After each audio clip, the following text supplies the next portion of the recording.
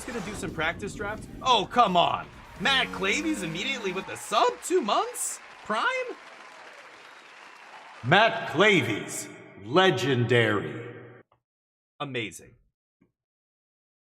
Not sure why you're unfollowing. It's all good, Matt.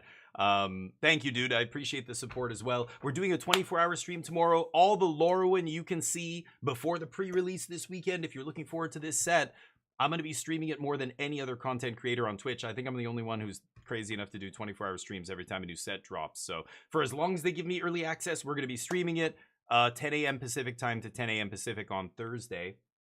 Doing some giveaways as well. We're going to be giving away a month of Untapped.gg Premium. 5 of those months we'll be giving away to different people. Untapped.gg will keep track of all your stats and everything. I find it to be very, very useful for people who play on Magic Arena.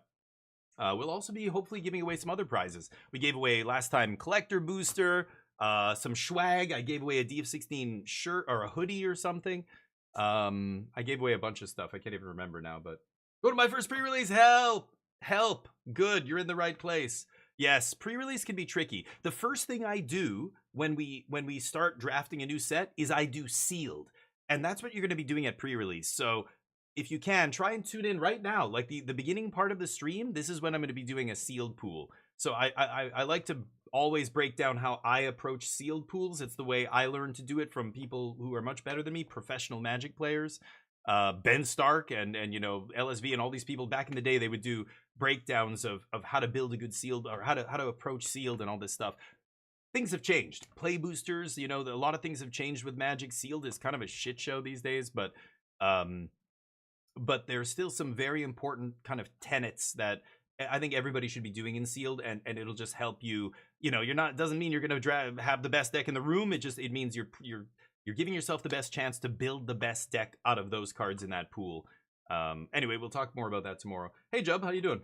I'm doing excellent. Thank you, buddy. Looking forward to the 24-hour stream tomorrow. We're going to get some brewskis in here and probably some cheap pizza to keep me going and coffee. And we'll be doing nothing but Lorwyn for 24 hours. It's going to be great. Anyway, let's continue here. So we're looking at the uncommons in white. White's looking good so far. I'm really interested to play with this -1/-1 counter stuff. And I've already talked about it. You know, Matt's going to a pre-release. I'm sure many other people are going to be going to IRL pre-releases as well. There's a lot of tricky stuff happening with -1 counters. The reason they stopped making cards with -1/-1 counters is because they were too complicated to track in real life. So if you're going to a pre-release this weekend, it's going to be a lot of complicated board states. There's going to be a lot of dice. There's going to be +1 counters and -1 counters. You've got to keep them separate.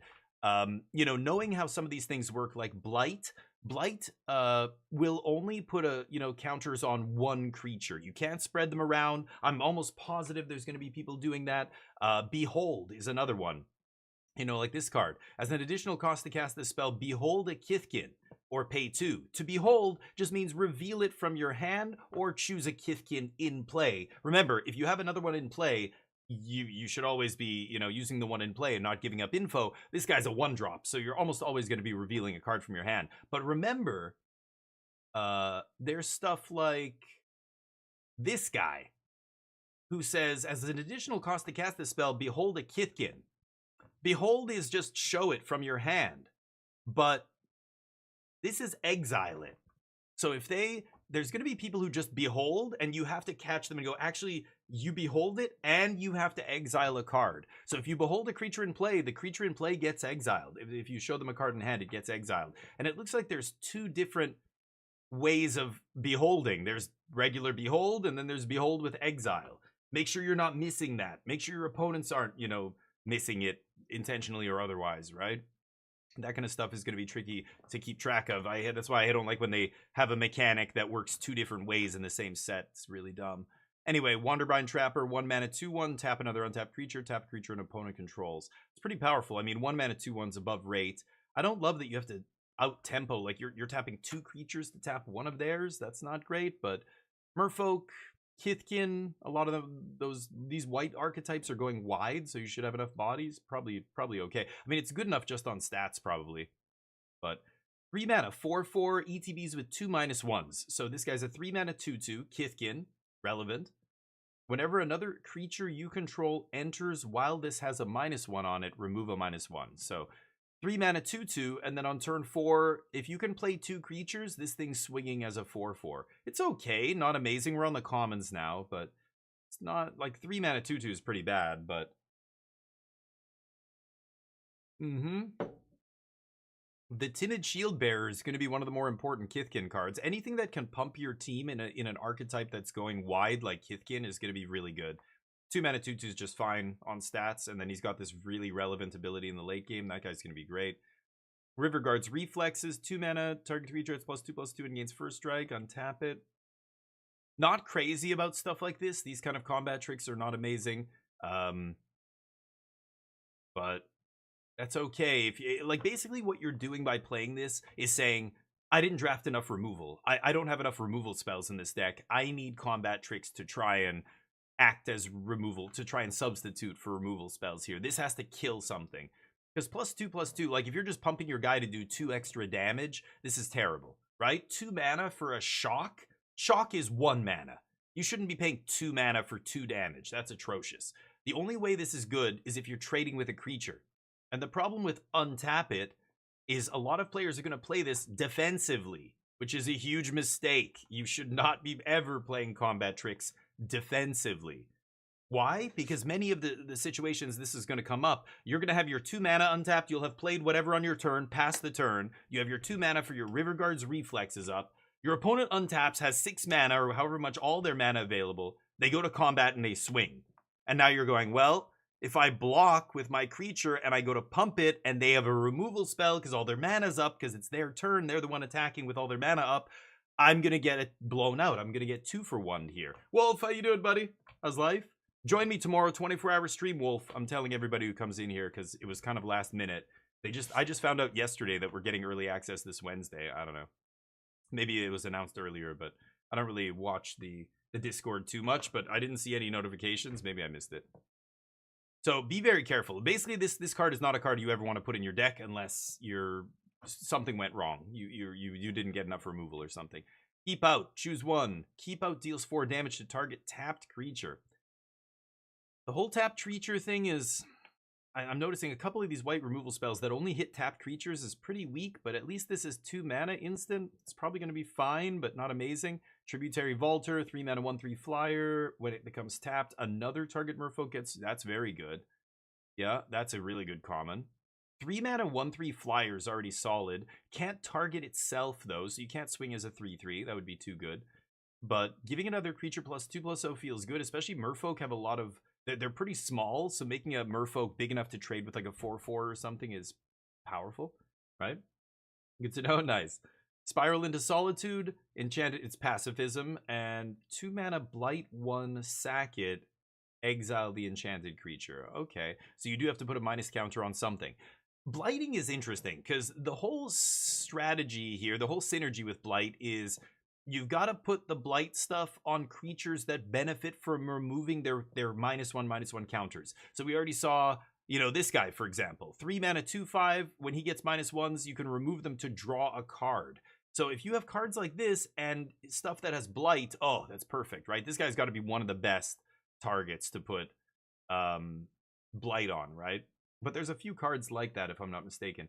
1 mana 1/2, exile it from your graveyard, make a 1/1. That's pretty good, actually. That's not terrible for 1 mana. 1/2 is pretty underwhelming, but Gallant Foul Knight. When this creature ETBs, sorry, let me scroll down a little bit. When this creature ETBs, creatures you control get +1/+0 until end of turn. Kithkin creatures you control also gain first strike. That's pretty good. Yeah, that's a really good 4-drop, actually, at the top of the curve there. Liminal Hold, 4 mana. When this enchantment enters, exile up to 1 non-land permanent opponent controls. That's pretty good, but 4 mana is a lot. That's pretty good, though. Solid white removal hits anything. You don't want too many of those in your deck, but you probably always want to have, like, one of these. Shore Lurker, 4 mana 3/3 flyer. When it ETB Surreal 1, that's very good. Creature is a 2 mana 2/2. Whenever it becomes tapped, gain 2. That's mediocre, but acceptable. It's a merfolk as well. Appeal to Urdu, 4 mana. 1 or 2 target creatures each get +2/+1 with Convoke. That's okay. 4 mana is a lot, but... And then 6 mana 5/6 Vigilance with Convoke. Okay. Check out blue here. We already looked at Oko. Lockmare. 2 mana 4/5, but it ETBs as a 1/2. So 2 mana 1/2, 2 mana remove it, draw a card. This is exactly like the other guy I was talking about. This is a mythic though. Remove 2 counters from this creature, tap target creature, put a stun counter on it. Wow. And the fact that you don't have to tap this guy to do any of these abilities, yeah, that's powerful. I mean, as soon as you can pay 2 mana, draw a card, this thing's just free after that. And it has the potential to draw you 3 cards over a few turns. That's powerful. Glenalendra's Answer, this is not going to really matter in limited. 4 mana counter spell is probably not good enough.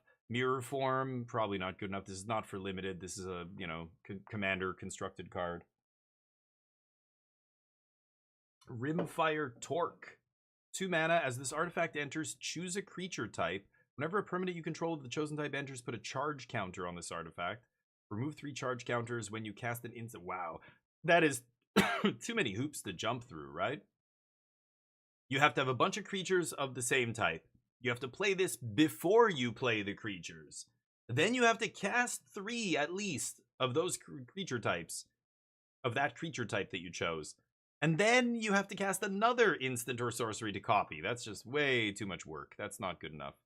Champions of the Shoal, 4 mana 4/6. As an additional cost to cast this spell, behold a merfolk and exile it. Okay, so this is one of those beholds where you have to exile. Make sure your opponents are doing it when you play against them. But Diablo 4 got leaderboards. Oh, damn. I didn't realize. Okay. Nice. I took, after I talked to you, or after you mentioned the Peter Molyneux's new game, I went and looked it up, the Albion, whatever it's called. It looks kind of interesting. I'm curious. I'm really curious how it's going to play out, but the game looked definitely interesting. It looked like something I might enjoy, so I'm going to keep an eye on it. Anyway, so 4 mana 4/6 is huge, but you have to exile a merfolk from your hand or from in play. Whenever this creature enters or becomes tapped, tap up to 1 target creature. So ETB stuns something, or becomes, so every turn when this attacks, it stuns something. Wow, that's very good. Yeah, this guy's very good. Obviously, it's a rare. Glenalendra Guardian, 3 mana 3/4 flash flying. It's a 2/3 when it enters. Remove counter. Yeah, this thing's amazing. I mean, even a 3 mana 2/3 flash flying would be a great, you know, creature in any deck. That would be totally fine. The fact that this can just negate, as long as it's in play and you have 2 mana up, you just have negate up is wild. It can essentially protect itself if you've got 5 mana, but the fact that it's got flash, usually you flash it in, untap. I mean, God, if your opponent goes for a big spell and you have 5 mana and you flash this in and activate it and counter their spell, that's nasty. It's a 5 mana counter, or it's a 5 mana negate, or a 3 mana 2/3 that lets you leave negate up. That's pretty crazy. Glitterwing Nuisance, 1 mana 2/2 flying. It comes in as a 1/1. Remove a counter from the creature. Whenever a creature you control deals combat damage to a player, draw a card. Oh, that's very good. It's only a 2/2, which is interesting. So remember, when you're blighting stuff, a lot of blight is like blight 2, and you can't blight 2 a 2/2, right? It'll just die. So the best you can do is put 1 counter on this, and then 3 mana to remove it, 1 counter, 3. Like, that's going to be tricky to juggle. You're probably just going to get 1 trigger off this, but I mean, God, can you imagine activating this with like 2 or 3 attackers, though? This isn't gated. The way they worded this, each creature will draw you a card. So, wait, whenever a creature deals damage to a player, yeah, you're just like draw 2, draw 3. That can be, that's powerful. And for 1 mana, yeah. Sunderflock, 5/5, cost X less, where X is the greatest mana value among elementals you control. It's 9 to cast. Flyer, and when it enters, bounce everything that's not an elemental. Elementals look cool, but they definitely look hard to put together. I bet you that's going to be one of the harder archetypes. Like, some of these archetypes are very well supported. Kithkin, Merfolk, the ones they mentioned, they officially talked about 5 archetypes. Kithkin, Merfolk, Goblins, Elves, and Kithkin, Merfolk, Goblins, Elves. What's the last one? I can't remember. Elementals? Maybe it is Elementals. And then there's 5 other ones that they kind of neglected and that are not well supported. Fairies, Tree Folk, Giants. I thought Elementals was in that category, but maybe Elementals is supported enough. I'm not sure, but Masters of Albion, yeah. Yeah, I don't believe anything that guy says. Like, he's just a a hype man who's, he says a lot of things. I don't care what he says, but the game, I want to just see the game. When I saw the game, I'm like, oh, okay, that might actually be good. But his name has been bandied about so much. His reputation is shot. I don't really give a shit about what he says. Colin, what's up? Oh, thank you, buddy. Try to be vigilant. I appreciate that. Colin has vigilance. Sig is insane. We talked about Sig already. Disruptor of Currents. 5 mana 3/3 flash convoke. When it ETBs, return up to one other non-land permanent to its owner's hand. That's not bad. I mean, convoke makes it interesting. You can flash this 3/3 and bounce a big attacker, eat something, untap. Maybe you can even do it with like 3 mana up because you have a couple other creatures in play that are not good at blocking, This is good. I like these rares. These rares do not feel pushed. None of these rares feel busted. Like, some of them are going to be powerful and limited. Like, when you get Sunderflocked, it's going to feel bad if they have a couple elementals in play. But none of these are, like, insane bombs. Like, this doesn't look like a Prince format, which is nice. Harmonized Crescendo, 6 mana, choose a creature type, draw a card for each permanent you control of that type. Wow, that's very powerful. This is going to be really good. It won't be hard to get 2 or 3 creatures of the same type, and you can even tap to, like, so imagine 3 mana, tap 3 creatures on their end step, draw 3. That's very good. Shine Striker, 6 mana, 3/3 flying. When this creature enters, draw cards equal to the number of colors along permanents you control. 6 mana for a 3/3 flyer. I mean, drawing a couple cards is cool. You're always going to draw 1 because it's blue. This card's blue. I guess if you have a couple split mana cards, ETB draw 3 is pretty gross. Actually, if you're triggering this for 3, I mean, 6 mana, 3/3 flyer, ETB draw 3 is definitely going to be good. Lofty Dreams, 5 mana, enchant creature, ETB draw a card, creature gets +2/+2 and flying. Whoa. And with convoke. I don't like expensive auras. This does draw you a card as soon as it ETBs, so there's that. I can't get behind this. I don't know. Some decks maybe, but I don't think this is great. Pestered Wellguard. Hey Rasta, how you doing? Nano, what's up? Who doesn't have credibility? I don't know. Peter Molyneux. Peter Molyneux. He's a famous game developer. He's developing a game called Masters of Albion, or it's releasing soon anyway. So he's back in the news. He's the guy who made Black and White and Fable and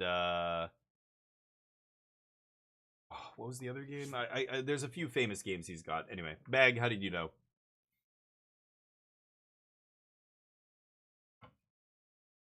Wow. Pestered Wellguard. Whenever this creature becomes tapped, make a 1/1 fairy flying token. And it's a 4 mana 3/2. It's going to be hard to get this through. But this is the kind of guy that if you can give it flying for cheap or something, bam, this guy's going to be very powerful. Interesting. 4 mana 3/2 is pretty bad on rate. I'm not sure. If you just play this and it dies to a 2 mana or 1 mana removal spell, you're going to feel pretty bad. Your 4-drop traded with a 1 mana spell. This is going to be a tough one to make work, but if it does go off, it's going to win the game pretty quickly, probably, right? A giant, an elemental wizard. Tanafel Rhyme Speaker, 4 mana 2/4. Whenever you cast the spell, mana value 4 or greater, draw a card. Okay, not crazy about that, but that could be good. Wonderwine Farewell, 7 mana, sorcery, kindred sorcery. So you can search this up with a, find a merfolk card. Or you could reveal this from your hand to pay a behold cost, for example. Return 1 or 2 target non-land permanents to their owner's hands. Then if you control a merfolk, make a white merfolk for each. Okay, so it's 7. It's 7 mana, bounce 2 things, and then make 2 merfolk.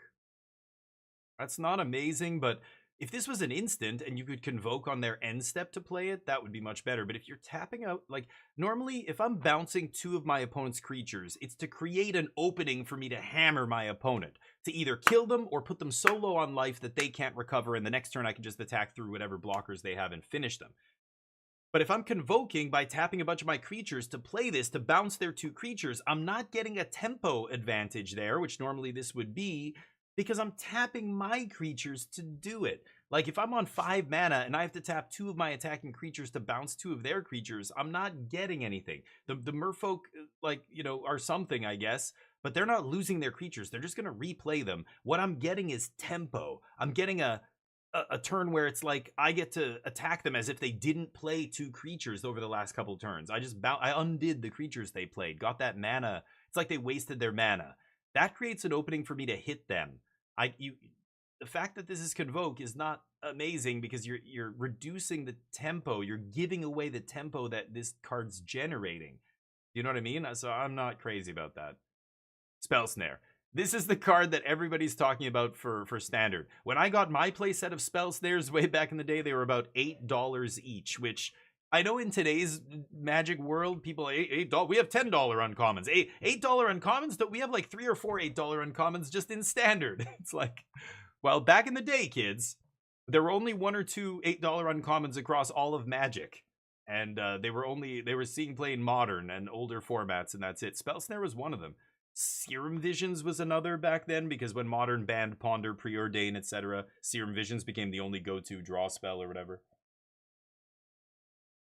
But Spell Snare, yeah. Spell Snare is powerful. What is it going to do to Standard? We'll see. It's definitely going to have an impact. This is one of the most impactful cards in the set. Maybe the most impactful after the Shocklands. Like the most impactful spell, like non-land card, you know? We'll see. Heading to Vancouver? No shit. What? Hold on. I gotta catch up here. You're heading to Vancouver as of the 18th of February for the RC that weekend? Oh, damn. Yeah, dude. Let's do it. Hey, we'll do a draft or something. I'm not in the RC, so I'll draft. I'll let's go and do some side events. Sure. Awesome. Nano. Love to hear it. Are you coming by yourself, or you're not bringing the family with you, right? To the Magic tournament. Yeah, for sure, man. I would love to do that. The set looks pretty good. Limited, yeah.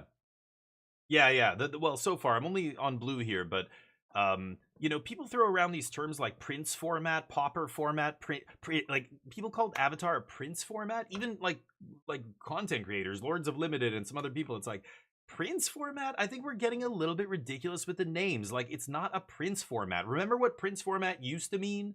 It was like, go look at. I think the last truly Prince format we had was maybe. Well, God, was it that long ago? What is it called? Not all will be one. It was one of the Crimson Vow. Crimson Vow was truly egregious. The biggest Prince format before that I can remember was way back in like original Cons block with like Dragons of Tarkir and whatever that set was called. The second set in that block was crazy. At Rare, they had a whole cycle of rares that every one of them was like an unbeatable bomb, because there was like they were enchantments. There was no enchantment removal. Ugin was in that set. It was just a colorless card that came down and invalidated the entire game before it, right? It was stuff like that. I think to be a Prince format, there has to be insane bombs at Rare. Not Mythic.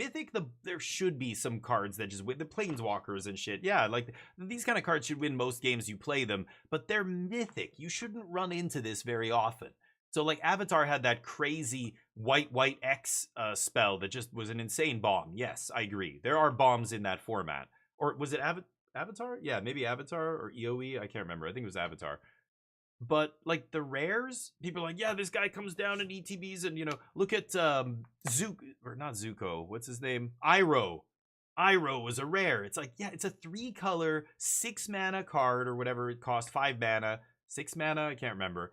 And you have to build a whole deck around it for it to be good. Like you've got to put all these lessons in your deck and everything else. Like if you do all those things and jump through all those hoops and that card's a bomb, that's good. But that doesn't make it a Prince format, right? I mean, Wedding Announcement, that shit. That's a Wedding Announcement, or Helena and Elena in Limited, like a card that just comes down and immediately triggers like the turn you play it, and whatever it does now makes it so hard to come back from, like Dreadfast Demon or Toxrill, or they had a whole bunch of these powerful cards that triggered on your own end step. So as soon as you played them, if your opponent did not have an instant speed removal spell for a huge thing, which is a pretty high bar, they were just dead. Because if they untap and kill one of them, now there's 2 Dreadfast Demon, and I'm just gonna do it again next turn, and or Toxrill's already killed all your guys and made a bunch of dudes, so now it doesn't matter if you kill him because he's triggered already. Wedding Announcement, all those things that triggered on your own end step were like, oh my god, like in Limited,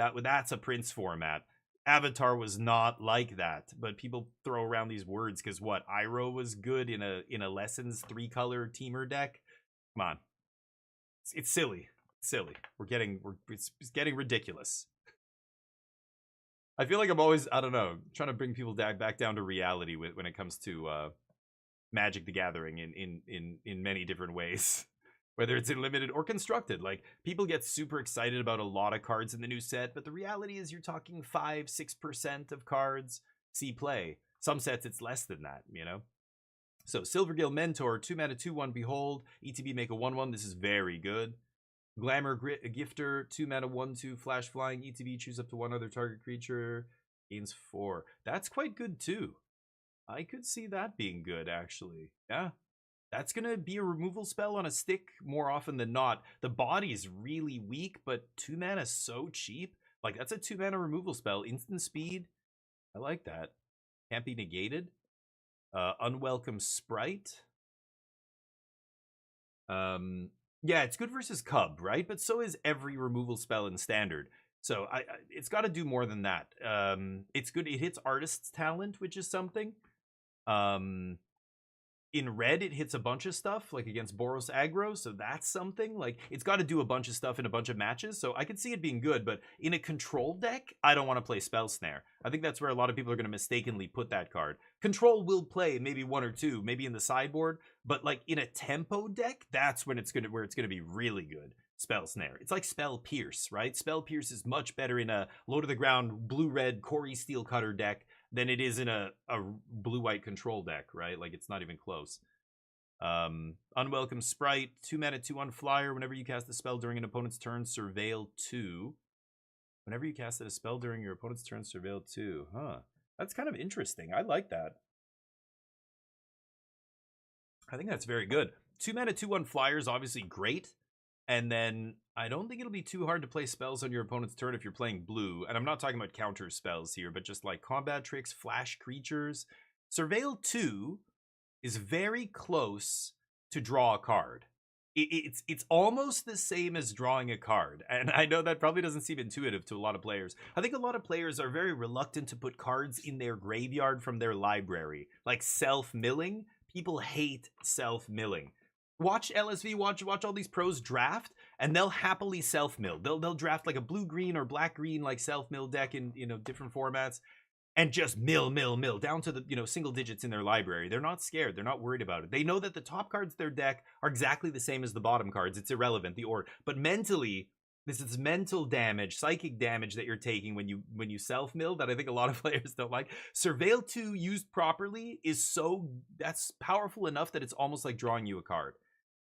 Scry 2 is not as good as Surveil 2. Scry 2 is not draw a card, but Surveil 2 might as well be. So if this guy draws you a card, basically, every time you play a spell on your opponent's turn, that's awesome. That guy, and a 2 mana 2/1 Flyer with no other downside or anything, that's very good. And this is limited again, we're talking about. Tap, what's up? Feel like Wizards heard a lot of people talking shit about Magic mainline sets and universes beyond that. Wizards made this set and said, hold my beer. Yeah.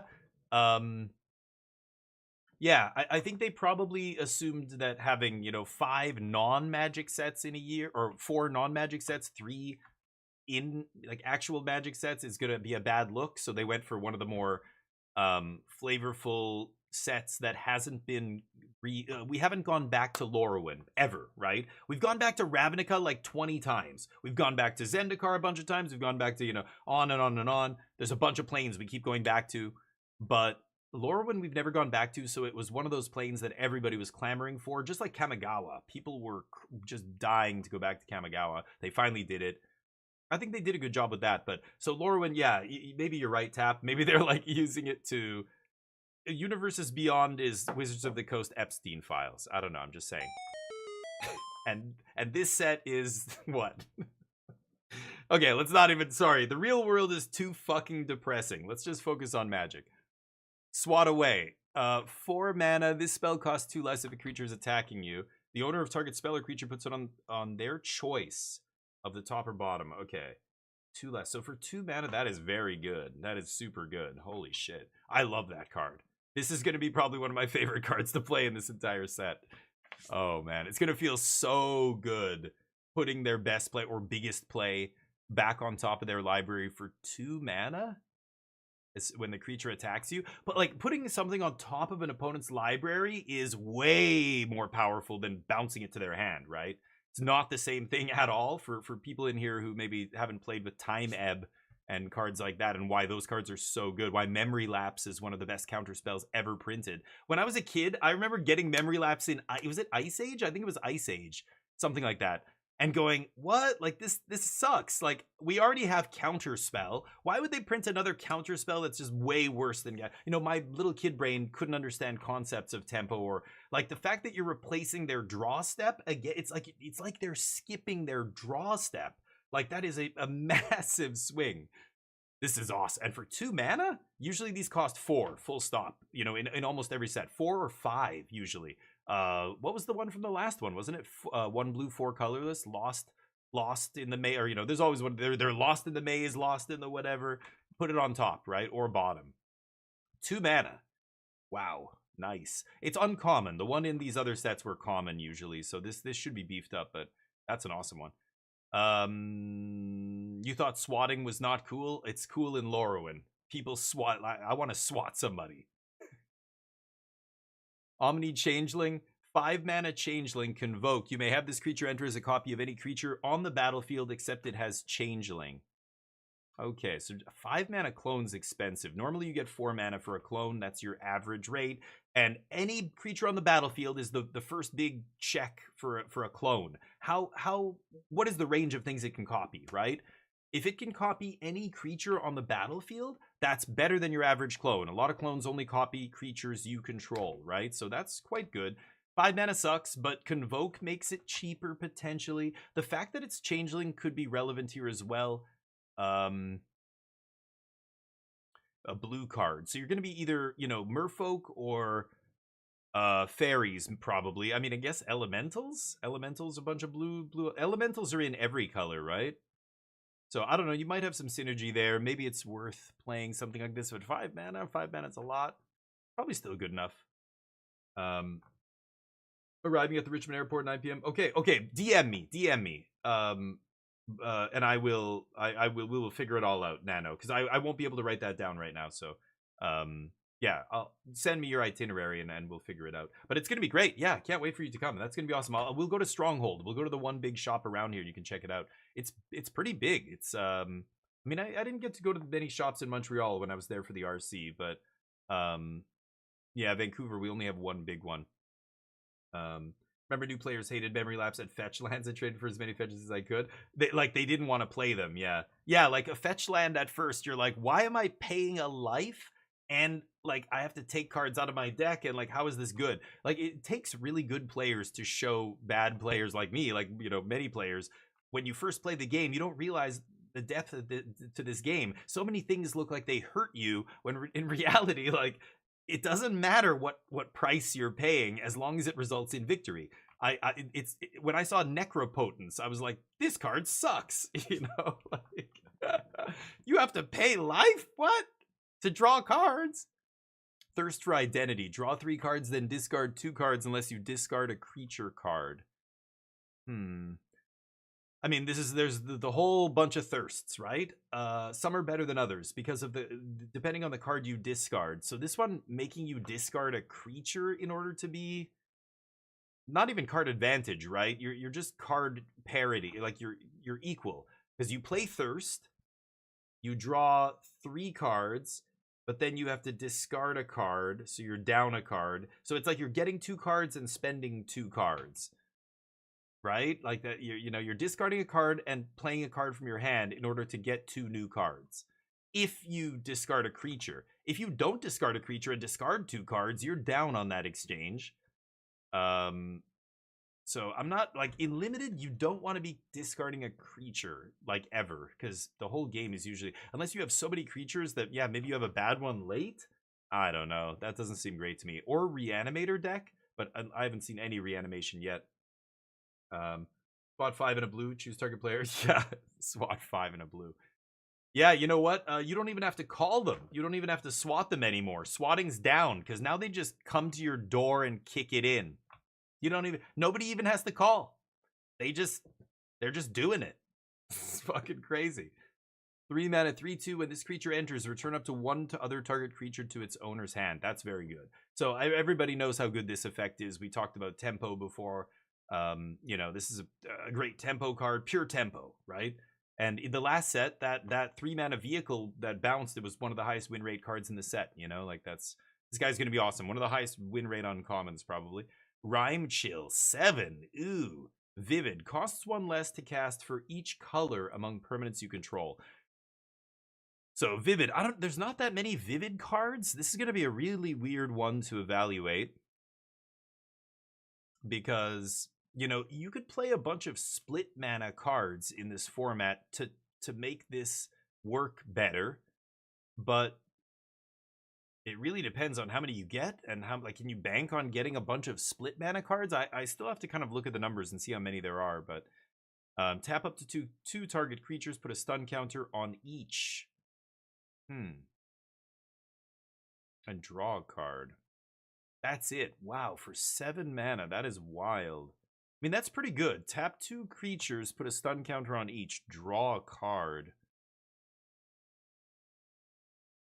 I mean, if you can play this for what, 4 or 5 even? 5 would be pretty good still. 4 would be bananas. 4 would be really insane. So you've got to get a -3. That's not hard. Like, if you can play one, you know, you've got one split mana card in play and then another blue creature, as long as the split mana isn't blue, then this is 4 mana. That's pretty good. I don't know. I'm curious about Vivid. We're definitely going to be experimenting with Vivid in the 24-hour stream tomorrow and just see how deep we can go. But okay, nice. Yeah, I hope you know, Yunjung won't want to go down to the place where, you know, the event is happening, but we should all go out for dinner or something at some point. Yeah. 5 mana 4/3 flying, cast it as though it had flash if you control a fairy. This creature has hexproof as long as it's untapped. Oh, that's interesting. Okay. Noggle the Mind. Yeah, what's a Noggle? These donkey. It's a donkey something hybrid. I've seen the art on this from original Lorwyn. I've seen other cards, green and red cards with Noggle on them. 2 flash enchant. It loses all ability. This is great. This is just a blue Doomblade. That's awesome. Summon Sentinel, 2 mana when it dies, draw a card. Oh, that's not bad. Filler, but this might not be a card you like. It depends on how good aggro is. Like, if you're a blue controlling deck, you might play a card like this. I think that this will probably serve a good do good work in the control decks, but depends how good control is. I don't know what the finishers are going to be like, but 3 mana 2/2 flash flyer. When it ETBs, choose 1, tap a creature or untap a creature. Yeah, that's good. I would play that. Snooze these ads. Aquitect's Defenses. Enchant creature you control. When this aura enters, enchanted creature gains hexproof. For 2? +1/+2. That's not terrible, but I'm not crazy about stuff like that. Only gets hexproof until end of turn. Gravel Gill Scoundrel. 2 mana 1/3 Vigi. When this creature attacks, tap another untapped creature you control. If you do, this creature can't be blocked. I'm not crazy about that. Stratosaur, 5 mana 3/5 flyer. When it ETBs, target creature gains flying. Basic land cycling. Oh, that's sweet. Okay, I like that. The land cycling makes it good, as far as I'm concerned. While unraveling, 2 mana instant as an additional cost to play it. Oh, counter blight. Interesting.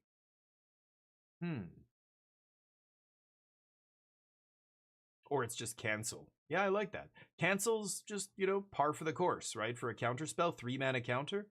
But it could be a 2 mana counter if you blight 2. And then if you've got blight synergy, this is going to be really interesting.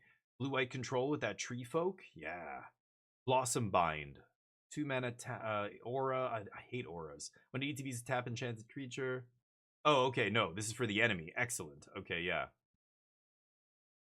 Okay, amazing. Can't be untapped and can't have counters put on it? That's weird. Wow. Yeah, that's great. Blue gets some cheap, good removal here. Blue looks solid. Wanderwine Distractor, 4 mana 4/3. When a creature becomes tapped, target opponent and a control. Okay, that's pretty good. That'll let this guy swing and not trade for a 3-drop in a lot of combat situations. That's solid. Cleansing the owner of target. Yeah, this is, second from the top or bottom. That is huge. This is the kind of thing I was talking about when we were talking about swatting. The swat away is instant speed. This is sorcery, but this is more what we get every set. But this puts it second from the top, which is even better. It attacks you, loot. That's not bad. Run away together is bounce 2 things controlled by different players. That's not bad either. Yeah, that's not great. Draw 3, discard for 5 instant with Convoke. That's pretty good. That's going to be solid, especially with creatures with vigilance or defensive creatures like the 1/3 that we were showing earlier. So blue looks actually pretty solid here. We already talked about this. What is this? 1 mana, 7/7.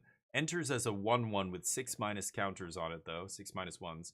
Menace. Whenever one or more permanent cards are put into your graveyard from anywhere. That's how it gets bigger. That's interesting. Probably not good enough for limited, but I don't know if black-green, if green has like a self-mill to it. 3 mana, yeah, that's not for limited. 3 mana, Taster of Wares. 3/2, when it enters, target opponent reveals X cards from their hand. X is the number of goblins. Choose one. If it's an instant or sorcery that gets exiled, you can cast it. Okay, I mean, that's going to be very good in limited. 5 mana, 4/4. When this creature enters, target creature you control with +X. Oh, that's amazing. Yeah, in the elf deck. Only 2 mythics in black. Weird. The other colors had like 5 mythics, but yeah, sounds good. It's Death Shadow almost, but yeah, way worse. Twilight Diviner, 3 mana, 3/3 ETB Surveilled 2. So that's almost like 3 mana, 3/3 ETB Draw. When one or more other creatures you control enter, if they entered or were cast from a graveyard, create a token copy. So anything coming back from the graveyard copies. Grub. 3 mana, 2/1 Menace. Whenever a ETBs or transforms, return a goblin from your graveyard to your hand is quite good. And transforms into, whenever he attacks, Blight 1. If you do, create a tapped and attacking token that's a copy of the blighted creature. Oh, except you lose it. Oh, that's so weird. You're probably not going to be copying or flipping that very often. This guy we talked about, he seems good. This guy we talked about, he seems good. Choose a creature type, return all creature cards of the chosen type from the graveyard to the battlefield. Whoa, that could be insane. I don't know what kind of deck you're playing, though. Black, white, Kithkin? Black, blue, Merfolk, maybe? Unbury? Choose one. Return a creature from your graveyard to your hand or 2 cards that share a type. That's going to be very good, I think. It's instant speed, 2 mana, draw 2, basically. Draw 2 creatures out of your graveyard, so it takes a little bit of setup, but doable. Blue-black fairies, yeah, maybe. The problem with fairies in this set is they're not one of the main kindred types, right? There's 5 main kindred types. Kithkin, merfolk, goblins, elves, elementals. I think elementals is the 5th one. And then scattered, sprinkled through the set, there are tree folk, fairies, I don't even know, noggles. I don't know. There's these other giants. Giants is one of them, where there's like a few of them, but not really that many. But this is still very powerful. Bloodline bidding. Remember, all creatures with changeling will come back as well. So anything like this, well, this is a spell, but a creature that has shapeshifter, this thing will come back if you name goblins or whatever, elves, or merfolk. Which is kind of cool. But so what does this do? When this creature enters, return target creature from your graveyard to your hand. Wow. Just Gravedigger. They reprinted Gravedigger, except it has Changeling. That's very good. Blood Button Curse Tosser. 1 mana, 2/1, can't block. This creature dies, destroy it. That's not bad. Powered 2 or less. That's okay. Nameless Inversion's awesome. One of the best black removal spells here. Wretched Wretch. 3 mana, 4/2. When it dies, if it had a -1 counter on it, return it to the battlefield. Oh. That's interesting. So a good card to take Blight 1, but that's all you can Blight it for is 1, but interesting. Tree Folk. Gnarl Bark Elm. 3 mana, 3/4, but enters as a 1/2. Remove 2 counters. Target creature gets -2. That's amazing. Even as a sorcery, this guy's going to be solid. Darkness Descends. 2 counters on each creature. Oh, that's pretty good. That'll be very good against, merfolk, Kithkin, goblins. There's a bunch of stuff that is trying to go wide, and a lot of their bodies are very small. So this is actually going to be really good. Doesn't care about flying, non-flying. Yeah. That'll be. I hope this is good in limited, because then you could build some sweet little blue-black control decks and stuff like that, right? Perfect Intimidation, 4 mana, choose one or both. Sorcery. They exile 2, so it's Mind Rot or remove counters. That's very weak. I'm not crazy about that. 2 mana, 3/1, discard a card, gains indestructible. Tap. Wow, that's very good. There was a white version of this in one of the sets that was insane in limited. I thought it was rare, actually, if I'm not mistaken. Can't remember what it was called. 2 mana, 3/1, that discard to make it indestructible. Dose of Dawn Glow, 5 mana instant, return creature from the graveyard to the battlefield, then if it isn't your main phase, Blight 2. So instant speed, bring a creature back is pretty gross. Only your graveyard, which is much worse than just rise from the grave.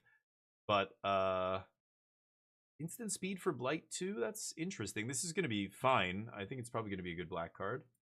Not amazing. It's not going to be one of the higher win rate black cards in the set or anything, but playable. First trip into Lorwyn? Yeah, me too. I was not playing Magic when Lorwyn came out the last time. I remember seeing it when I came back to Magic, because it was only a year or two, or it was like the same year that I came back to Magic, but I just missed that whole block.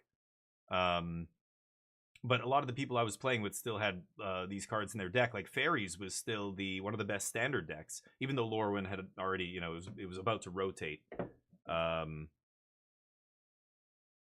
yeah, I have no nostalgia for it, but I always thought, like, looking at the cards and seeing some of the cards and seeing the Fairies deck, I always wished I had I came back to Magic a little earlier, because I missed it and it looked cool as hell. So I am glad we're going back to it. But Boggart Mischief, 3 mana, enchantment, goblin enchantment. ETBs, Blight 1. If you do make 2 1/1 goblins, pretty good. Whenever goblin you control dies, they get drained. Yeah, that's solid. If you have enough goblins, like, this is going to trigger off every single goblin dying, plus it makes 2 and it ETBs for 3 mana. That's solid. Shimmer Creep. Remember, blighting is going to be very interesting to play with, because it's not always a drawback. Putting -1/-1 counters on a creature that says remove counters, target creature gets -2/-2 or whatever, you know. This guy, if I have a Gnarlbark Elm, Boggart Mischief is amazing. Yeah, like, just stuff like that. This guy's got to remove 2 -1 counters actually to activate his ability. But my point is, there are creatures that remove counters to do things. And so putting Blight on stuff isn't always a bad thing. It'll be really interesting to try and break that, or you know, make it good instead of being an overtly, like, obviously bad thing, putting counters on your creatures that make them smaller. You know, if you can turn that into a benefit, that's powerful as hell, right? I hope it works out. We'll see.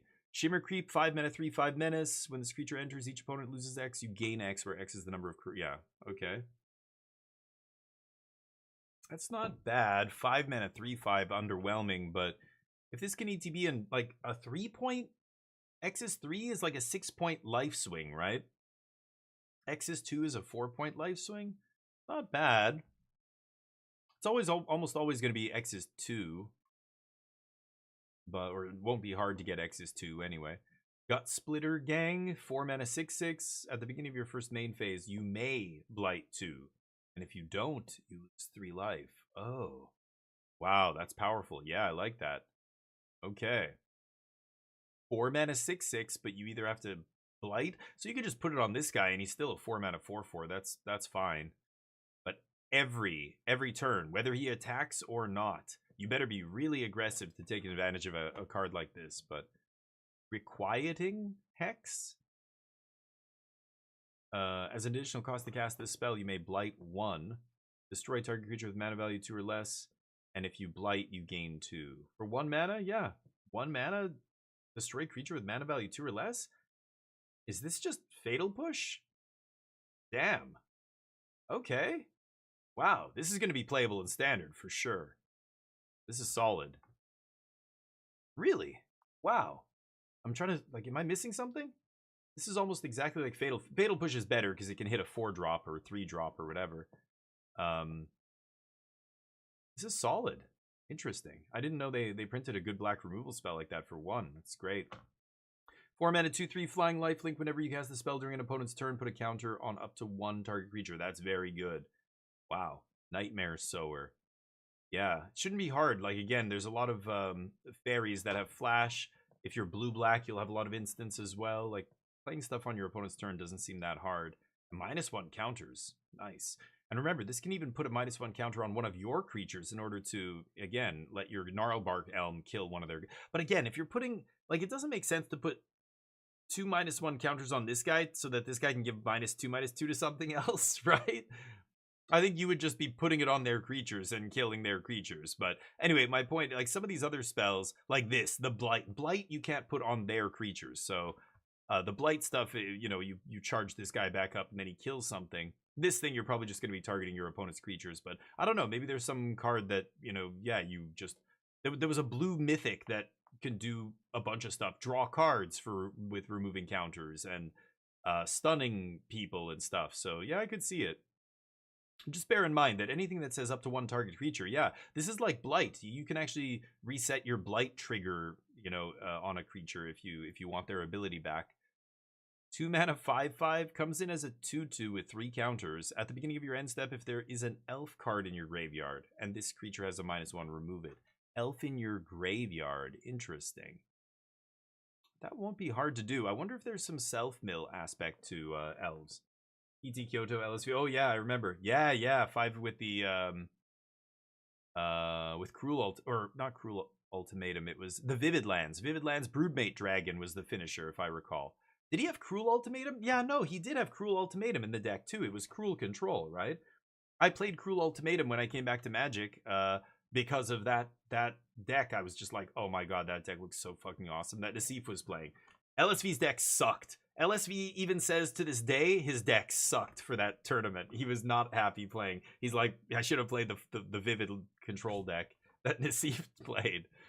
But he got there with a Johnny almost. Yeah, it's crazy. Dream Caesar, 4 mana 3/2 flying. ETB, you may blight 1. If you do, they discard a card. That's pretty good. Yeah, that's solid. It's Windrake, except it immediately trades for a card. A -1/-1 counter is worth that's a good price to pay for eating a card, right? -1/-1 is not a card. If it kills one of your guys, that's a card. But you know, you're getting a card, so this is like a free 3/2 flyer basically because it already traded for something. One of your guys got a little bit smaller, but it shouldn't be hard to mitigate that. This seems good. Scarblade's Malice, target creature control, get Death Touch, lifelink. I don't know how much sacrifice stuff there is going on. I haven't seen really any engines or anything. I don't think this is going to be great. Bog Slither's Embrace, additional cost to cast the spell, blight 1 or pay 3, exile creature. Whoa. So it's 5 mana removal or 2 mana blight 1, sorcery speed. That's pretty good. I like that. Good black removal. Boggart Prankster, 2 mana 1/3. Whenever you attack, target attacking goblin gets +1/+0. So a 2 mana 2/3 when it attacks. That's not bad. Or it pumps something else. Barbed Bloodletter, 2 mana flash. Equipment ETBs attached to creature. Creature gains Wither. Oh. That's not bad. For 2 mana, +1/+2 permanently, and it deals -1/-1 counters. So, you know, they have a 3/4, you have a 3/4 or whatever, a 3/2. You flash this in, your guy becomes a 3/4, or they have a 3/5 or whatever, something that wouldn't die to this. Your thing becomes a 4/5, I guess. Let's say they have a 4/5 or a 3/5. Instead of just bouncing off it, you shrink it down to a 0/1, and then it just dies. Could be good. Wither is interesting, especially in a format where a bunch of these things are designed to remove their -1/-1 counters and get, you know, activate their abilities and stuff.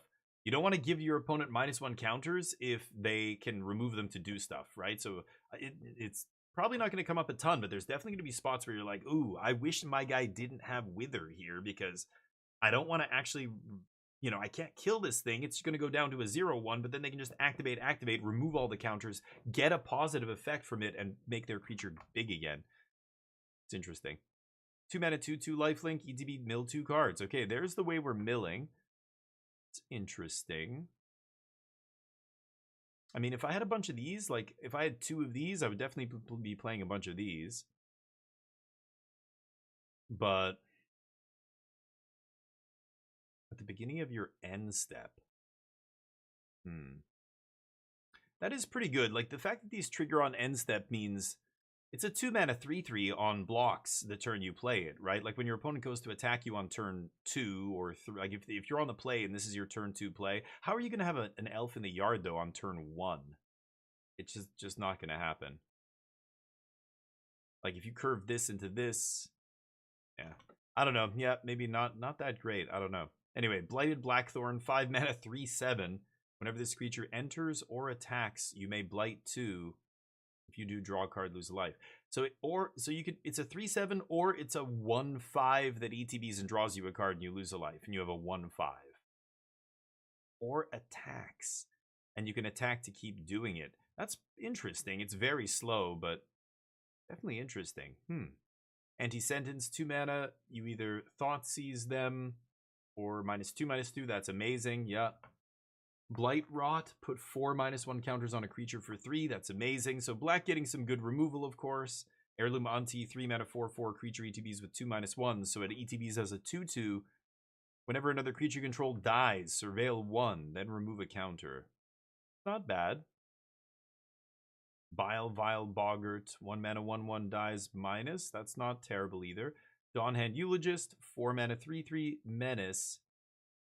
When this creature enters, mill 3 cards, and if an elf in your graveyard, they lose 2. Yeah, I don't know. Some of these self-mill cards do not look great. 3 mana 2/1 attacks, draw a card, lose a life. That's great. But black. Okay. Spine Rock Tyrant, 5 mana 6/6 flying Wither. Whenever you cast an instant or sorcery spell, wow. Oh, that's insane. But yeah, 5 mana Mythic Dragon should be. Meek Attack, 3 mana. Oh yeah, we talked about that. Unplayable. 5 mana is additional across the cast. Blight X. Oh wow. Okay, but you can only X up to the highest toughness of the creatures you control. Each creature they control, but this only hits your opponent's creatures. So let's say you have a 2/4 or a 3/5. You cast this for 5, sack your 3/5, deal 5 damage to your opponent and 5 damage to all of their creatures. And then you just kill them. Wow, that is powerful. Scuzzback Scrounger. Beginning of your first main phase, Blight 1. If you do make a treasure, that's solid. Wow, for 2. So it immediately ramps you. The treasure doesn't even come in tapped? Yeah, that's just ramp. That's great. It's a red card, but I mean, that's more powerful in red than it would be in another color, but Bing Ying Chun. Oh. Bing Ying Chun, you're a goddamn legend. Thank you for the follow, buddy. I appreciate that. Welcome. How's life? We're going to be doing a 24-hour stream tomorrow, playing nothing but Lorwyn, so I hope you join me for that. We're going to be doing some giveaways, too. Giving away some magic stuff. Champion of the Path, 4 mana. So I'm going over the set anyway, but he played Cruel, yeah. Yeah, I remember that. The called shot. Yeah.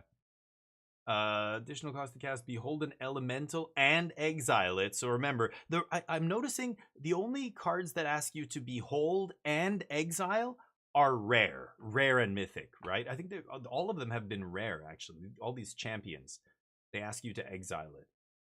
Whenever another elemental you control enters, it deals damage equal to its power to each opponent. Oh, if it was any target, that would be something, but whenever another elemental you control enters, this isn't even that great, to be honest. If it entered and did 7 damage, that would be crazy, but it doesn't do anything when it enters. Endblaze Epiphany.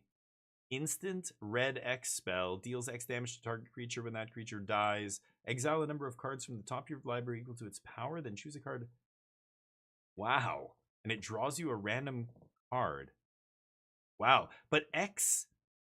These cards get exiled from the top of your library? Equal to the creature's power. And then choose a card and play it. Any card and play it until the end of your next turn. Wow. So the exiled cards, you could accidentally deck yourself. Like if it gets too late in the game, this isn't a removal spell anymore, but what? Thank you so much, Bing Ying. Bing Ying Chang, legend. Is that Chang, right? I hope I'm pronouncing that correctly. All right, collective, and thank you for the sub. I appreciate that. That's huge, dude. I appreciate it. Join us tomorrow. I hope you win a prize. We're gonna be streaming a long time tomorrow, starting at 10 a.m. Pacific time, ending at 10 a.m. Pacific on Thursday. We'll do the whole Lorwyn early access. Will be televised. I will stream it on Twitch, broadcast it right here. Collective Inferno, 5 mana Convoke enchantment. When it ETBs, choose a creature type, double all damage that sources you control of the chosen type.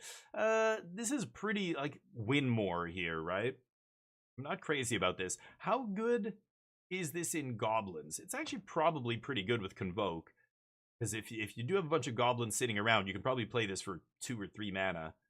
And then double all the damage for all a bunch of small guys would be quite good. Ashling Rekindled. 2 mana, 1/3, whenever this creature enters or transforms. Oh, I talked about this card. Yeah, it's okay. Not going to be great for limited. Or might be okay for limited. I don't remember. Let me see the back. I can't remember what we said about it. Oh, yeah, right. Yeah, that's probably fine in limited, right? You can see it. Hexing Squelcher, 2 mana, 2/2, can't be countered. Ward, pay 2 life. Spells can't be countered. This is much more of a constructed card. Not going to be that insane in limited, but not bad. Creatures have ward, pay 2 life is pretty good, but they're just going to kill this guy first. Other creatures have ward, pay 2. We talked about this. This is going to be good. Lava Leaper, all creatures have haste. That's going to be pretty good in an aggro deck. Boldweir Aggressor, 5 mana, 2/5, double strike. Other giants you control. Like, this kind of thing is not going to be good. Because there's just not enough giants in this set for this to be irrelevant. Like, caring about how many giants you have. How many giants are you think you're going to have in one game on the battlefield at the same time? Not that many is the answer in most of your decks, right?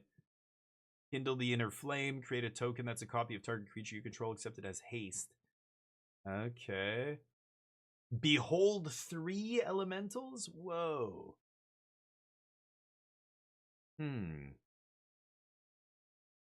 Okay. Interesting. Not a fan of the current standard meta? Same, dude. Really excited for the new Lorwyn set? Me too. Hell yes. Exactly. Yes. Just getting the shock lands is already a huge deal for standard. Like, so many of the decks I want to play, the mana's rough. Even just blue-white control, the mana is rough. We lost Seachrome Coast. We lost one of the other blue-white duels. I can't even remember which one and what it was called. Like shit like that. Just like, it's a subtle thing, but it makes such a big impact. That alone, it makes me go, we should have had Lorwyn instead of Avatar last year. Like, that's what it was supposed to be. Like, the shocks should come out right after one another so that we have all the mana right away. But, so yes, I agree. But, a lot of people are touting cards like Spell Snare and saying, Spell Snare is going to fix everything. It's like, whoa, let's, like, come on. That's not how this works, but is Spell Snare going to be good? Probably. It's probably going to see a bunch of play in these, like, low-to-the-ground blue tempo decks, like Simic and Izzet and all that stuff. Blue-black. But it's not just going to, like, if people are complaining, like, I hear a lot of complaints about the power level of the format being too strong. Like, it's just the decks by the time, you get to turn 4, it's a turn 4 format or whatever.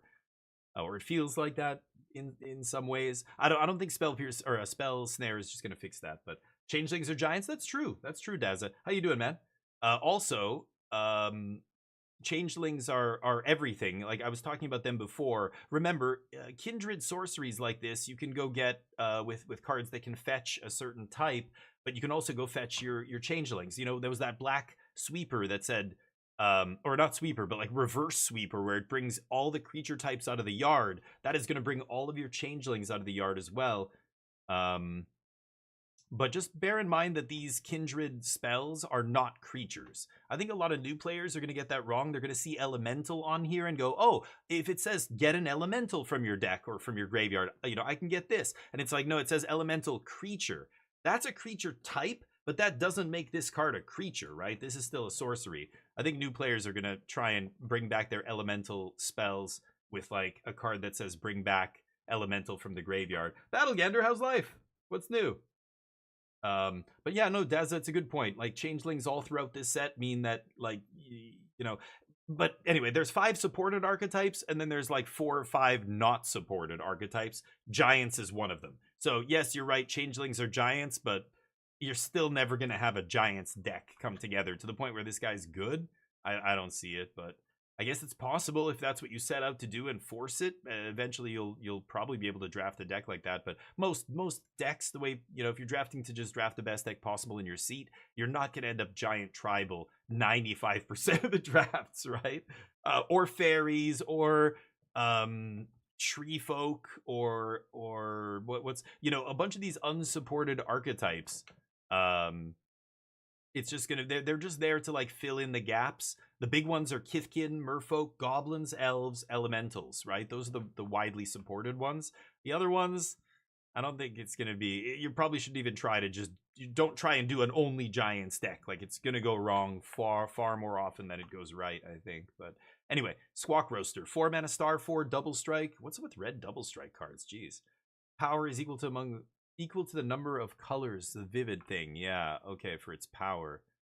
So it's always a 1/4 double strike for 4, and then if you have your second color, remember, most decks are going to be 2 colors, like most formats. I mean, there's going to be some people doing silly stuff with 5 colors and whatever, but most decks are going to be 2 colors. Maybe you have 1 or 2 split mana cards of a third color, which will contribute to vivid, but I think vivid is almost always going to be 2, and then 20% of the time it's going to be 3. That's it. You're not going to have vivid 5. That's batshit. That's not going to happen. But I mean, people are going to do it. People are going to force that kind of stuff and try and make it happen. And I'm sure somebody's going to post a picture and go, look at this 5-color vivid deck. But that's meme town. All right. I think you need to, basically the safe assumption is vivid should always be 2. Sometimes it's going to be 1. Maybe so 20% of the time it's 3 or less, maybe 15 to 20%. And then another, 10 to 15%, maybe 20%, it's 1. Because you just don't have another color except red. You're a red-green deck, and you just don't have a green creature in play, etc. But most of the time, like the other, 60% of the time, it's going to be 2, right? 20% it's going to be 3, 20% it's going to be 1, 60% it's going to be 2. So if you just like operate under the assumption that vivid is usually 2, and this guy's a 2/4 double strike for 4, that's not terrible. He swings like a 4/4. That's not terrible. And then you have the potential to make him even more crazy. Like, double strike is a scary ability. Any pump spells make this guy nuts. Any buff this guy gets is going to be nuts. Could be interesting. Boulder Dash, 2 mana, 2 damage sorcery, which is pretty mediocre. Oh, it's Arc Trail. Yeah, I remember this card from Scars of Mirrodin. 2 damage to any target, 1 damage to any other target. Yeah, literally just a functional reprint of Arc Trail. Why wouldn't they just call it, I guess, for flavor purposes? Sure. This is very good. Anything that can 2 for 1 is good, and this is going to be a 2 for 1 a lot. There's a lot of small creatures running around with 2 toughness and 1 toughness, right? Kithkin, Goblins, Merfolk, all of those things just, you can get a 2 for 1 in a lot of games with this. So this is a very solid red uncommon. Sorry, let me read. I've been playing Mono White Aggro, Mono Green Landfall. Nice. Yeah, Mono Green Landfall, very powerful, yeah. Didn't perform consistently. Oh, interesting. Got tired of it. Mono white, yeah. So wait. When you say mono white aggro. Aggro? Really? I'm kind of surprised. Because I've seen some white blue aggro decks that are like enchantments focused. That are trying to like use that stupid enchantment that gives your guy a buff for every other enchantment. I can't think of the name right now, but that kind of stuff. But I've never seen a good mono white aggro deck. Interesting. Anyway, you're doing well with it. Good. That's great. Comfortable choice, yeah. Play what you know, play what you like. Yeah, I mean, if you like mono white aggro, Kithkin are right up your alley, and it looks like they pushed Kithkin for constructed. Like, there's a lot of very good Kithkin, and of course they overlap nicely with other white aggro cards that already exist in standard. But I feel like white aggro took a big hit when Thalia left. That kind of stuff. I played mono white control with Caretaker's Talent and making a bunch of tokens and 5 mana Elspeth, Overlords, all that stuff, and it was very good. But the aggro, I feel like, mono white. I don't know if you're talking about best of 1 as well. If you're playing best of 1, maybe mono white is better because there's so many red aggro decks and stuff. But in actual Magic, like in best of 3 standard, mono white isn't really a meta deck. So you know, I'm wondering what your list is like. You must have made it yourself, I guess, right? Life is lifing. Doing good. Neo's great. We can grab a treat here in a second. I'll go get some. Sounds like BO1, yeah, it could be, yeah. Mono white life gain is probably good in BO1 kind of thing, right? But aggro, I don't know. Once Kith can come out, you're gonna be spoiled for riches if you like mono white aggro, I think. But Flame Braider, 2 mana 2/2, add 2 mana in any combination of colors, spend it only to cast elementals. So obviously powerful in one kind of deck, but nothing else, so narrow. Lasting Tarfire. Oh, Tarfire was a spell from original Lorwyn, was like shock, goblin spell, right? 2 mana enchantment. At the beginning of each end step, if you put a counter on a creature, it deals 2 damage. It's a little narrow of a hoop to jump through. That's going to be tough to do over and over and over, but that's okay. That makes sense. When people don't tell me, I'm not sure what you're talking about, because the best of 3 is very different than best of 1. Like they're almost like, it's just a different game almost, right? It's a variant of the game that has different rules. So, you know, if you know how the hand smoother works and stuff like that, but anyway, but I can imagine mono white is probably better in that environment. Yeah, but in real standard, it's not. In actual like best of 3 standard, which, you know, people are playing at high level tournaments and stuff, it's, yeah, mono white struggles. I think mono red is a good deck. White red aggro is a good deck in standard. They are very aggressive, much more aggressive than what mono white can put together, but that might change. Lorwyn might give white what it needs to be a powerful mono white, you know, in best of 3 magic, right? We'll see. Explosive Prodigy, 2 mana 1/1. When this creature enters, it deals X damage to target creature an opponent controls, where X is the number. Yeah, this is amazing. So even just 2 mana ETB, and again, assuming you're playing multiple colors, this should come in and do 2 damage 60% of the time, right? 2 mana 1/1 that ETBs and does 2 damage to any creature. Yeah, that's great. And sometimes it'll come down and do 3. That's very good. Goat Nap, we looked at this before. This is just threaten. Sizzling Changeling, 3 mana 3/2, Changeling. When it dies, exile the top card, play that card until the end of your next turn. Not bad. That's actually pretty good. So I think the way you have to look at any card that lets you draw a card when it enters or dies or whatever, like that, exile the top card, play it until the end of your next turn. Like that gives you so much time, and it'll let you play lands. That's just draw a card. That, you know, ETB, or it's a 3 mana 3/2 that when it leaves, draws you a card. That's solid. That's good. Seer, 2 mana 4 damage, instant speed, primo red removal. Red always gets something like that. Yep, that's solid, uncommon. Warren Torchmaster, 2 mana 2/2 at the beginning of combat on your turn. You may blight 1. When you do, target creature gains haste. Yeah, that's aggressive. I mean, obviously you have to be very aggressive for this guy to be good, but that guy will be good in an aggressive deck. But anyway, Impolite Entrance, 1 mana, target creature gains trample and haste. Draw a card. Sting Slinger, 3 mana 3/3. This is narrow and whatever. I mean, it'll be okay in a red aggressive deck maybe, but that's it. Maybe blue-red spells slinging. I don't know. Sting Slinger, 3 mana 3/3, Blight 1, deal 2 damage to each opponent. Oh, not bad. Soulbright Seeker. As an additional cost to cast this, behold an elemental or pay 3 mana instead of 1. Or creature control gains trample. Oh.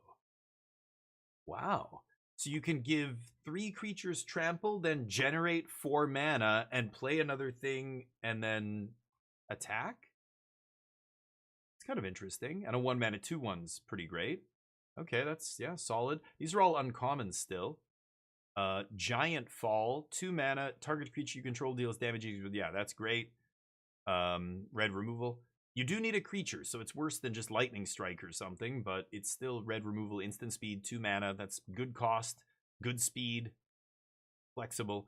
4 mana, instant, Feed the Flames, deals 5 to target creature. That's very good, obviously, as well. 4 mana, 5 damage, exile it. Yeah, that's good red removal. 4 is a lot, but usually red has some 5 mana, deal 5 removal spell at sorcery speed. So this is 4 mana and an instant, and it exiles.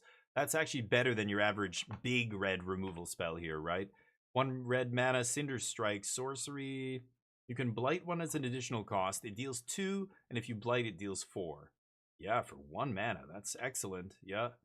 I mean, 1 mana for 2 damage is solid. Sorcery speed is a little subpar here, but that's not the end of the world. You'd still play this. And then just having the option to deal 4 for 1 mana, that kind of tempo is going to be incredible in goblins, especially. Reckless Ransacking. Target creature gets +3/+2, make a treasure. That's interesting. So this is basically a 1 mana +3/+2 combat trick. That's very good. And it fixes your mana. Is that a Noggle? Yeah, that's a Noggle. Hey, Speedgeek, how you doing, buddy? How's life? I'm telling everybody we're doing a 24-hour stream tomorrow for Lorwyn, so we're just going over the set real quick. I might even do a practice draft here. You guys can see if you've ever used Draft Sim, I'll show you how it works. Yeah, we're gonna be doing a 24-hour stream with a bunch of giveaways. We're gonna have gonna get some beer today, get some good brews to have, and we're gonna enjoy this set. I can't wait. So join me. I usually prefer playing aggro decks. Nice. Controls your kryptonite. I know. You know, that's why I started playing Control. That's why I love Control. I don't like aggro as much because I remember playing against players who play Control and just feeling like the whole game I thought I was doing well, I thought I was winning, blah blah blah, but no, the whole game they were just casually, calmly, like, you know, it's like trying to fight a kung fu master and they're just like choo, choo, choo, choo, choo. You know, like dodging every blow, and you're like, ah, like you can't kill them. I hated that feeling so much that I started playing Control, and now I love Control. It's so much more interesting to me than playing aggro. But hey, I love aggro. That, like, aggro is a part of the game that has to exist. I love that aggro decks existed in Magic. They are the great counterpoint to Control. I've lost many times to aggro as Control. I just like being on the side that, you know, is trying to prolong the game. It's more fun. But you're good. Nice. Life's busy but good. Hey, that's great. A lot of people not doing so good these days. So if your life's good, consider yourself one of the lucky ones. And hopefully it continues being good. But my gold, that'll get her. I know. I played a bunch of the cube. How have you been finding the cube? I lost my gold and I just haven't re-upped yet. Colorwrath Zealot, 6 mana, 6/5. When it enters, exile the top card of your library. Again, this is a 6 mana, 6/5 that draws a card, or you have a 2 mana option to cycle it for a land. That's just solid. I love all these basic land cycling cards. All of them are good, I think. All of them are totally fine at common. Put these in your deck and not be too sad. Enraged Flamecaster. Reach. Scroll up a little bit. Whenever you cast a spell with mana value 4 or greater, this creature deals 2 damage to each opponent. It's okay. Not amazing. I think there's a cycle of these. Whenever you cast a spell 4 or greater, it feels like there's one in each color or something. Brambleback Brute, 3 mana, 4/5, comes in as a 2/3. Remove a counter from this, target creature can't block. That's very good. All of these things that they come in blighted, basically, are sorcery speed. Gotta remember that. Almost all of them are. Yeah. Just like this, yeah. Cube is too expensive. I agree, Daza, and the prize payouts suck. I broke this down on the Discord the last time the cube was around. You're paying about 700 gold more to draft than you are doing a normal best of 1 draft. That's how the prizes break down. Something like that. 700, 600. This is like months ago now. We can go back and dig on the Discord, but it's back in there from the first time the powered cube came around. 4 mana, 4/3 trample, ETB, make a treasure. That's solid. So basically a 3 mana, 4/3 trample. That's good. That's above rate. Gristle Glutton, 2 mana, 1/3, blight 1, discard, draw. That's not great, but okay. Because again, if you were getting value off discarding, or if there was some reanimator thing going on, maybe, but +2/+0 for each other goblin you control. 4 mana, 2/4. No, you're not going to be playing that very often. 3 mana, Tweeze deals 3 damage to any target. You may discard a card if you do draw a card. That's fantastic. She's pulling out his nose hair. Yeah, that makes your eyes water. Flame Chain Mauler, 2 mana, 2/2. This creature gets +1/+0 and gains menace any number of times. Meh. Burning Curiosity, 3 mana, blight 1, exile the top 2. Exile the top 3 if you play the... Oh. That's pretty good. Wow. Red doesn't usually get a spell that draws them a bunch of cards. 3 mana, draw 3, but you know you can play them until the end of your next turn. That should be enough time, and you just have to blight 1. That's pretty good. Elder Ante, 3 mana, 2/2, ETB, make a 1/1. That's solid. Yeah, red looks okay. All the colors look decent. We already looked at that. Card X or less. This is not going to be great in limited. It'll be okay, but Bloom Tender is insane, obviously in limited. Spry and Mighty. Draw X, and the chosen creatures get +X on your trample, where X is the difference between their powers. Whoa, that is super weird. For 5? I don't know how good that is, but that could be insane. It's so weird. I don't think that's going to be great. That's too hard to put together. So basically you need one high power creature and one low power creature to give them both a big buff, right? Burrington, what's up? All prepared for the set release. Yeah, next tomorrow we're going to be doing the 24-hour stream. I'm preparing now, yeah. For Phantom, exactly, Battlegander, yeah. Yeah. I didn't get a chance to play Lorwyn. Nanoplasm was saying this earlier. You know, he was saying the same thing. I never got to actually play this set the first time it was out. I came back to Magic right after this set had come out and Shards of Alara was out. Fairies was still a deck in Standard, but it was about to rotate, so I never got to play it or anything like that. And I remember, you know, once I got fully into Magic and kind of became really competitive and everything, and I went back and I just learned about, you know, all the sets I had missed. Lorwyn always looked awesome to me, and it's crazy that we have never been back until now, but yeah. 8 mana affinity for forests. Oh, so this could be like a 4 mana enchantment if you're playing a lot of forests. Whenever a land you control enters, create a 3/4 green. Wow. That's solid. Oh wow, this is legit awesome. You take this and you aim to be mono green, and this thing could be busto. Bristlebane Battler, 2 mana 6/6. ETBs with 5 -1s, so it comes in as a 1/1 with Ward 2. Whenever another creature you control enters, while this creature has a counter. Oh, so whenever you play a creature. Yeah, I mean, that's good. In Kithkin, go wide. It'll probably be easy to make this guy relevant. Selfless Safe Right. 5 mana 4/2, Flash Convoke. When this creature enters, choose a creature type. Other permanents you control of that type gain hexproof and indestructible. Yeah, that's very good, obviously. Elves or Kithkin, it'll be good.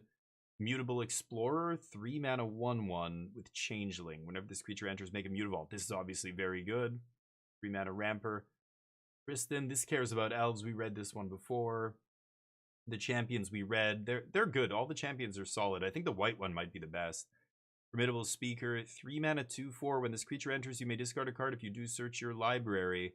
Oh, this is Jean-Emmanuel Deprat, right? Yeah, okay, there's the thing. Yes. 3 mana 2/4. Oh, damn, the stats are different than what we saw before. When this creature enters, discard a card, then search your library for a creature, reveal it, put it in your hand. That is gross. This is very good. Untap another permanent. I mean, it lets you discard a land to go get a creature. Like, that's fantastic. That's the JED elf, yeah. Thanks, Burrington. I appreciate it, buddy. Are you playing? I don't know. Are you in the early access thing, or do you? I don't know if you play Magic these days. I don't even know. I don't think you do you? Did you ever play Magic? I'm trying to think if I think I originally met you playing Magic, but I know you play so much other stuff. It lacks the grit, maybe. I don't know what's going on with the story. You know, I don't know what happened to Lorwyn since we were last there. Is it maybe it's like this blight? There's this blight everywhere. I don't know. Maybe it's gone bad. The elves are racist. That's all I know. The elves are sorry, JED. You guys are giant douchebags. They're like elf supremacists, basically, right? They think every other race or whatever kindred type is inferior to them. You've hated Lorwyn, really? Okay, Scoop. I thought the flavor looked really cool. I wish I could have played it, but I never had a chance, so I didn't have a chance to hate it. Yeah, and even Lord of the Rings, they're so condescending. They think they're better than everyone. But in Lord of the Rings, they were kind of the elder race that the other races like learned from. They helped them like crawl out of primeval, caveman level thinking, right? But it's true, elves are racist in a lot of fantasy, universes and stuff, right? Thoughtweft Charge. 2 mana, 3/3 until end of turn. Draw a card. Oh, if a creature ETB. That's interesting.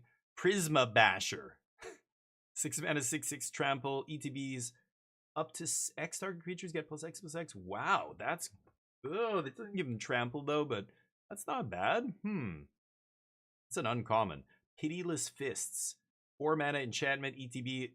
The creature it is enchanting fights another creature, but it gets +2/+2. So this should be a 4 mana removal spell most games. Luminolusk.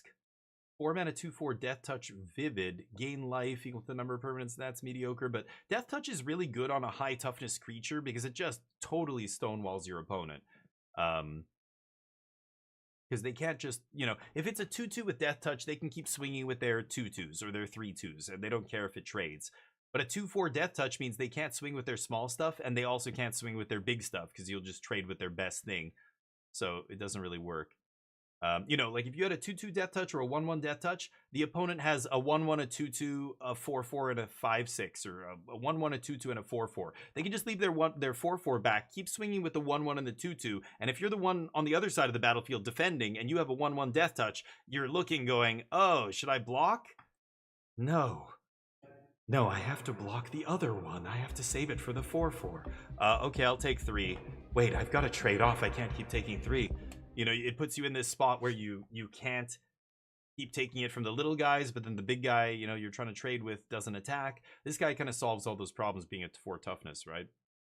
But I don't know why I'm extolling its virtues. It's still not going to be, you know, a bomb or anything, but anyway, solid. Prismatic Undercurrents, 4 mana, enchantment. When this ETBs, search your library up to X basic lands where X is the number of permanents you control. That's powerful. Play an additional land on one of your turns. So, I mean, you're already at turn 4. You've got to be wanting to ramp pretty hard, but Christmas, what's up?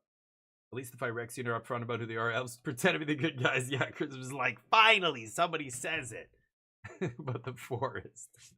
Won't you think of the trees? Dundoolin Weaver? Dundoolin? Okay. 2 mana, 2/1 ETBs. Control 3 or more creatures. Return permanent card from your graveyard to your hand. It's pretty good. It's a bad grave digger, but yeah, control 3 or more creatures. So this guy plus 2 more. That's doable. That's still probably pretty good. Any permanent. Not bad. Bristlebane Outrider, 4 mana 3/5.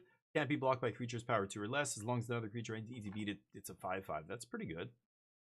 Okay. 4 mana 3/5 is above rate, I think, for stats. And then he's got some relevant abilities. Virulent Emissary, 1 mana 1/1 Death Touch, ETB. Another creature ETBs, you gain 1. It's the Soul Sister in green, but who has Death Touch. Sure. That's fine. Vinebred Brawler, 3 mana 4/2, has to be blocked.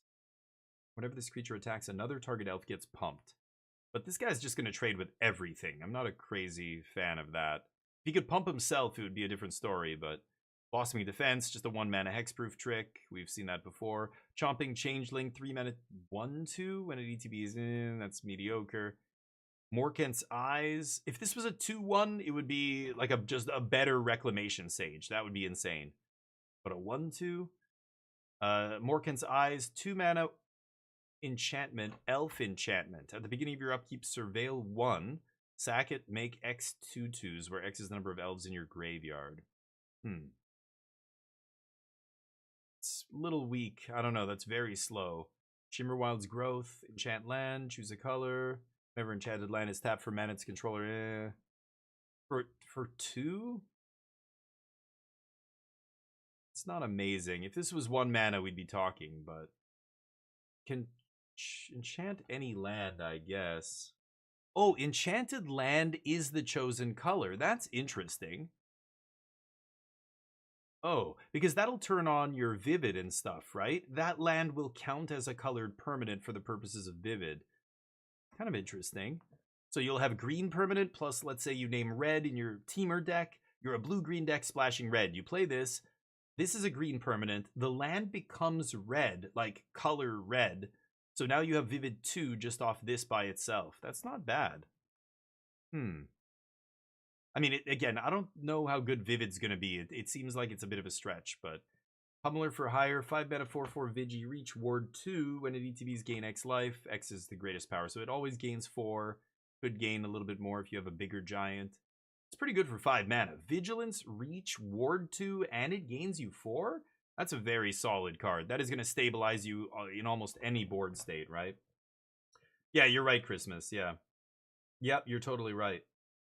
Yeah, making a land a color is cool, right? Because normally your lands are colorless. For those of you not aware, lands are. It doesn't matter if that what mana they produce. The land themselves, the card itself, is colorless. So this turns it into a color, the land itself, which is interesting for the vivid stuff, right? If you are trying to go vivid, this is probably a high pick. Moon Vigil Adherence.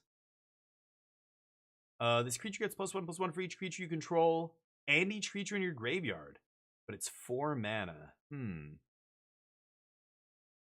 And it has trample. 4 mana. I mean, it better be at least a 4/4, but this actually looks like it could be huge. I would play this in almost any green-black elves deck. Green-black elves really look like the name of the game is putting elves in your graveyard. Elves in your graveyard. And the more elves in your graveyard, the better all the elves get. They're weird. They're like a little necro-focused. It's weird. Lissalana, Dignitary, 2 mana, 2/3. Behold an elf. Tap to add 2 green, but only if there's an elf in your graveyard. Yeah, getting an elf in your graveyard as quickly as possible is paramount to maximizing the power of a lot of these elf cards, it seems like. Good to know. Like, the self-mill stuff. Again, a lot of people shy away from self-mill, but it can be the most powerful thing in the format if it's done correctly. It'll be interesting to see if this works, but Guilt Leaf's Embrace, 3 mana, Flash, Aura, ETB, Trample, Indestructible, +2/+0. 3 mana is a lot. I don't know. For +2/+0. It only gets Trample Indestructible until end of turn. So this might come down and actually trade for something. But again, I don't like these kind of auras. You know, they get blown out by removal spells so easily. Wild Vine Pummeler. 7 mana, 6/5. Costs less for each color. Permanents you control. Reach Trample. That's not bad. Large green dorks here. Safe Right Cavalry, 4 mana, 4/4, can't be blocked by more than one creature. That's pretty good.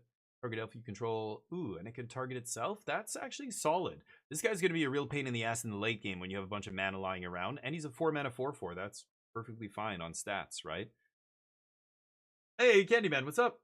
I am having a great day. Thank you. Man, so many people coming in here saying have a great day and stuff today. That's awesome. Awesome to hear. We're doing a 24-hour stream tomorrow, Candyman, so make sure you pop by. We're going to be doing a bunch of raffles. We're going to be giving away Untapped.gg Premium, usually we get about 5 months of premium to give away. Last time we gave away Collector Booster Pack, Swag, we gave away a DF16 hoodie, stuff like that. Make sure you get involved tomorrow. We're going to be here all early access from the first minute to the last minute when the servers shut down. 3 mana, 4/2, Flash Reach. Simple. Not great because 2 toughness. The problem with 3 mana, 2 toughness, it's going to trade with too many cards that cost 2 mana or even 1 mana.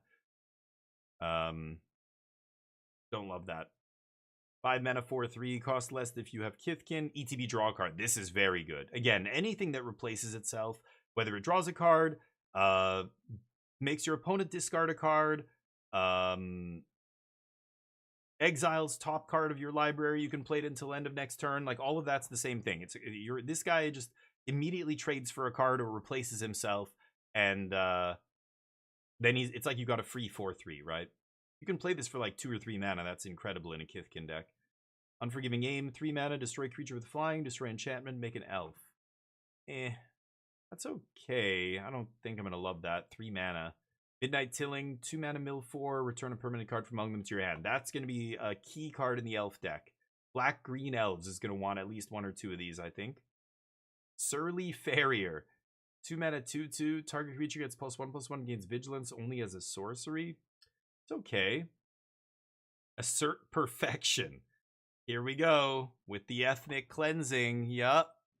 2 mana, sorcery, target creature you control gets +1/+0 until end of turn. It deals damage equal to its power. Yeah, it's very good green removal.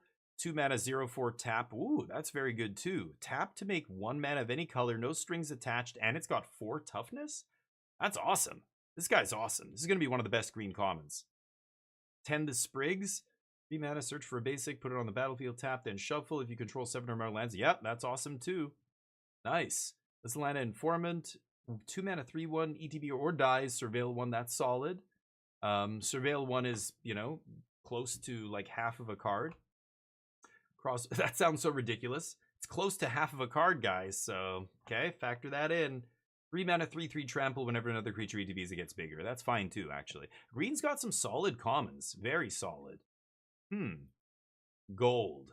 We looked at all the mythics. This is the cycle of, wistfulness, catharsis I hadn't seen, and vibrance.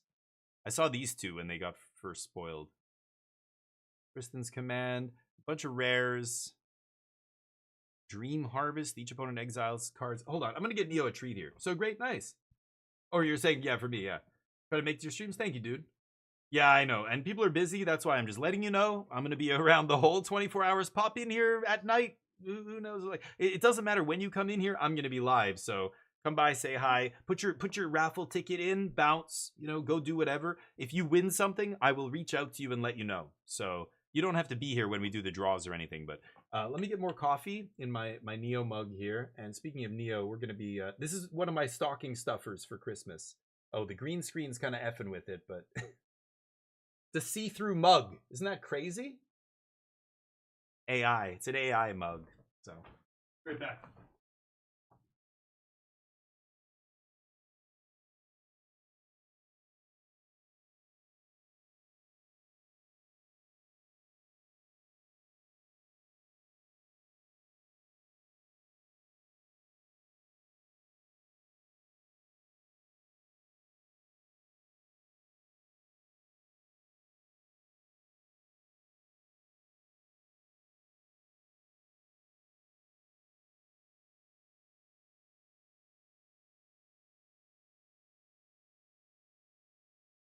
All right.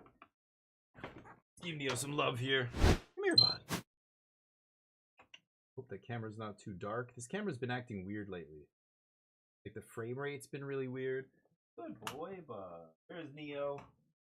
We'll give him a little square of his favorite. This is like, oh, I can see the stupid mic. See that up there. His favorite. Ooh.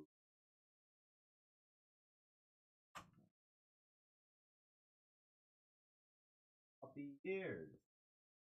You. All right. He doesn't like being in here. He doesn't want to be in my room here because it's kind of claustrophobic, but gonna stay probably because for him he's torn between wanting to be near his people, his loved ones, and the people who give him treats, and wanting to get the hell out of this room. He'll stay in here as long as he can, and then he's gone. But anyway, so hold on, he's covering the card now. Let me just scroll down here or scroll up. Okay, so we were talking about Dream Harvest. 7 mana. Each opponent exiles cards from the top of their library until they've exiled 5 with total mana value 5 or greater. And then you can play them. Ooh, I don't know if I like that for 7. This is too much of a roll the dice card, you know what I mean? Like, mana value 5 or greater. I don't know. You might hit 5 or greater. So you could hit like a 3-drop and then hit a 5-drop, and you cast both? Total, yeah, as soon as you go over 5. So you could go way over. You could cast 9 mana worth of spells here. That would be crazy. But a lot of times you're going to cast like a 4-drop or a 2-drop and a 4-drop or something. That's still pretty good. Total mana value 5 or greater. So if you do hit a bunch of small stuff, you might hit like 4 things, 3 things. That's interesting. I got to play with this card. If this format is slow enough, this is actually a good card, right? This should turn into at least 2 things, if not 1 huge thing. But what if you just get a 5-drop for 7? That does not feel great. You know what I mean? I don't know. That's weird. Shadow Urchin. 3 mana, 3/4. When it attacks, blight 1. So that means put a counter on a creature you control. Whenever a creature you control with 1 or more counters on it dies, exile that many cards from the top of your library. Oh, so that many as in each creature that dies with a counter on it. That's a weird one. That's an oof? Wow. That's going to be tough to make that good. It depends on the deck. If you have a lot of stuff that you can blight onto, or you have other stuff with blight, but then you're just throwing away a bunch of stuff to draw more cards? Like, I don't know about that. I don't love that. Rating schemes. 5 mana enchantment. Each non-creature spell you cast has Conspire? Conspire. You may tap 2 untapped creatures you control that share a color with the spell you cast. when you do copy it. Oh, wow. That's a wild mechanic. I did not know they had a card with Conspire. I can't remember the last time I've seen a Conspire card. Gotta be at least 10 years or more, right? Outside of Commander or something. That's wild. Oh, he took off. Yeah. Tristan's Command. 6 mana, choose 2. Create a token that's a copy of an elf. Return 1 or 2 target permanent cards from your graveyard to your hand. That's not bad. Destroy creature. Okay, that's pretty good. Yeah, 6 mana, that'll be solid. I mean, even just the middle 2 are pretty great. Kill one of their creatures, get 2 things back. That's a 3-for-1. I will play a 6 mana 3-for-1 in limited. 5 mana Marilyn, Fey Ascendant, 3 colors. 4/5 flyer, whenever her or another elf or fairy enters, or changeling, exile the top 2 cards of target opponent's library. Once each turn, you may cast a spell with mana value equal to or less than a number of elves or fairies from among the exiled cards. Oh. I mean, it's still good, but okay. Not insane. Tam, Mindful First Year. 2 mana, 2/2. Each other creature you control has hexproof from each of its colors. Target creature you control becomes all colors. Interesting, that's good. Bridget's Command. Who is Bridget? 3 mana. She's the Kithkin leader. Create a token that's a copy of a Kithkin. Make a 1/1 creature. Target creature gets +3/+3. Or fight? This is not great, but it's 3 mana as opposed to 6 here, so it makes sense that it's not as good as the Tristan one. But okay, that's okay, I guess. I mean, you're going to play it a lot earlier than you're going to play Tristan, right? Lorwyn, Imperfect Naturalist, 2 mana, 1/3. When he ETBs, mill 4. Put a creature from among them, a creature or land card from among the milled cards on top of your library. Ugh, that's way worse than in your hand. Come on, Lorwyn, you can't even draw a card. 5 mana, tap, discard a land. Create a 1/1 worm. Oh, for each land in your graveyard. Oh, not great. Doran. Doran has been a lot of different colors. Now he's Abzan. He went to Junk. Besieged by Time. 4 mana, 0/5. Each creature spell you cast with toughness greater than its power costs 1 less. Whenever a creature you control attacks or blocks, it gets +X/+X until the end of the turn. Whenever a creature you control attacks or blocks? Whoa, that's huge. Okay, that's very powerful. I mean, when you have a bunch of 1/3s and 2/4s and 3/5s and stuff like that, this is insanely powerful. Huh. Ashling's Command. Create a token that's a copy of Elemental. Draw 2, deal 2 to each creature. Target player controls, so 1-sided Pyroclasm. Or make 2 treasure. This is another really good command. The blue, red, and the black-green one are better than the white-green one so far. Figure of Fable, we read that one. Deepway Navigator, we read. We read a bunch of these. Grub's Command is 5. Destroy target creature or artifact. So as long as it's got that on it, it's probably good enough. We read her. We read her. We read that. We saw a bunch of these already. Siggy's Command. Let's see. 3 mana, sorcery. Wait, this is an instant, right? That's a sorcery? This is a sorcery. Huh. Grubs is a sorcery. Only one of them is an instant, the blue-red one. Okay. Create a token of a merfolk. Creatures gain lifelink. Target player draws. Tap a creature, stun it for 3. That's pretty good. Like, just drawing a card replaces itself, so that makes it quite good. Noggle Rogue. Can we make a Noggles deck in Limited? We're going to find out tomorrow. All Noggles and Changelings.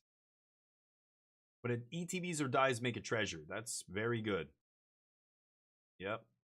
These Noggles are like donkey people. A donkey deck? I know, right? And then every time I play it, I could just bray. I would just bray like a donkey every time I play my Noggle commander. Is there a legendary Noggle?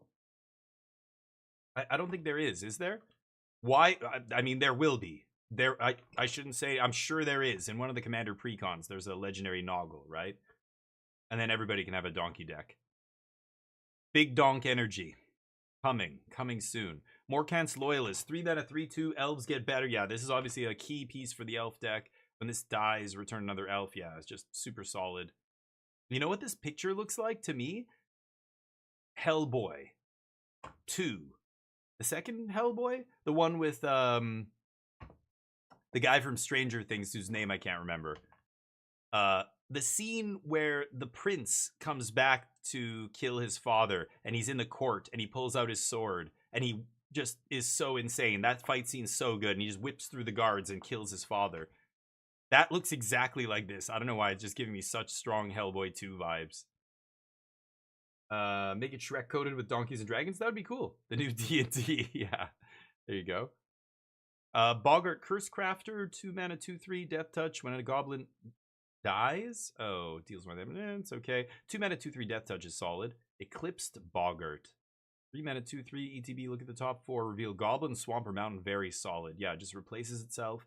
Eclipsed Elf, same thing. Yeah, these Eclipsed cards are all very good. The fact, any card, like when you're thinking of card evaluation, and how do some people look at cards and like know how good they are inherently? It's like one of the key metrics you should always be asking yourself is, does this card replace itself?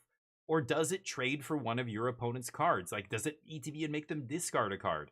Does it draw you a card? Does it get you a land out of the deck? Or exile the top of your deck and you can play that card? That's close to drawing a card, basically, right?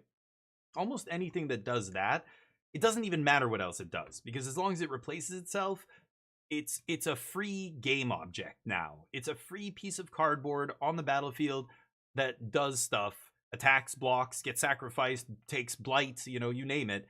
And it doesn't matter what happens to it because it was free. It already replaced itself, right? So all of those Eclipsed Cycle are very good. They're all going to be solid uncommons here. Reaping Willow, 4 mana, 3/6 lifelink, comes in as a 1/4. Remove 2 counters, return creature card, mana value 3 or less. Yeah, solid. I love these Tree Folk. I really want to make a Tree Folk deck and have like Doran or something. Because all of these Tree Folk have such big toughnesses. Once you grow them, it's going to be very tough for your opponent to attack through them. And then if you have a way to push through damage like Doran is insane with a bunch of Tree Folk. Anyway, we'll see. Glister Bairn. It's an oof. That might be the most ridiculous art I've seen on a Magic card in a long time. That's not a secret layer.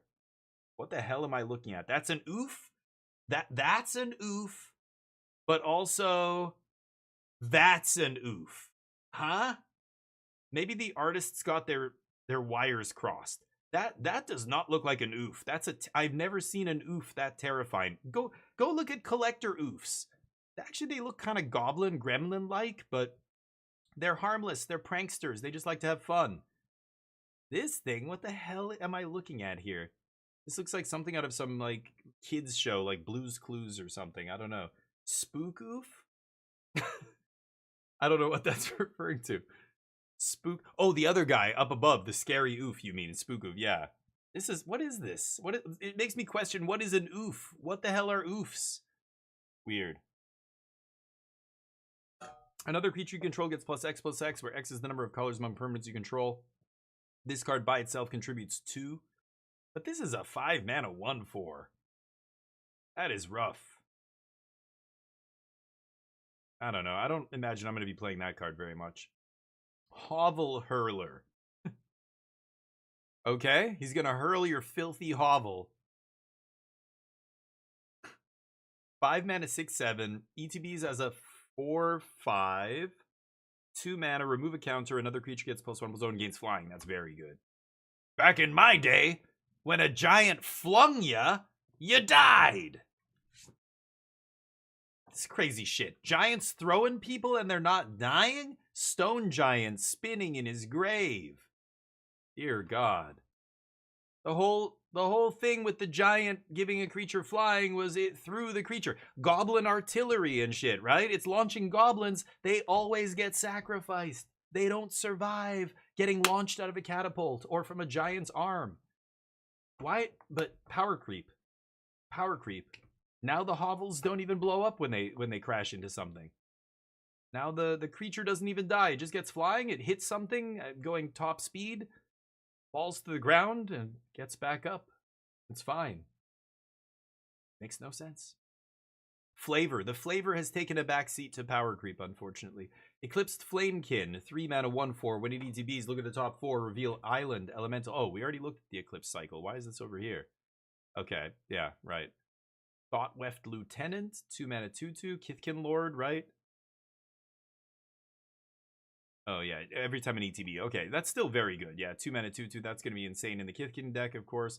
Voracious Tome Skimmer. That's going to be very good as well. Blue-black control, decks like that with a lot of instants and fairies with flash. You're playing a bunch of spells in your opponent's turn, drawing a bunch of cards. That sounds great to me. That's fantastic.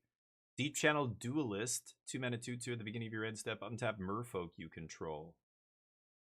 Wow, yeah, that is gross. Holy crap. A 2 mana Lord that also gives all your Merfolk vigilance, basically? That's gross. Okay.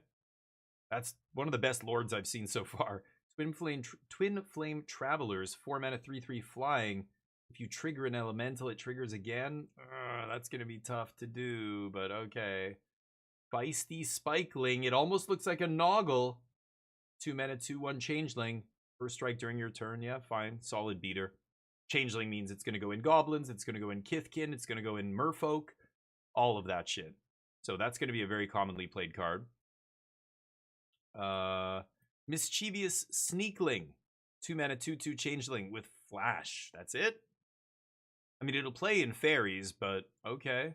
Stoic Grove Guide. 5 mana 5/4. 2 mana, exile it from your graveyard. Yeah, this is solid, right? So this is just a 2 mana or a 5/4 that also gets you another piece of cardboard later. Exactly what I was talking about before, right? It replaces itself in a way.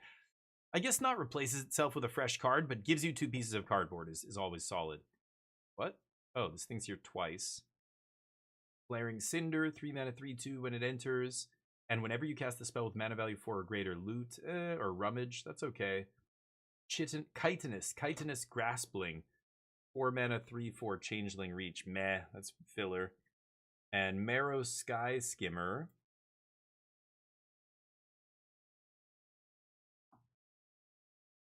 Convoke? Flying Vigilance. Makes a 1/1 when it ETBs, but it's 5 mana? Mid? Maybe that sees play in like dedicated Merfolk decks. Prideful Feastling, 3 mana 2/3 Changeling Lifelink. So there's a bunch of vanilla Changelings. Gangly Stompling. They're all called Ling. Graspling, Stompling, Feastling, Sneakling. Dear God. Eggs in French, yeah. What's the... Oh, I can't remember. There's one famous expression that people always say. Oh, bone apple tea, right? Is that it? Bone apple tea?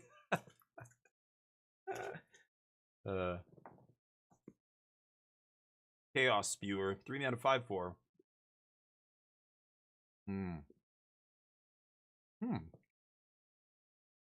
Pretty good.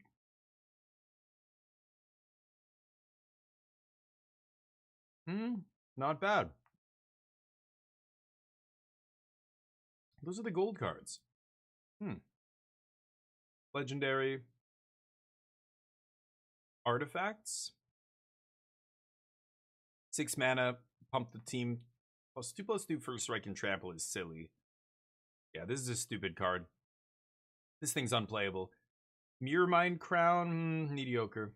We looked at that before. Puka's Eye, 2 mana. When this artifact enters, draw a card, then choose a color. The artifact becomes the chosen color, draw a card.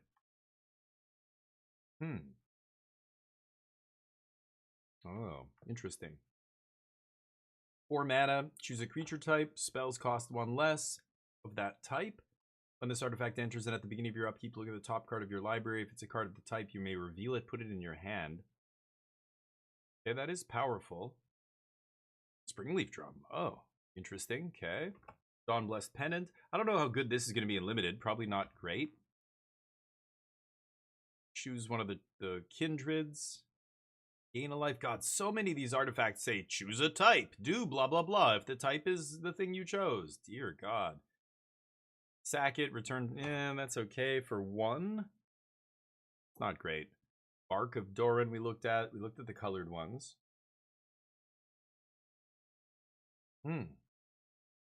That's pretty good. I mean, it's a 2 mana 2/2. If you care that much about types, maybe. Forging Wickermaw, 2 mana 1/3. ETB Surveil 1. Fix your mana. Meh.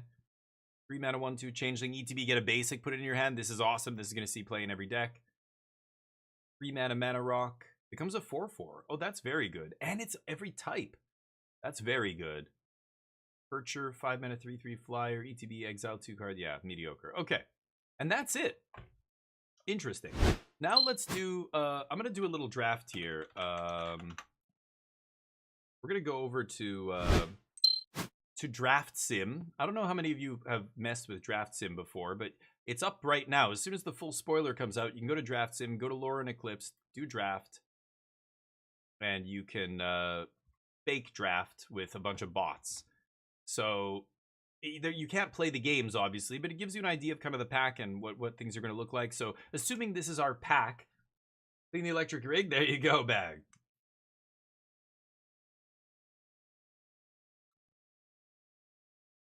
How's it hitting? Champion of the Klatchen is obviously the pick here, right? So not only is the rare the best card, I'm trying to make this bigger. The rare is the best card here. 4 mana, 4/5 with flash. You behold a Kithkin and exile it. When it comes in, all the other Kithkin you control get +1/+1. So you can absolutely ambush your opponent and destroy them in combat. Otherwise, you flash this in on end step, untap, swing for a ton of damage. And that's going to end the game so quickly. Reaping Willow, the 4 mana 3/6 comes in as a 1/4 and then brings small things back is not bad. Exile, this is Blink, make a 1/1, not amazing. Destroy attacking or blocking creature, mid. And then a bunch of commons. I think, oh, you know what? I don't even know why I have this on. Oh. I'm not listening to any audio. The headphones just beeped to tell me they were turning off because they haven't heard any sound in a while. When this creature enters, you may search your library for a basic land. This guy's very good. The punch spell. So if this... Get out of here. If this was not here... what would I take? 4 mana O-Ring. There's a foil. I didn't know they had the foil here. The shininess to show you. They're using the same algorithm that Wizards uses, right? Very smooth, nice. To try and make it as accurate as possible of an experience, right? They want it to be just like doing normal draft here. So they include the foil, they include the basic land. Anyway, so I'm trying to think, if this rare wasn't here, what would I take? Probably the Reaping Willow, actually. Or maybe this green spell, or maybe Changeling. Changeling's nice because taking a colorless spell first leaves you wide open. You don't need to commit to anything, right? Anyway, let's take this. We start with Champion. Here's pack 2. The bot didn't take the Mythic. Good.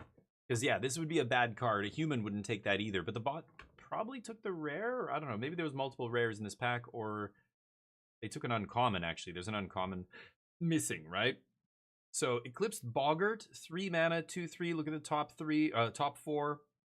Goblin Swamper Mountain. That's very good. Pummeler for Hire is really good. White-green is where I want to be if I want to maximize Kithkin here. I could see taking Pummeler. Going 4 mana guy into 5 mana at the start of the draft is not great, though. The only white card here, Gallant Foul Knight, another 4-drop. ETB, creatures get +1. Like, this guy already does that and much, much better, right? 3 mana, 4/2 flash. Yeah, honestly, Feed the Flames is good. There's always an argument for white-red, you know, more aggressive, but taking 2 4-drops is not what I want to do. I think I'd take Pummeler here. If I end up being white-green, you know what I mean? I don't think this green card's great. I could just take a red card and try and abandon, or think about abandoning white. If I took a red card, I would probably take this. Is the Boggart better here? Triple red Boggart? Or triple black, and I took a white card? I'm going to try... I would take the Boggart here. Let's see where our deck ends up. Keeper. So this is the 7 mana 3/3 that makes 1/1s equal to the different colors you have. Encumbered Reejerey is a 2 mana. Enters as a 2/1. And when it's... Yeah, this thing's very good. This is the one I was saying. It's a 2 mana 2/1 that gets a +1/+1 counter on it every time it attacks, basically, for the first 3 turns. Or you tap it, but there's no real... Well, I guess there's stuff like this that lets you tap another creature. But usually you're just attacking and it's growing, right? Well, there's another triple black card. I could just angle toward like super heavy black deck here.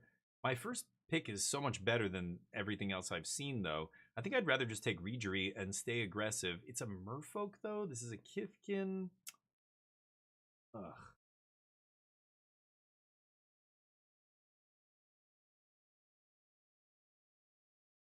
Hmm.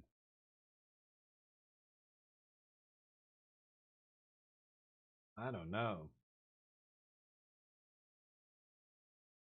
You know what? Honestly, if this was a real draft, I think I would be maybe getting out of white here. I mean, 3 white uncommons, but none of them work with my Kithkin. Like, this guy's too expensive. This is an elemental. It does make a Kithkin, but I want to be curving Kithkin into this guy, right?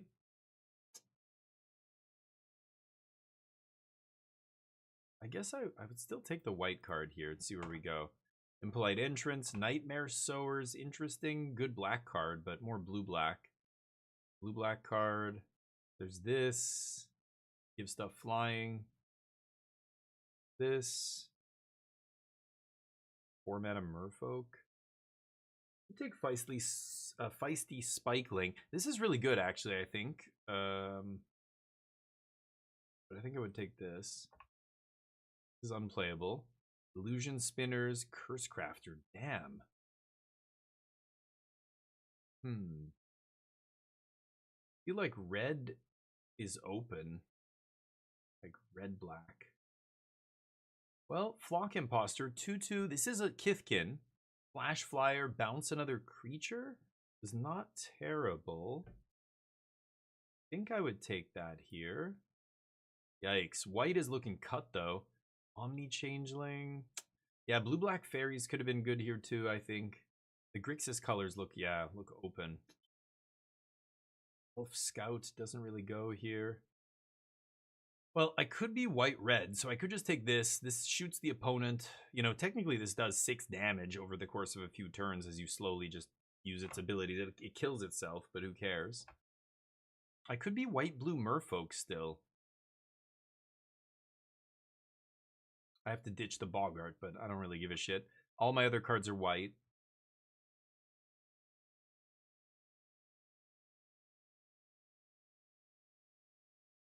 Run away together, it's not amazing.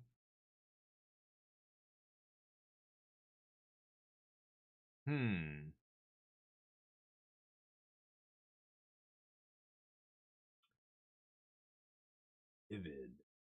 I mean, if this thing costs 6, is that even worth it? I'm not sure. Maybe. Silver Gill Peddler. Ugh. Elemental is not amazing here in my deck. Doesn't really trigger or, work with anything else. This would be a tough pick. I'm not sure what I would take here. I would probably just end up taking the 3 mana 2/3 looter. But maybe this is better. Or run away together, but I don't have anything to work with that. I don't know. Maybe just take the red card and stay white-red. Prisma Basher. Pummeler. Berserker. Not a lot here. 4 mana for 2 creatures to get +2/+1 is not amazing. I'm not going to be heavy on goblins. This is the problem. I'm kind of all over the place, right? I'm white-red, but I have Kithkin, Merfolk, goblins, and everything in between. Okay, Crib Swap's a good pickup here. That's a good late white removal spell. And there's a good white Kithkin. That's the kind of guy I want. Ooh, maybe I take the 2-drop here, actually, instead of the removal spell? I think I would. I would take the 2-drop over the removal there. And there's an Everstrike's Gift. I'll play like one of those. And then we're running out of cards that would be playable here. Elementals, like, I'm going to have 4 or 5 different creature types in this white-red aggro deck. Is not amazing. But I'm still going to take it for cutting purposes. And yeah, black is wide open. Okay. Probably should have been black. This thing's unplayable.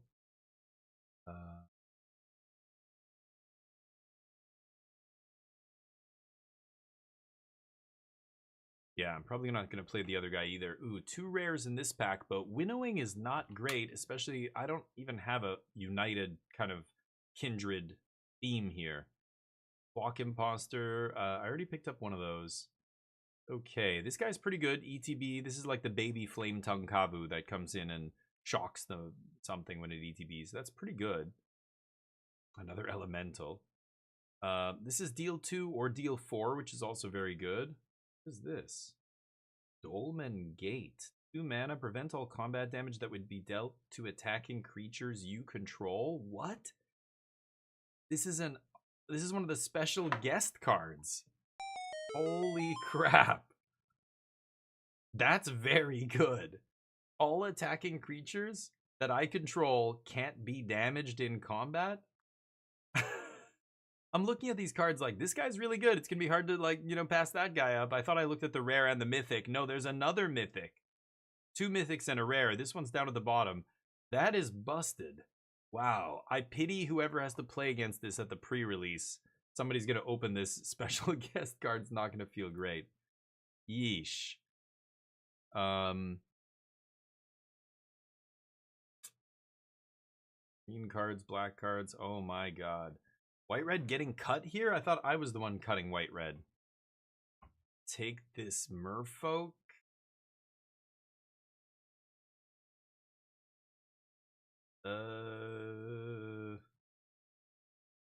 Brambleback Brute. No. I don't know. I'm just going to take a 2-drop here. Ooh, this guy's powerful too.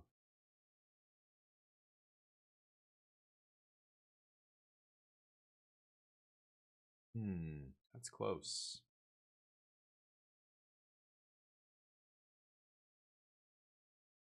Rough packs for us though. I mean, getting this insane thing, great. I don't even know what set that's from originally. Counter or remove a creature, counter from this creature. It can't block. That's pretty good. God, I'm very tempted to take this over Chaos Spewer.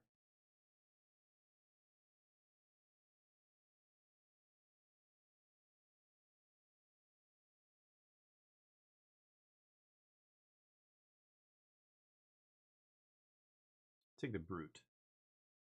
Another one of these guys. Thoughtweft Imbuer. We don't have a ton of Kithkin, sadly. As a 4/4. Yeah, this guy would be good. He'd be fine in our deck. Spell 4 or greater we don't have. This is not bad either. Hallowed Fountain foil. Damn. If that was a real pack, this would not be in it anymore, but... Boy, our aggro deck looks really bad here. I'm gonna take this guy. Rider the Squawk Roaster and Soulbright Seeker. Behold an Elemental. We do have a bunch of Elementals here. I just don't know if I want to play all of them. Changelings and stuff for Elementals, of course. Probably not going to play this. Triple red card. 1 mana, 2/1. Ugh. Gives little guys trample is not that impressive.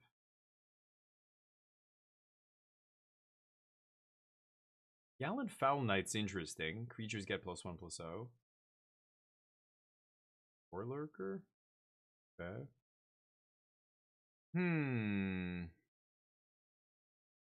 I wonder how good this double strike guy is. Like, this is what I'm wondering. In a draft, am I going to be inclined to take this? Try that. Whenever he gets a spell with mana value 4 or greater, deals 2 damage to each opponent. Not going to be great in white-red aggro.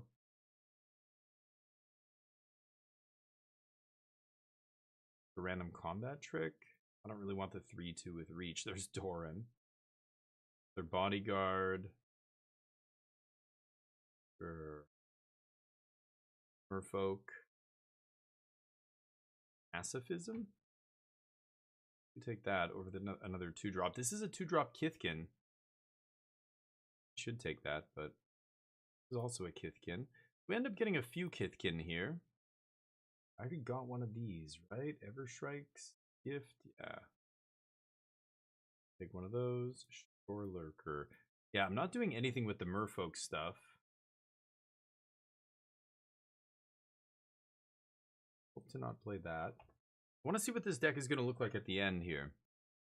Warren Torchmaster, 2 mana, 2/2. At the beginning of combat on your turn, you may blight 1. If you do, something gains haste.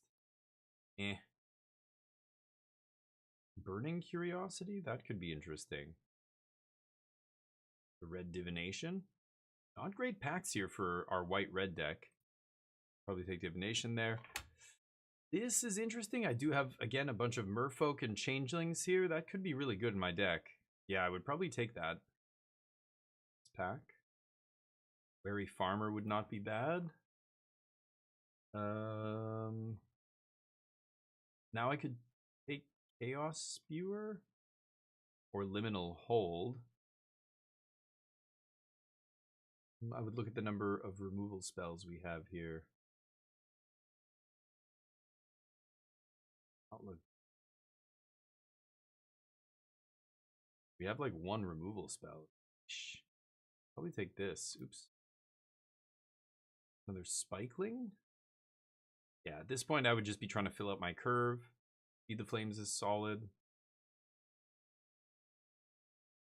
Yeah. 2-drop. Land Cycler guy. Maybe this is where I would take Squawk Roaster. I don't know if Squawk Roaster is good enough, but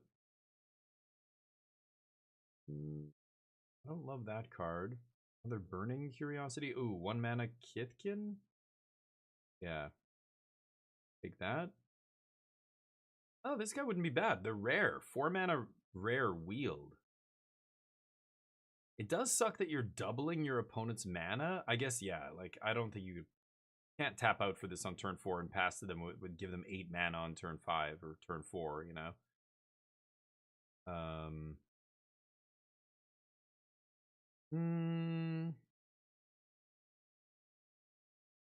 Big dork here. So many flame casters. So that's where, yeah, we could go see the deck.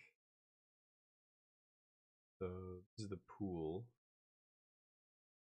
There we go. So sort by CMC. Some of this stuff would have to go. I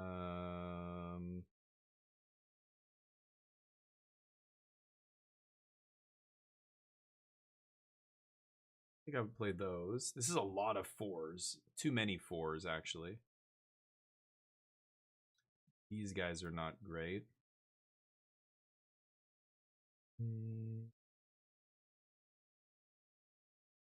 Stuff back in my hand? Like, is that even good? It's not a may. You must return something to your hand. That is not great in our deck.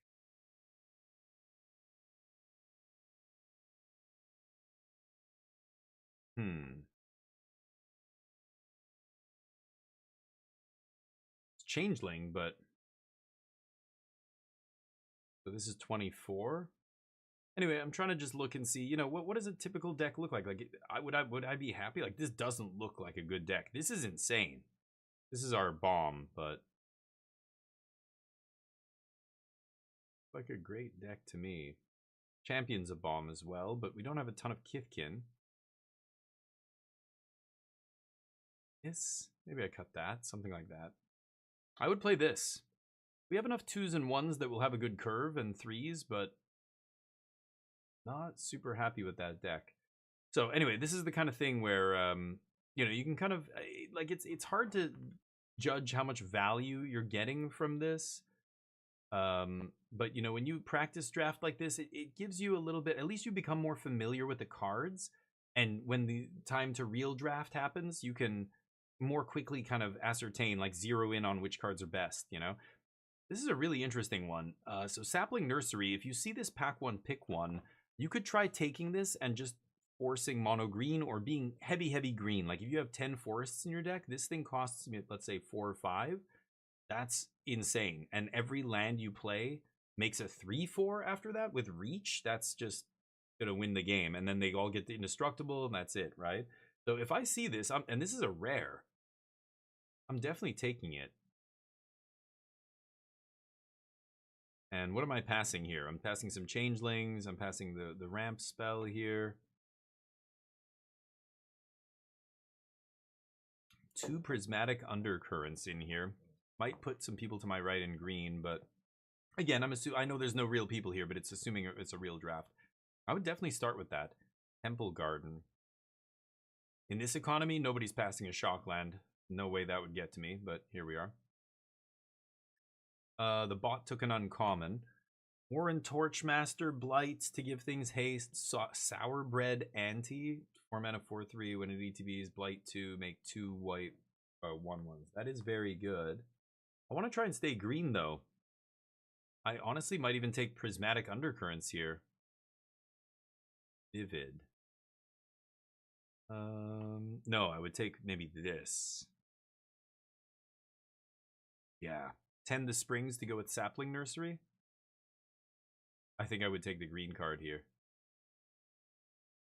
Pitiless Fists. So this is the Aura Fight spell versus 4 mana 3/5 that becomes a 5/5 when other creatures ETB.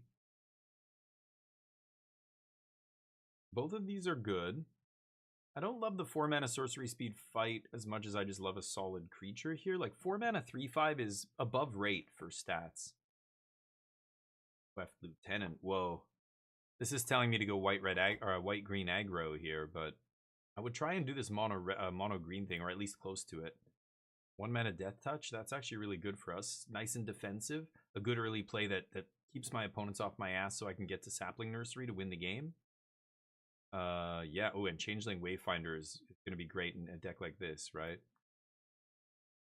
What is this? Eclipsed Realms. As it ETBs, choose type. Add a mana of any color to cast that type. Okay. Another creature enters. This creature gets +1/+0 until end of turn. That's not terrible. I would probably just take another green card here and try and go mono green. Black Panther, how you doing, buddy? We're doing some practice drafts of Lorwyn. We're going to be doing a 24-hour stream tomorrow of Lorwyn. I hope you get involved. We're going to be doing giveaways and stuff. Get your raffle tickets in, win something, and watch a ton of our drafts. We're going to be breaking down the set. We'll do some sealed to start it off, and then probably just draft. I could even play some standard, but I'm curious. I don't know. Maybe I could dabble in standard. Surly Farrier. Honestly, if this was the start I had, I would just keep taking green cards here. There's really no reason to take anything else. I like Moonglove. Surly Farrier, though, just random dude that affects combat. Like giving my 1/1 Death Touch +1/+1 in Vigilance and sending him in there, and then just having him back to block. It's actually pretty good. Like if I curve Virulent Emissary into Surly Farrier, that's not a bad start. Dawnlight Archer is weak. Oh, Pitiless Fist. So this is the fight spell. That's going to be very good, especially with Virulent Emissary and cards like that. There's the old spell Snare. Oh, and this guy. For each creature I control and each creature in my graveyard. Yeah, we can make that work. Another... Oh, this would be my first Prismatic Undercurrents. So this is pretty mediocre. Play an additional land on each of your turns. What I'm trying to do here is get to this. This is cheaper for each forest I play or I have in play. But the problem with this, Prismatic wants me to have a bunch of different colored permanents, and right now we are not doing anything with different colored permanents. Would play this. I would probably take Blackthorn here. If anything, I'm probably going to be green-black. Just take the best card here. Maybe this guy. And wow, this shouldn't be there still probably. This is Pacifism? Holy crap. So there's a bunch of white now at the end of the pack. I guess this could, like, I could be white-green here easily. This guy came back at the very end. Ooh. This creature enters with 2 -1s at the end step. Return power 2 or less creature from your graveyard to the battlefield. Power 2 or less. That's going to be really good with Virulent Emissary, right? I've already got him, Surly Farrier, and Thoughtweft. Power 2 or less. It's pretty good. There's another Tend the Sprigs. That would be the only other card I would take here. So, yeah. Torf, what's up? What are you looking at? This is Lorwyn draft. It comes out tomorrow. We're going to be doing a 24-hour stream tomorrow, Torf. But for now, we are doing a Lorwyn draft on Draft Sim. So for those of you who have not heard of Draft Sim, as soon as the whole set is up, you can go to these practice drafts. They're not very useful, but they're just kind of a good idea or a good way to kind of familiarize yourself with some of the cards and color distributions and just see what kind of decks you can put together. Like it gives you an idea like, holy shit, like I didn't even realize till I saw these cards in the same deck that, oh, this thing and this thing work well together or whatever, you know? So Draft Sim, give it a try. Celebrate your 40th birthday? Oh, that's a big one. Yeah, you're doing a big party, right? 40. That's nice. Hopefully it goes well. I will celebrate on stream, but just 24 hours stream is it's a set. It's a set thing. Set release. 168 hour stream. If I get 168 hours or 168 subs before next Wednesday, is that your birthday? Then I'll do it. You have my word. I'm saying it right now. Wait, no. Wait, no. I take that back. You don't have my word. I'm allowed to take it back. No information was gained. 168 hours is how many days? 48 hours is 2 days, so it's like 3.5 days of streaming. Well, that's definitely not worth 168 subs. It would have to be higher than that. It's not 7 days. 168 hours? No. It's like 4 days, like 3.5, almost 4. Marina's showing you a video? Okay. I would take Slumbering Walker here. 2 mana 4/4 ETBs, so it's a 2 mana 2/2 and remove. Yeah, this guy is solid. Oh, this is pretty good too. Oh, Evolving Wilds is in this. Damn. Ooh, Temple Garden's nice too. I would probably take the creature here. I want to be heavy green, but now I'm taking all these white cards. That's really good though. I'm going to take this. Another one? Dundalin Weaver. Ooh, the Druid. Druid's quite good. I'm probably taking him. Oh, another Slumbering Walker. Still, this thing can't bring back big stuff. Liminal Hold is interesting. Probably take the 2 mana Ramper though. Ooh, and more 2 mana ramp. Mist Meadow Council. So how many Kithkin do I have here? This guy I wouldn't play. I only have 2 Kithkin. I'd take the Council. I don't know how many I'm gonna end up with. Here's another one there. Probably will take that. Then I would take Pacifism. And then I might take another one of these. Yeah, geez. 2 Thoughtweft Lieutenant. And Keep Out. It's not bad.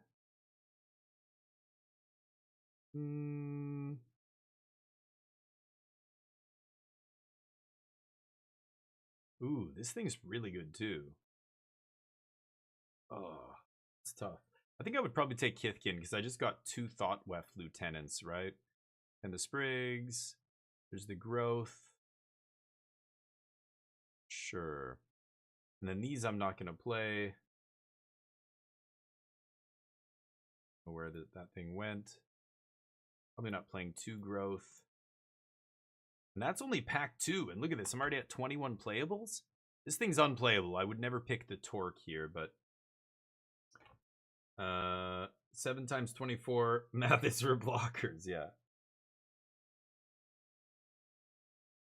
Oh, the video, yeah. It's the one. If it's for this set, they partnered with Jim Henson Company and did like Muppets, and it's fantastic.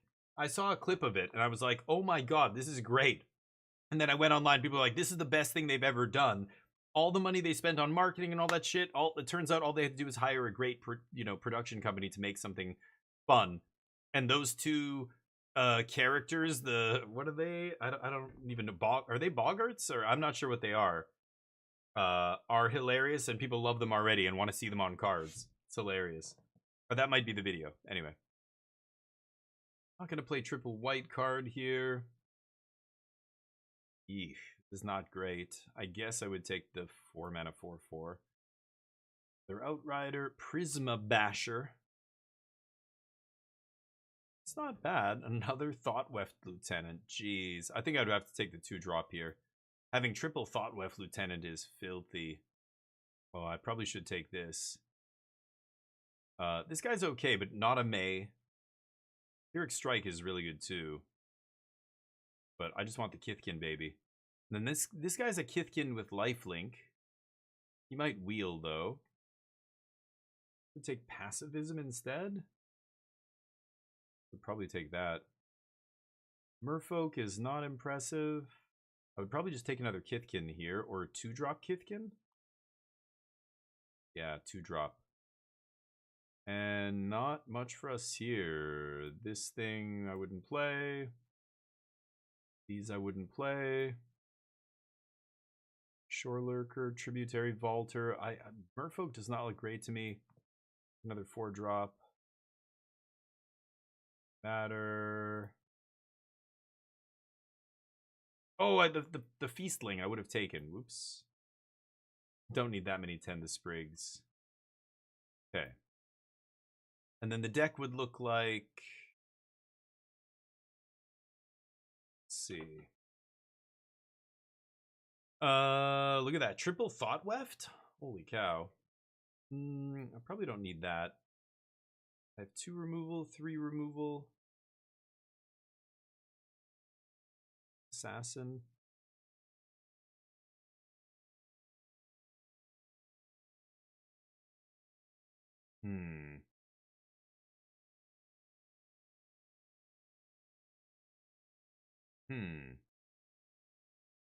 I would probably cut a 4-drop here.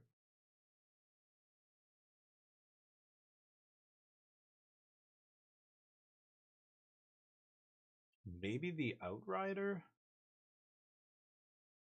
Or one of these guys. Probably these guys.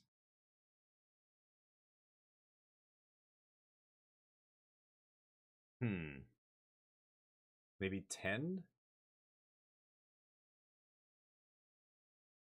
Play it like this? Yeah. This deck would look good, actually. I got so many lieutenants, it's ridiculous. But I don't have a ton of Kithkin. 3, 4, 5, 6, 7, 8, 9. I guess I have 9? That's not terrible. 10. Okay, 10. That's not terrible. This actually looks better than the last deck. But anyway, so that's Draft Sim, and you can go check it out yourself. There's my desktop. Turn off the display here. Let's play some Magic. See what's up on Arena. Maybe I'll have that video. Maybe we can watch it together. Ooh, little movie time. A little movie. A little Wizards inbox and chill. Yes. Arena's loading here. Very, very slowly.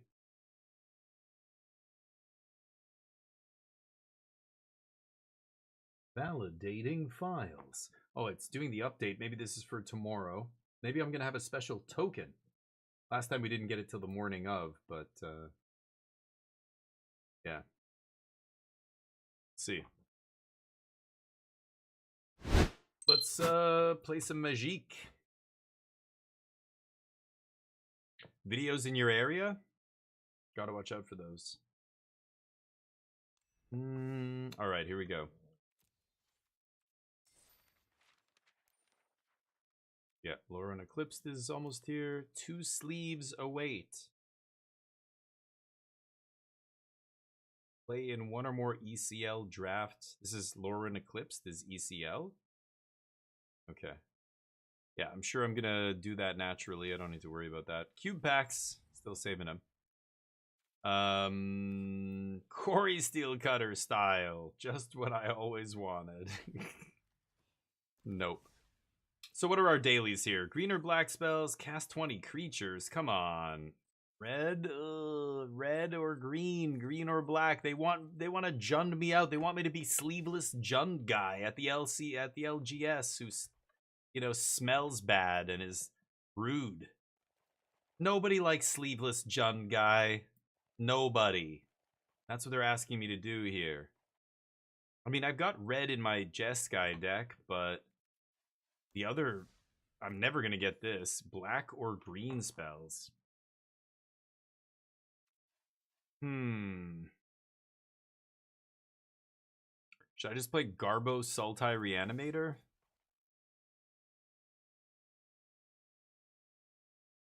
What do you guys think? Oh, you want me to play? Okay, you know what, Torf? I'm gonna do it. Because it's your 40th birthday. Don't say I never did nothing for you. It's the best gift you ever got. Alright, here we go. And you posted it in the non-deckless channel.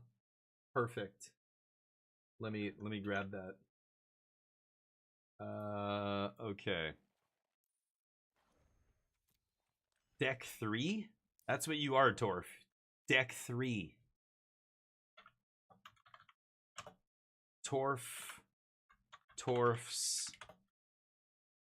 What? Torf's... Exquisite creation. I need something short. Torf's... Love child. Alright, here it is. I'm gonna at least put my styles on it. Oh, for God's sakes, do I have to craft? Oh, for fuck's sakes. I don't want to craft this. How many cards do I have to craft? 2 rares. Maelstrom Pulse. Why do I have Maelstrom Pulses from 2 different sets? Is that the OG one? I'm not going to craft one for a set I don't even have. Fuck, I hate Arena. Okay. Oh my. What are you doing? Fine.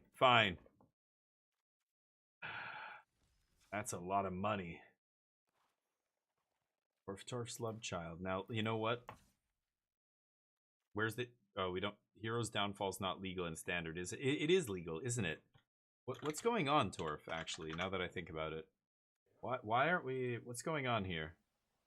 Why are we not doing this? Can I get the OG art? No? Kind of shocked and disappointed, not gonna lie. That could be it. And let's put that one. I think we should probably put 1. Why did I craft Maelstrom Pulse? I could have just played this. No, you know what? Before I tweak it, let me see how it runs first.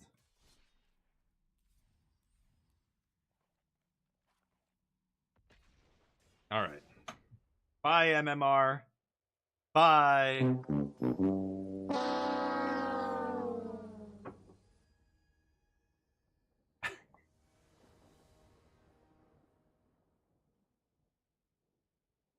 Okay. It is going to feel great if I beat somebody with this deck.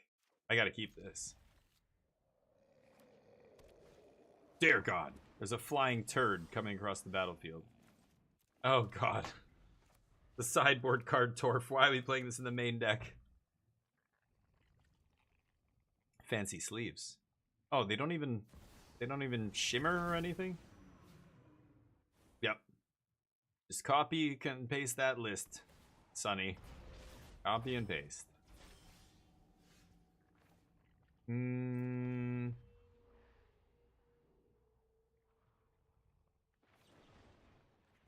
Okay. Take that. Okay.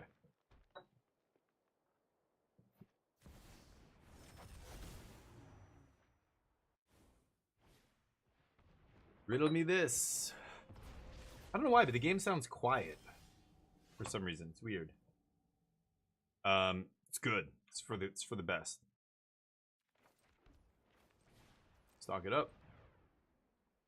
I do love a good stock up. I will say that.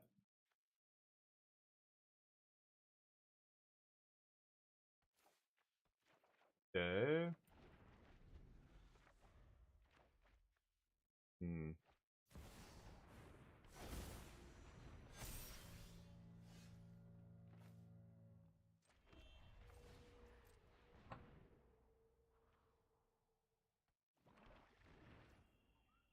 Okay, so I can Singularity Rupture next turn. I'm gonna take a bunch of damage here. That's not great. Hope they don't have a spell pierce, or I die. I could gain 2 here, but I don't really care. Yeah.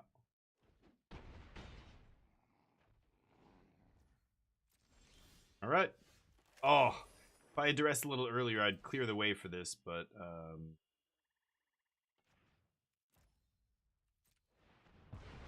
nice. Oh, and I put their yeah, right? I gave them nature's rhythms. Now I've got to cease them away. Or I'm gonna be dead here. I'm lucky they can't cast it this turn. That would be bad. Okay. If they had a Mockingbird, sure. They have 2 cards left. So I've got Cease. I've got to eat their yard. That's 2 of my mana. Leaves me with 4. So I should just go stock up first here, I think. Find my land drop. That's interesting.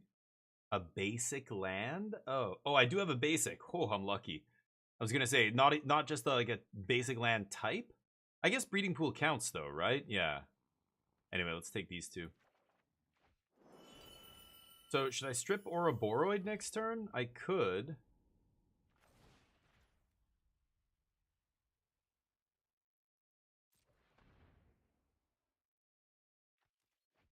Big hoof.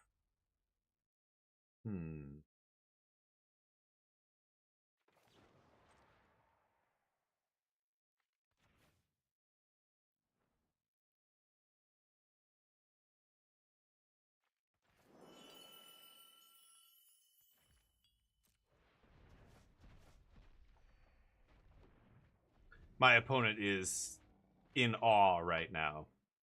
Took away the nature's rhythms. Nice. They're gonna go for Riddler here. I'm gonna deadly cover up.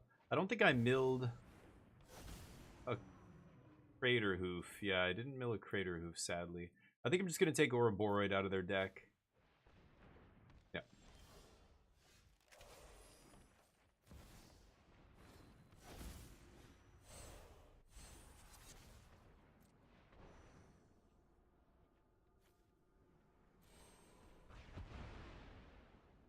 I could take the other guy, Quantum Riddler, but they already have one in exile. Hoof and Bird. Okay. Pass. Okay, now I have to win the game. How does this deck win the game? River Churn Monument? I guess it's a River Churn I have to find. Okay. Sure.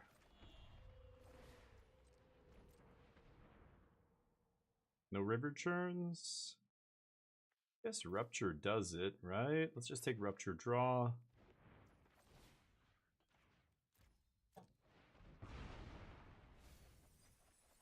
Deck isn't very big. Detect the Intrusion in the main deck? Jeez. 7 cards. We done here? I don't know. They have Crater Hoof. Crater Hoof can still kill me. Yeah, that's 7. They shock themselves. Huh.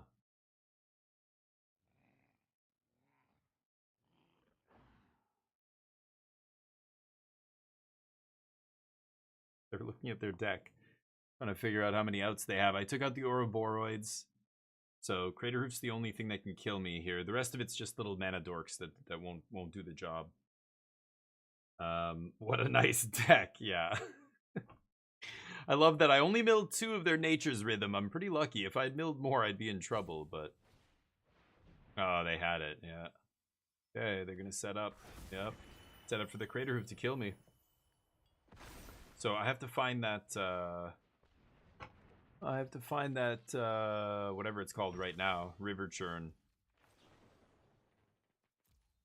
Oh boy.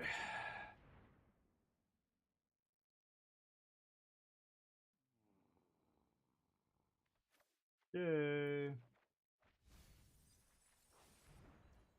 2. Yeah, I still have enough mana. 1, 2, 3, 4.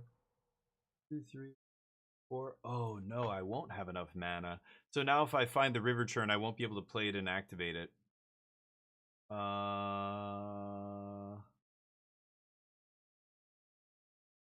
think I should just deadly cover up. They didn't mill a crater hoof? Oh. It must only have one? Usually the deck plays two. I should just take Nature's Rhythm here. And then I might still lose, but go for it.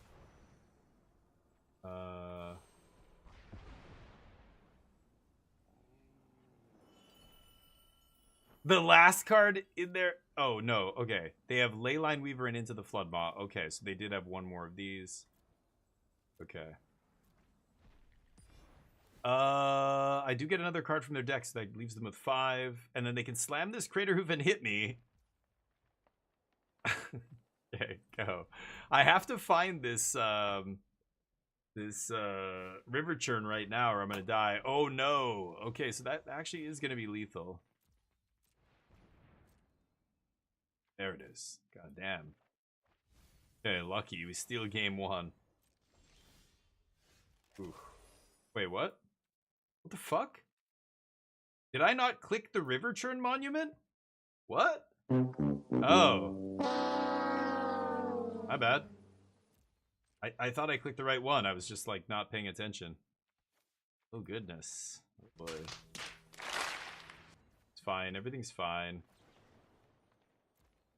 My opponent's going, you gotta be fucking kidding me right now. Yeah. Yeah, I know, dude. I'm being ridiculous. That's a lot of damage. So 5, 6, 7, 8, 9, 10, 11. They're almost gonna kill me here. I could exile, gain something. I mean, I could just mill half their deck, but it's fine.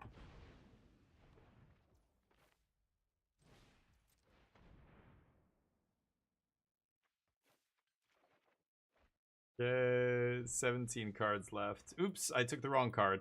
They'll deck. It'll be fine. This is just the slowest. It's like I'm a torturer and I'm learning how to torture. And Torf is standing behind me going, no, no, no, cut him like this. No, pull the fingernail like, oh, what are you doing? And I'm like, what? And the more I'm screwing up, the more painful it is for my opponent. It's like I'm decking them, but now I'm not even decking them. I'm just like letting it happen naturally or whatever.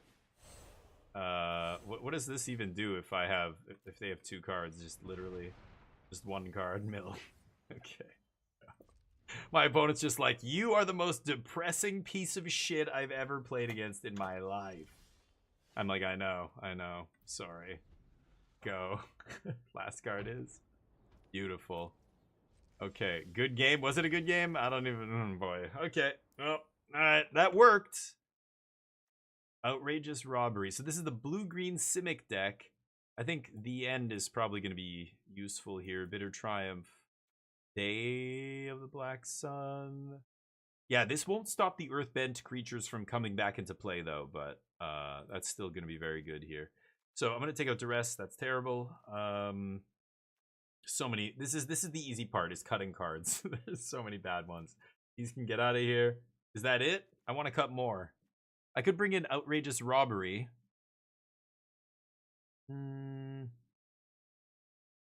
This is okay, but like the removal part is atrocious. They can just sacrifice a land or exile a land and get it back.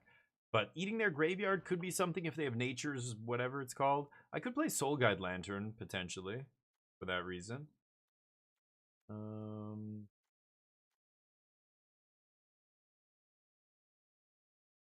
God, Maelstrom Pulse sucks. I want to cut Maelstrom Pulse. I mean, it is removal, but it's blech. Same with this, right? They're not playing instants and or artifacts and enchantments and shit. I get that out of there. Maybe I'll play 1 Soul Guide. All right.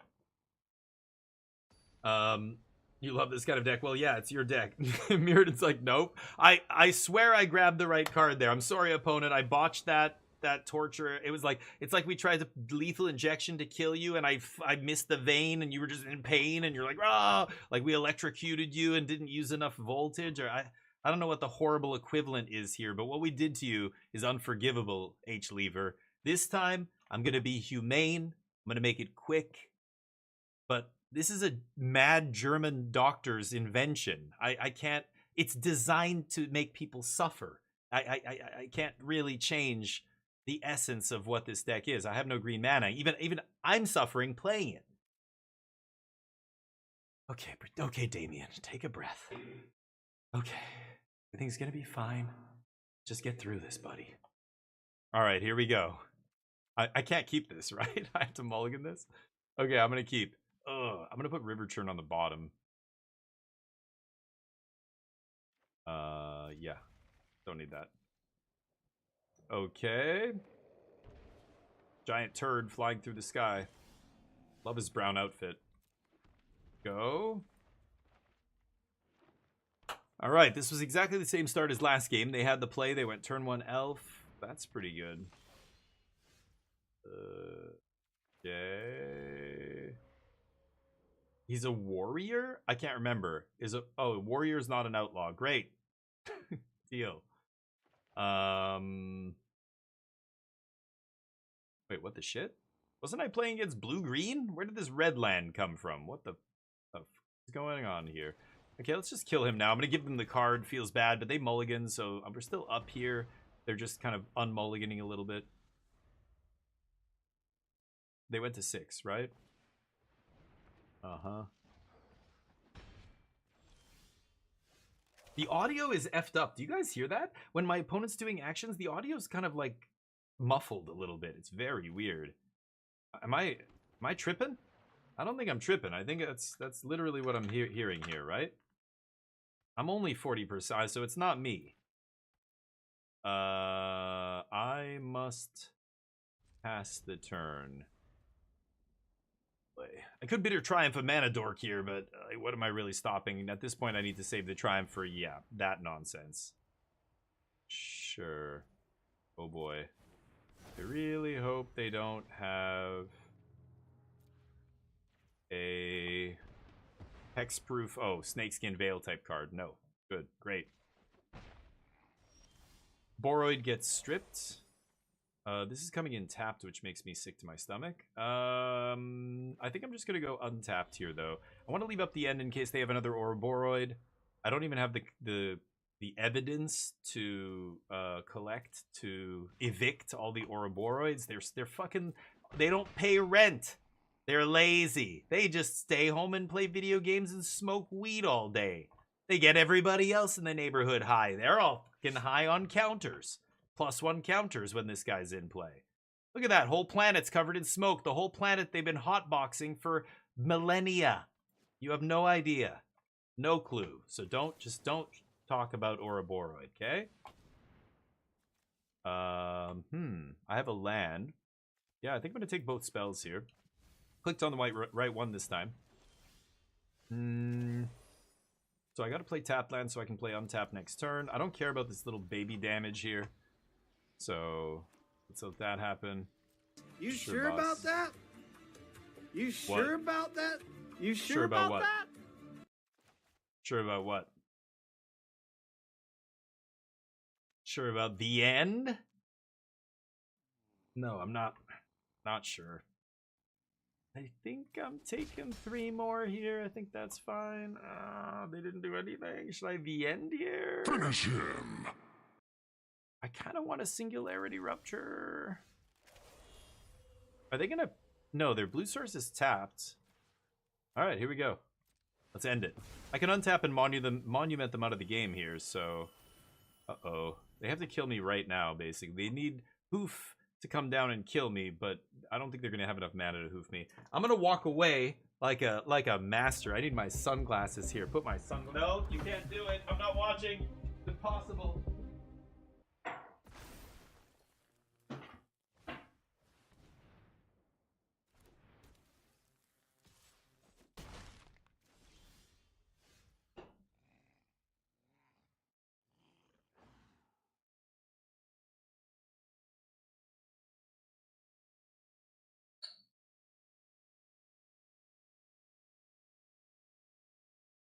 They dead?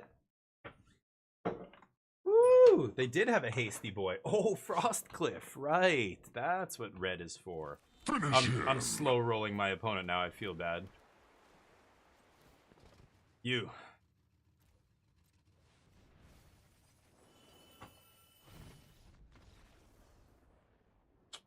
Got him.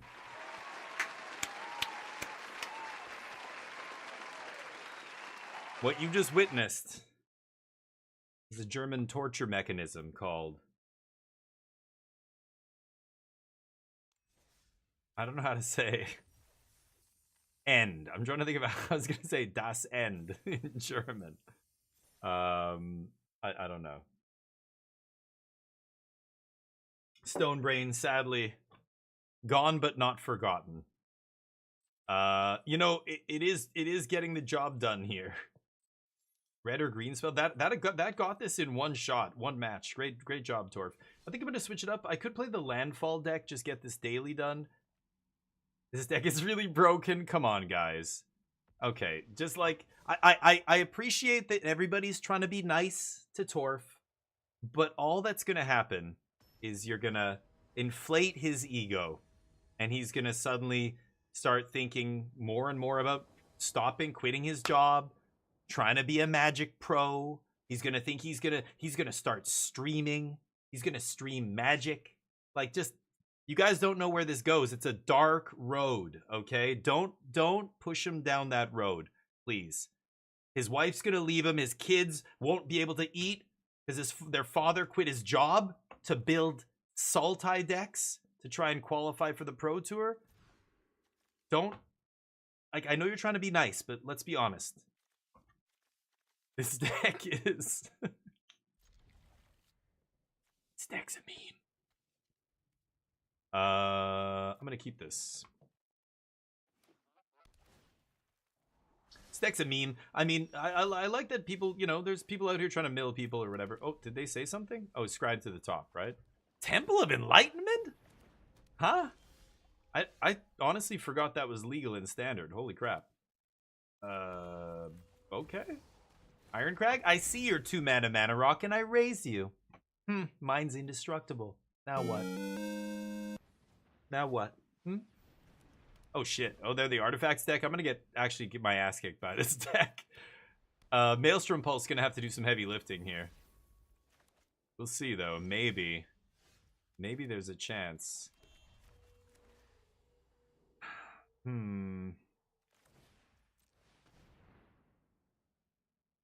mean, that destroys all artifacts. Right, I'm playing Cease Desist in the main. I forgot about that. Every time I try and put this deck in its place, the deck goes, no, what about this? And I'm like, right. It's almost like it's Inspector Clouseau. It's what we were talking about yesterday. Do you want to see my new mono blue deck? No. The last mono blue deck you showed me was 60 islands. So, no thank you. Those who play aggro suffer. Yeah, we could play an aggro deck after this. I'm just trying to do my stupid dailies first, get that out of the way. Maybe we'll do a cube draft or something after, but I have to pulse this thing, right? Yeah, because I can't sweep yet. So let's pulse this. Pass. Now I can strip them, which is pretty good. Let's see. Could strip... Well, they need to put a United Battlefront in the yard. Crispers, how you doing, buddy? You look really good. Oh, you stop it. No, I don't. I didn't do shit. I haven't even showered today. Shit! I didn't read shit! Just kidding, I showered. I'm pretty sure.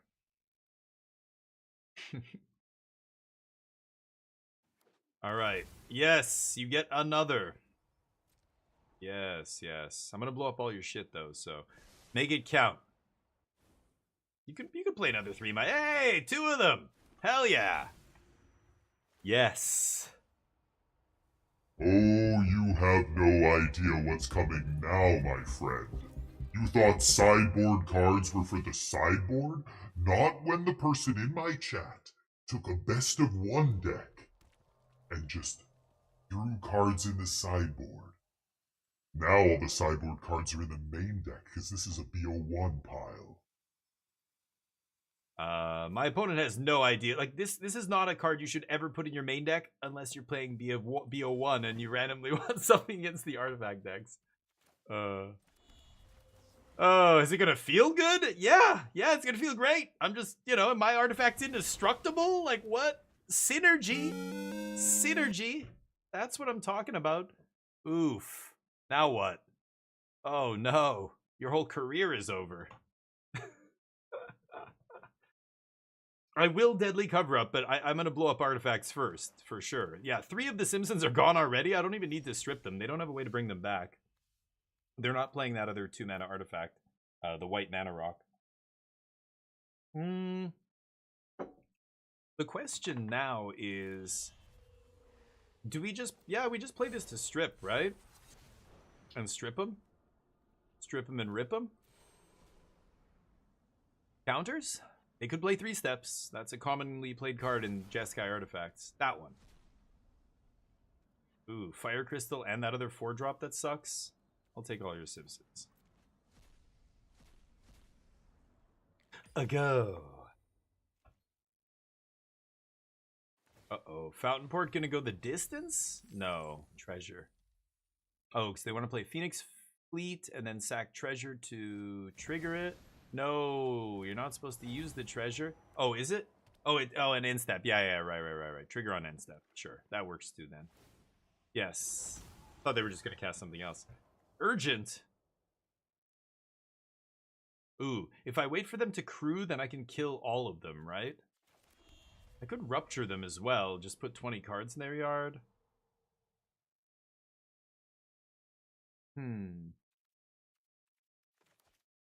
Wow, that's interesting, actually. I think I'm gonna urgent.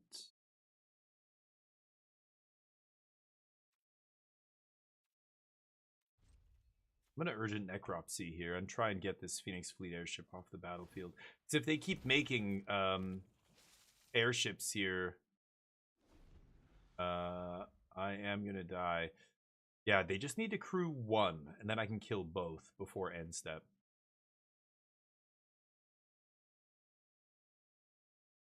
Maelstrom Pulse would also do it, but I've used 1, right? I only have 2. Yeah. What do you got? Yup. Next. Crew, come on. You want to get in there. You got to end this.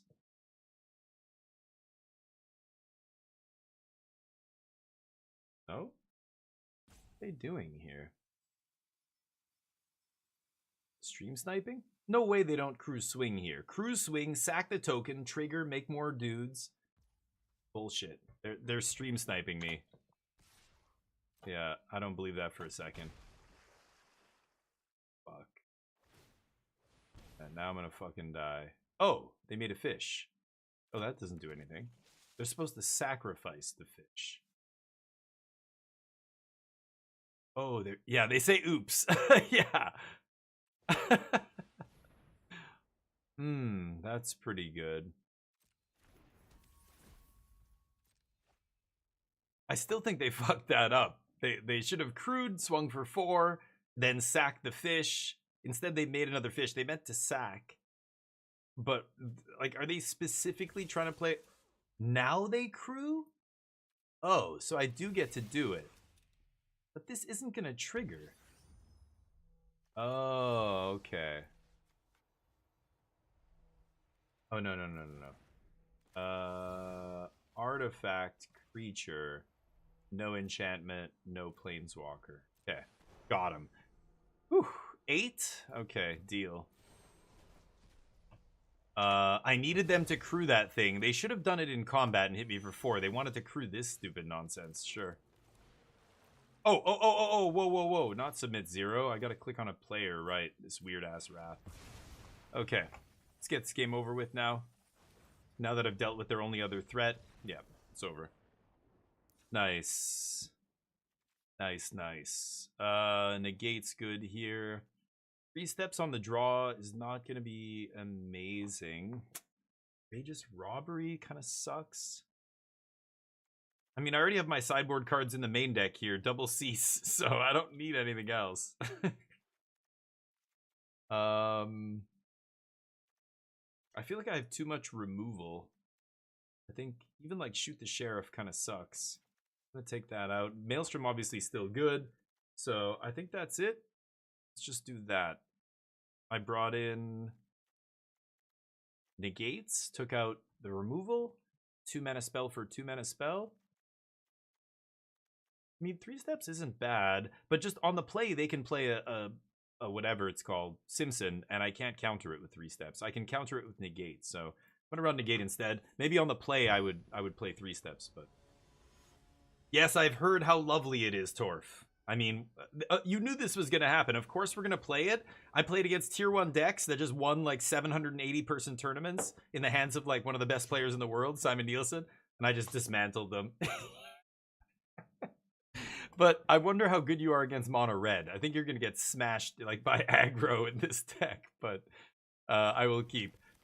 I mean, it you know, and this is why Magic's great, and this is why the arena ladder, like Bing, you were saying, you know, you're doing well with the mono white aggro deck, and it's like, you know, like arena results are so anecdotal because you're playing at such a small sample size overall, and because the arena ladder is what it is. There's players also playing garbage decks. There's your rating, your invisible rating that you have, your MMR, which actually determines who you're going to be paired with in the region that you're in out of all the players on the server at the same time as you. Who are you going to be paired with? It looks at rank, and then it looks at MMR. What is your MMR? If you do a lot of winning, because as soon as you get to platinum, you could lose 20 matches in a row and you'll still stay platinum. But you won't be playing against the best players in platinum at that point. You'll be playing against the worst players in platinum. So the worse you do, the worse the other players' decks get in relation to your deck, basically.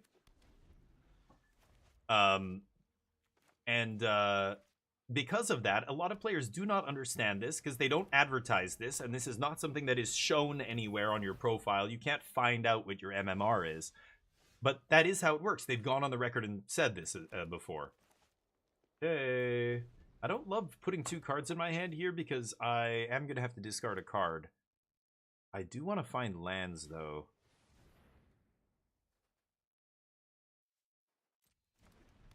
I'm going to go bargain here anyway, because you know what? They are going to counter this. If they don't... I was expecting them to try and play a 3-drop there. No, they play voice. Okay. Well, then I'm definitely doing this, because I want to put stuff in the yard for necropsy here. I'm going to have to necropsy this thing. I want land drops. Have stock up's pretty good. I think I'm going to take stock up, but man, it's impossible not to take cease desist here, right? I want to put cease desist in the yard because it's so good to throw away.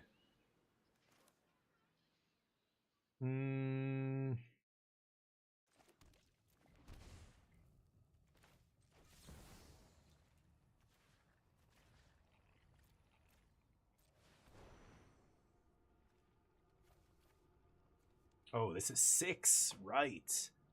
That's 6 for the purposes of, yeah, necropsy. Okay.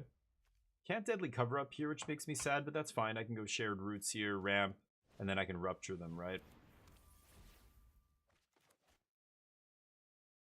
So anyway, it creates all these, you know, like you could do really well with a deck on Arena Ladder and not realize you're playing against weaker players, not realize that, you know, or variance could be a part of it depending on, you know, the sample size. Ooh, drawing negate was amazing there. Get another black source here, I think. Yes. But yeah, used to hit Mythic for several seasons, right? It felt exhausting, totally. Stop at Diamond, yeah, totally. And Brawl, yeah, playing casual Magic. I went from being, you know, I played this game in the 90s when it first came out as a kid, and I played it for years and years and years. I played it till I was about 16, and I sold all my Magic cards to put into a car, which I regret to this day, but, you know, it was a different time. Dual lands were about $30. And I sold all of my revised dual lands. Now I have a few dual lands that are worth hundreds and hundreds of dollars, but it's unfortunate. Okay, not bad.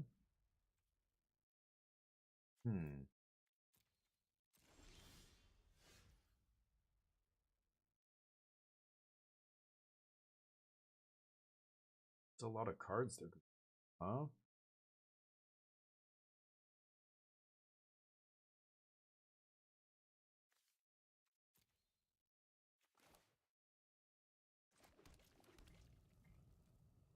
Okay. I'm gonna let him draw cards.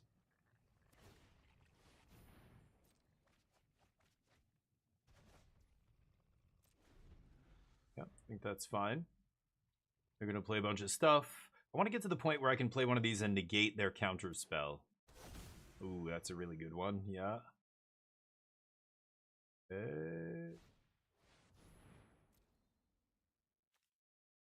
Exile my graveyard? Oh. Okay, weird.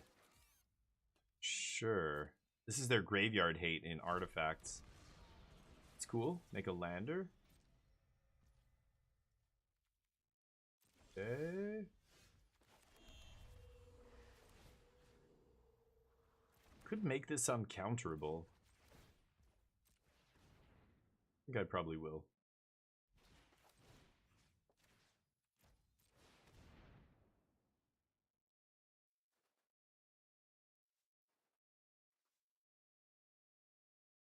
Uncounterable, mill half your deck. Sound good?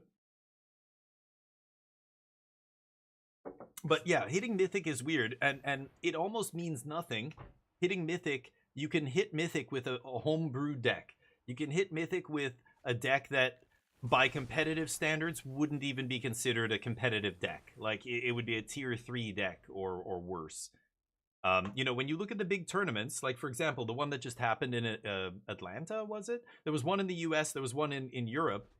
Both of them had over 750 players. So big tournaments, big Magic tournaments. That's a lot of players. That's a lot of data.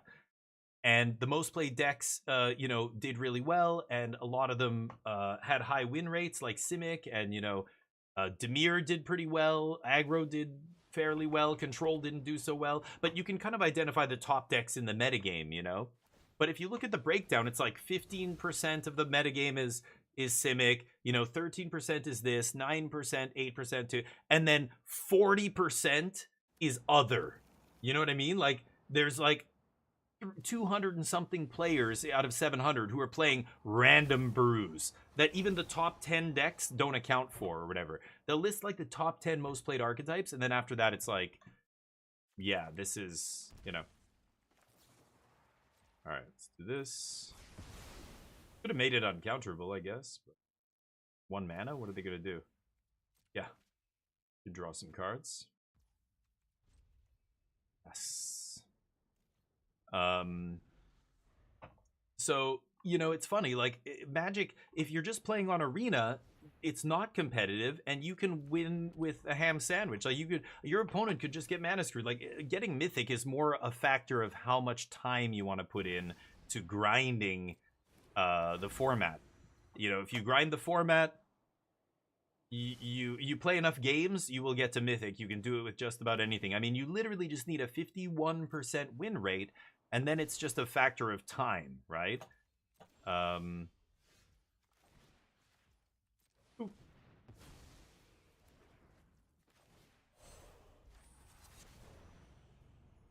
gonna do this.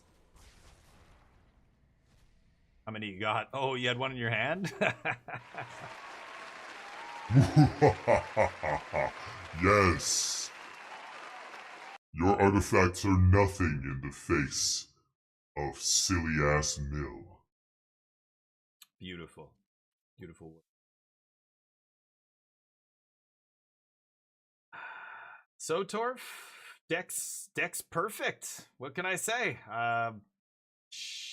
Right, I was wrong. Me, Mr. Perfect. Amazing. Deck's unbeatable. I'm gonna play till I lose. Watch me get to Mythic. I'm gonna get to Mythic right now. Easy. You sure about that? Yeah. Yes. You sure about that? Watch. You sure about that? Watch and learn. 100% win rate incoming, yeah, with Sultai nonsense. But you know, this is what people want to see. Like, as a content creator, I should just be playing nothing but nonsense decks all the time. Like, I should be playing best of one. Like look at CGB or one of these kind of people. Just like all kinds of weird brews, play best of one. You get Mythic every season or whatever. Again, that's not hard to do. But when you put it on a thumbnail and go, Mythic, like, rank number 89 or whatever with this crazy blah, blah, blah deck, it's like, there's so much that's being unsaid there that is important. Like, you know, what deck got you to Mythic? You know, which decks are you playing against in Mythic? When I get to Mythic, it's a gong show. It's usually a bunch of people playing silly nonsense, right? Eesh. Well, here's the aggro match I was very worried about, and let's see if I'm proven correct here. This is what I told Torf he's gonna get smashed against. I can't believe it. In best of one, it's tough. Like, you gotta survive to turn 5 to play your first sweeper is a little too slow, I think. I even had the mana rock, which is rare. I think the deck only plays 1 mana rock, right? I guess you play 4 of the green, yeah, shared roots, but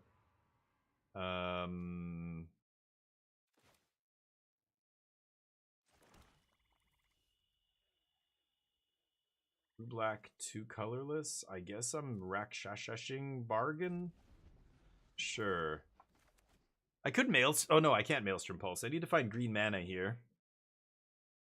Oh, it's blue-red. Oh, I thought it was mono-red. So this might actually be slower? Why? Because they want to play the blue side of this? It's basically mono-red. I think they're just playing a couple blue sources to cast Scalding Viper, but all their cards assume they're all red here.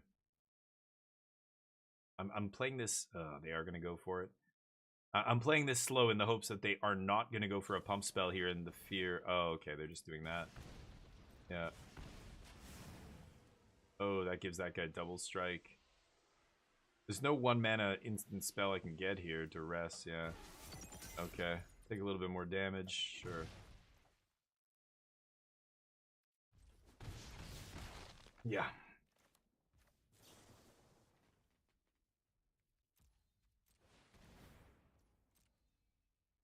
Yep. I need to find a deadly cover up here, or I'm dead.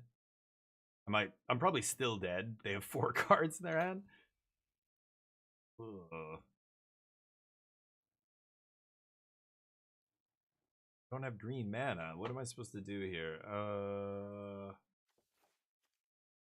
I can't stock up. I'm dead. Like, the spells I play here are gonna do damage to me and I'm gonna die. So I didn't find green. Main deck Duress is absolutely atrocious against aggro, and this is why you don't play Duress in the main deck. Oh boy. Yeah, I take a shit ton of damage. I have to kill the Bastronaut, though, actually. I'm just dead. I just want to see their hand.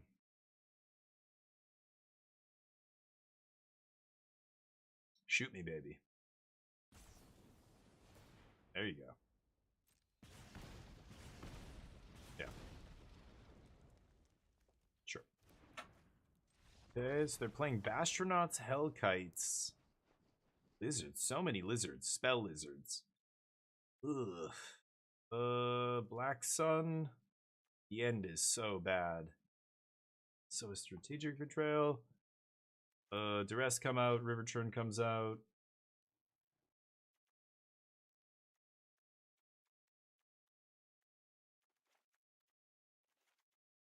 Holy fuck. So many cards to cut here. Okay, hold on. I can't cut River Churn. Bitter Triumph comes in. I guess this and the end. I have to bring in all this stuff. Okay, that's the best we can do against aggro, I guess. Okay, here we go. If I lose it, I played it wrong. It sounds like exactly what I said was the problem is the problem with this deck. But, okay. Keep. Okay, we got this. We didn't have green mana that last game, so, you know, that's why we lost. It's variance. Totally just business like, it's mana screw. It was mana screw. No, this is going to be a really tough match.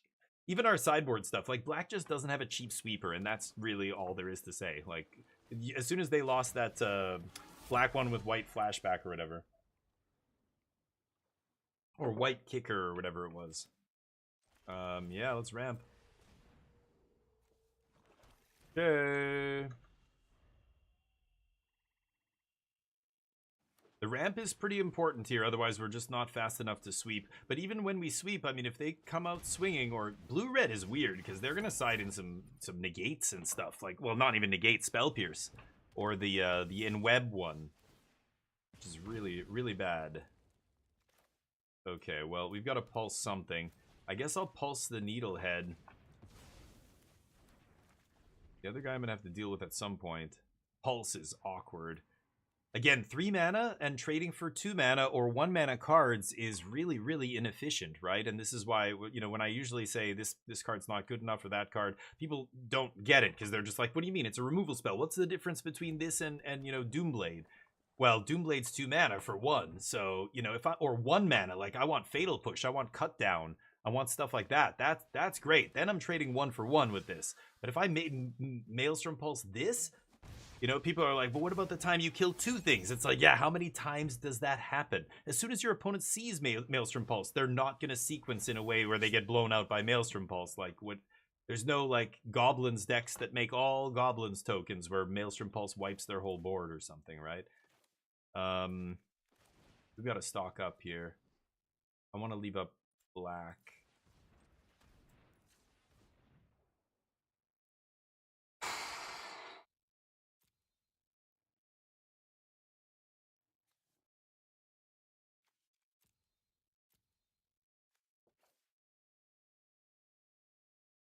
Am I just going to take all sweepers? Maybe I take the end. I just have an instant speed. I already have a sweeper in hand. I mean, I could strip whatever out of their deck. Do I give a shit? Maybe I'll take the sweeper. Okay.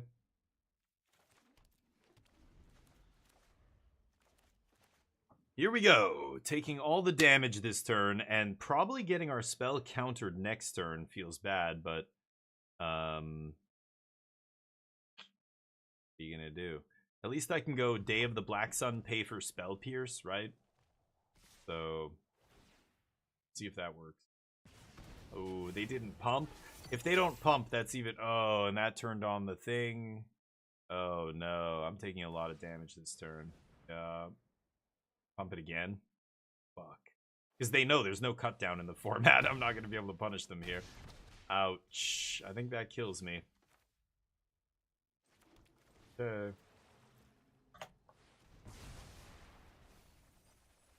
Doesn't matter.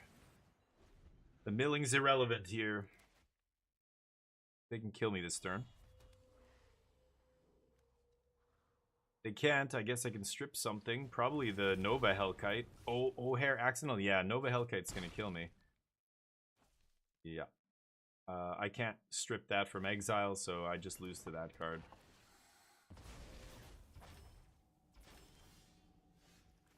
Yep. Well, that's the mono red match.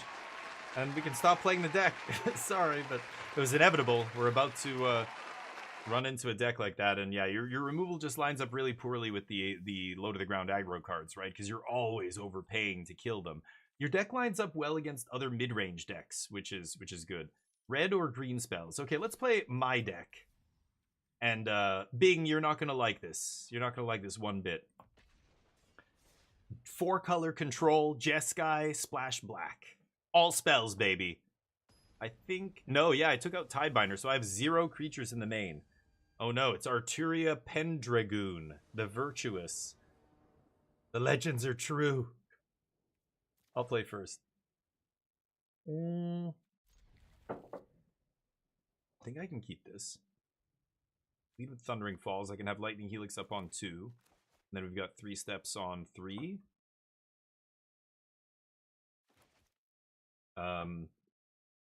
I can't believe you're not... Don't you run into aggro all the time in Best of 1, Torf, though? That's what I mean. Like, Best of 1 is overrun with that because the hand smoother totally changes the way the games play out. And, you know, aggro, combo, those kind of decks benefit. So people... I think a lot of the people who bitch about Standard being too powerful don't realize they're not playing real Standard. They're playing Best of 1. And they don't know that, like, this isn't real Magic. You're playing a weird other game with other rules. It looks like Magic, but it's not Magic. Magic... Oh. Magic doesn't let you look at 2 hands of 7 and let you keep the one that has the better mix of land and spells every opening hand. Like, that would be called cheating in real Magic. Yeah, let's play tap land. I can't kill that guy yet. I'll keep a Helix. Go.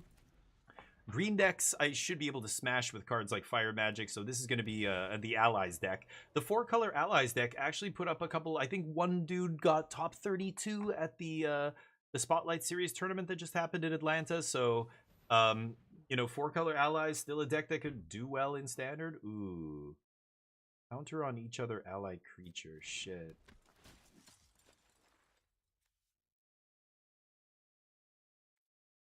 I'm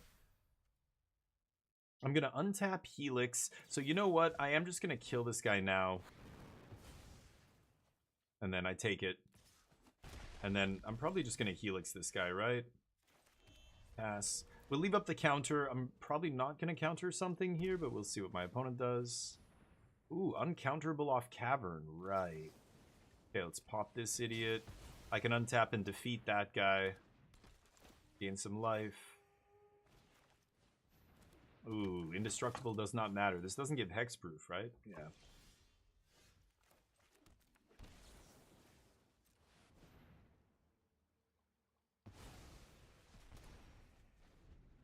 Okay.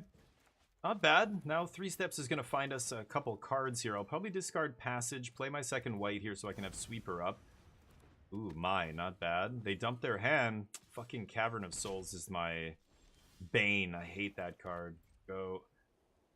So all I can do is draw cards here if they don't play anything. Yeah, pick 5. I'm at a healthy life total. Gained a bunch of life here. Gained 6. Can't counter that. Yup.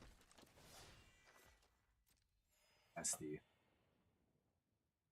Okay, Cavern of Souls, the best card in their deck. Jeez. Yep. Yeah, I will not be able to sweep this away, unfortunately. Draw cards. Life. Oh, right. Double trigger. I don't read these silly ally cards. Right. I guess I took an extra 2 for nothing there. Derp.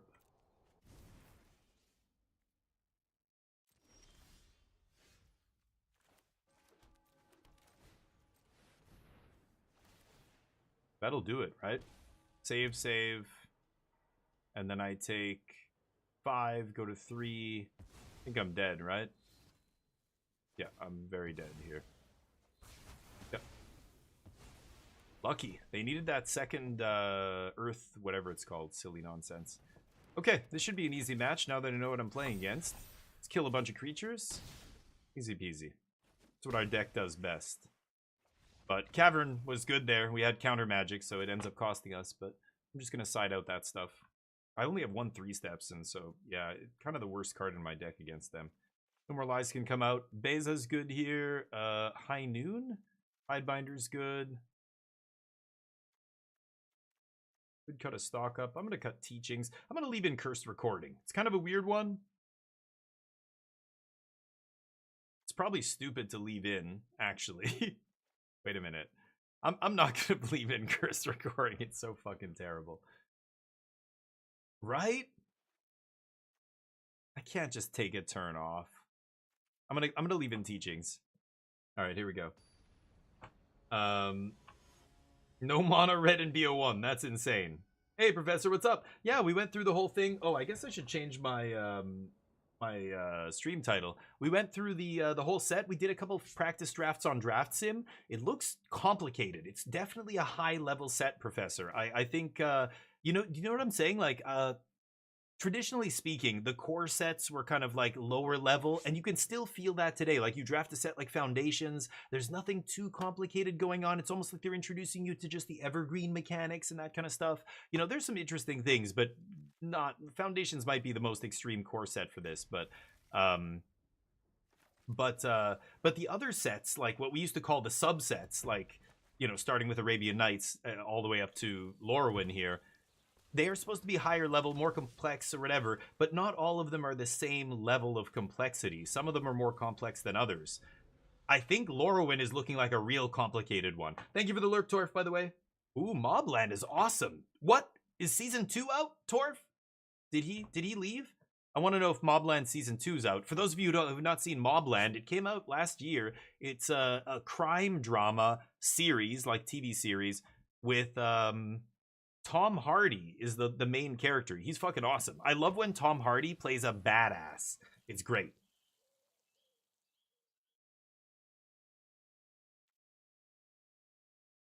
I gotta kill that dipshit, don't I?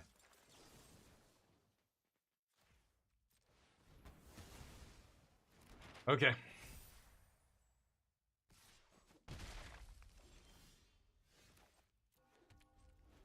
Drawing another 2-mana card was pretty good. Then I've got Consult on 4. Gotta pop this guy in response. Okay, hopefully they don't have a land here. They do, sure. No other plays though, I like that. Could name any color here. Probably should name blue. I only have 1 red source, but we don't have any double red cards in the deck. I only have 2 blue. I should name blue here.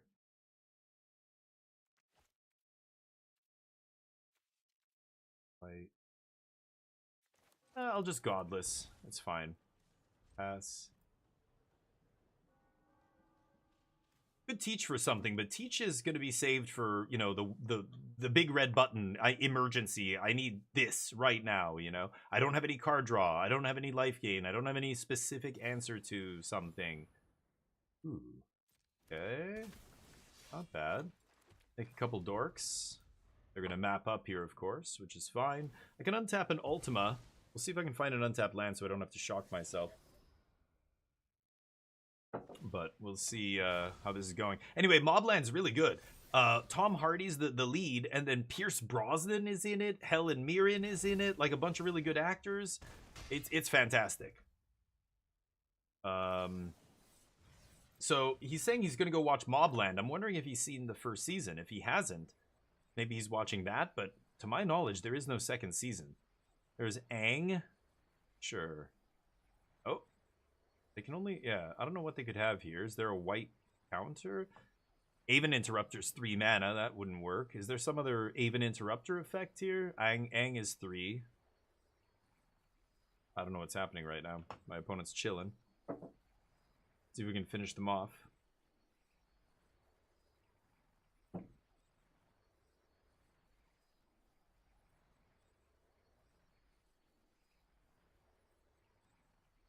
They don't... I don't know what's happening right now.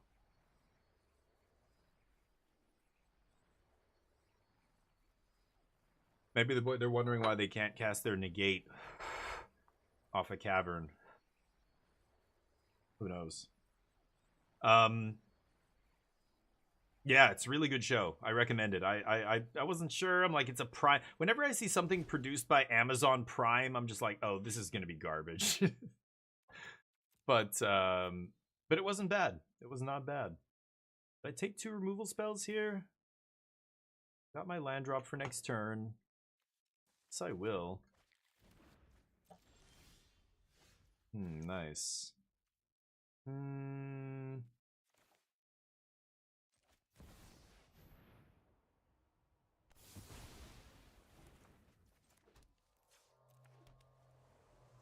They say nice. Yeah. Our deck's full of it. Right. Don't care. That's fine. We're back to parity. They had to spend another card. Sure. That guy's gonna go to the graveyard, right? No.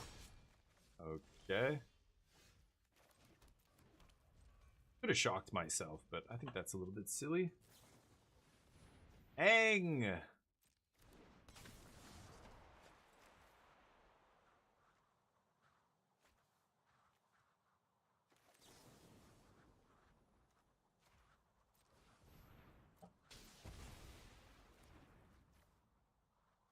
Could blast this guy. We'll see. Sure. 4 less, blah, blah, blah. Put it on the battlefield. Okay. Boy, Ultima's going to be great here. Because I'm going to get lost Hakoda on end step. So he can't give the team indestructible. Sure, boss. Transform! Tapped. Ultima. Do this all day. I'm gonna go get a Jeskai Revelation to end this game. If I draw an untapped land, I'm probably gonna actually get Consult into Jeskai Revelation here. Okay, go. Ang. Go to top 5, put something on the battlefield. I guess I could fizzle this. I think I will. Turn Ang into a nothing here. Irrelevant. And then I'm going to Teachings for a Jeskai Revelation.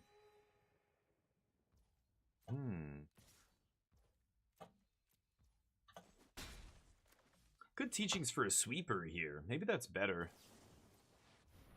But...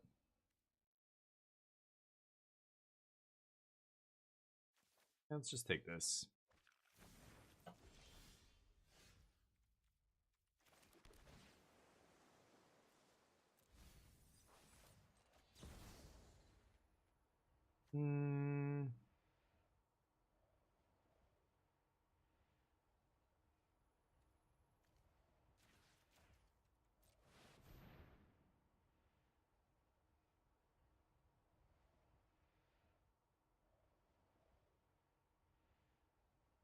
I think I'm going to kill Aang even though he has no abilities here just so that I can trade off Tidebinder freely. I'm going to get Monks, I'm going to get Life, I'm going to draw cards. This is the best thing to get here. And then I can Teachings for another one next turn if I want, or just play whatever I draw here if I draw something good. Oof, not very good. Okay. Might have to Teachings here. See what our draw step brings. There's at least a handful of decent Prime shows, so I guess what you mean. Yeah, there's a couple, but there's a lot of garbage to fat, right? There's a lot of garbo in there. I don't know. So, like, it's almost like you can tell that it's a Prime produced show. There's like one name, there's like one big named, you know, actor who's clearly just there for the paycheck, and then there's a bunch of really bad actors. The writing is like, eh. Sometimes they're engaging, sometimes the shows are still good, but I don't know, man. Amazon Prime shows are almost like, you know, a TV show from Temu.com or something. We don't need real TV. We have TV at home. That kind of thing. Okay. Come on. 1, 2, 3, 4, 5, 6, 7, 8. 6.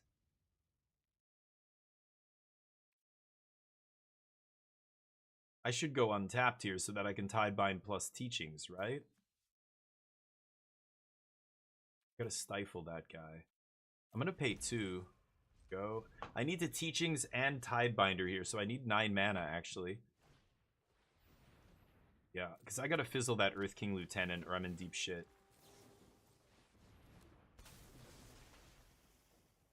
Yeah, I don't care if they draw cards here.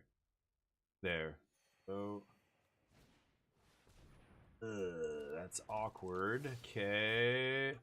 So I could Teachings for a Sweeper here. Maybe I should. Or I could get another Jeskai Revelation.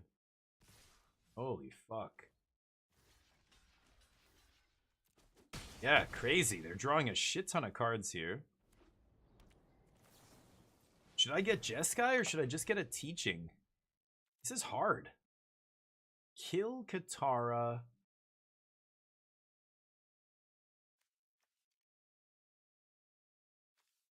Bounce South Pole?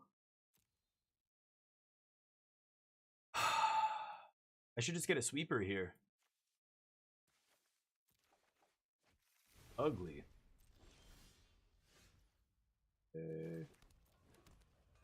Is there a reason to pass? Is there something they could do to hurt me if I pass?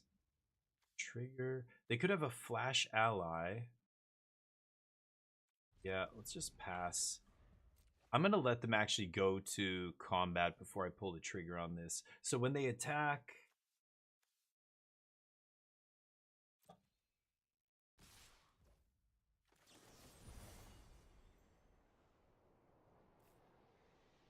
I'm even going to make them lose all their abilities. Just to make sure. And I've still got Helix up here. Oh, you gotta be fucking kidding me. Yeesh. They drew a random counter spell. Holy crap balls. Okay. Wow, that was lucky draw. That is the kind of thing I thought they would sideboard. Oh, and I can't kill the 3/4 here. Oh my.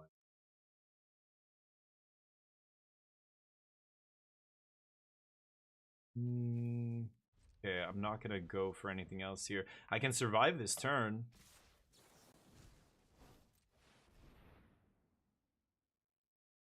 Another counter? Jeez, lucky, lucky. Okay, I guess I lose to the Allies deck. Kind of surprising there. That's generally an easy match. They need to have that counter magic at just the right time. But we also needed to draw a little bit better there. I didn't see a single card draw spell. I needed to keep the gas going. I died empty-handed. Not the goal with that deck, so unfortunate.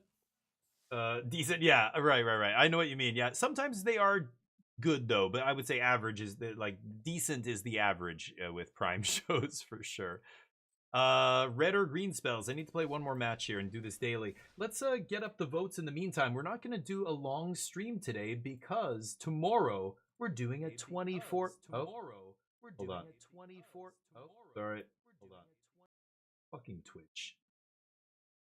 I hate Twitch. The fact that I have to go to Twitch to run a poll on my own channel is so goddamn stupid. Like, I can't believe there's no module for OBS that lets me run a goddamn poll on Twitch. I could use straw poll, but then people who show up after the poll gets announced don't see it, and yeah, it's a whole thing. But anyway, sure, keep. Turn off the obnoxious fans. We're gonna do a 24-hour stream starting 10 a.m. Pacific time. I hope people join us for that. We're gonna be playing 24 hours of the new set of Lorwyn. It's gonna be fun. Doing some sealed, doing a lot of drafts. We do a 24-hour stream every single time a new set drops. We do giveaways. We do a bunch of different stuff. It's always a good time. So get involved. Pop in and say hi. It doesn't matter what time zone you're in. I will be awake and playing Lorwyn. Sure. Wow. Lose a couple matches to allies, to some Garbo allies deck, and my MMR is already in the shitter. I'm playing against Sarkin here. Huh. Never seen that card actually see play. It's a Dragons deck. Okay. Interesting. Dragons or Omens?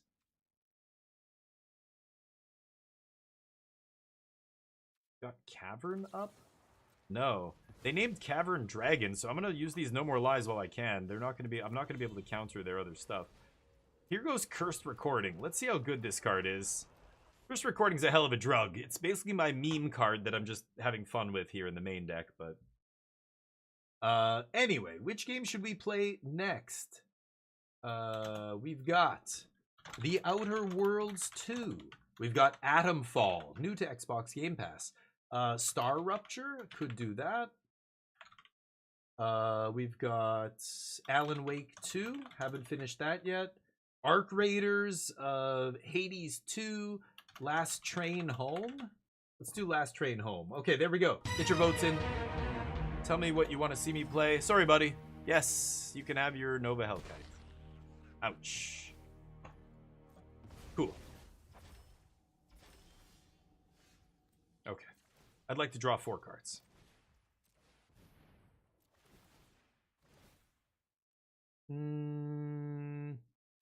Get Lost going to be better than the small removal here. Okay, so that's untapped land. I can draw 2 more. Ooh, Consult's nice. Probably just taking another land here, actually. So I could leave up 2 mana here. I probably should. Let's pass. Because they could just slam that Hellkite. Want to kill it. Does mean that Curse Recording can't copy it, but who gives a crap? Yeah, sure. Boop. This goes to 2. I've got to bounce that before it gets to 7, or I'm dead. Let's go tapped 6, so I can play untapped 7th if I have Jeskai Revelation. I don't have a black mana yet. I have to keep that on top, actually. That's awkward. I think I'm probably... Ugh. But I'm going to double consult here, right? Or am I going to double stock up right now? 5, 9... I already played a land. If I double stock up right now, I have to discard a card. Let's pass.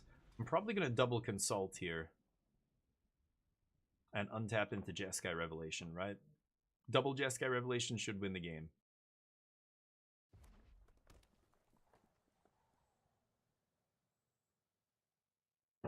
Dragons. Again, another deck that I don't know how it beats aggro. You're just playing 2 drops that don't, you know, interact with aggro, and then giant things. ETB gain 5 life. Okay. Have 5 life.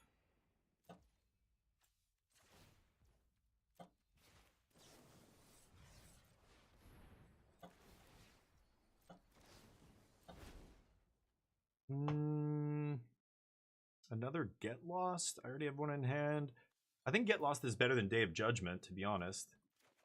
Big watery. Oh, come on. Like, 12 cards? No Jeskai Revelation? You gotta be kidding me. Awkward. Okay. Oh, brutal draws. Okay. I guess I'm gonna double... Oh, I played the wrong land. I was supposed to play black. That's awkward. 4 counters. Oh boy. Pass. Discard fire magic. I was supposed to play Black Source, and then I would have double defeated there, drained them for 6. That way I don't just die to my cursed recording if I take 20. I take 20 damage if this gets to 7. Whoa. Destroy non-basic land. Oh, rude. Okay.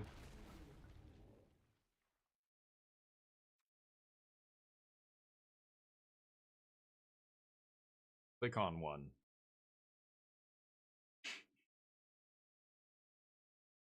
Oh my god. Yes. I will float blue. Sure.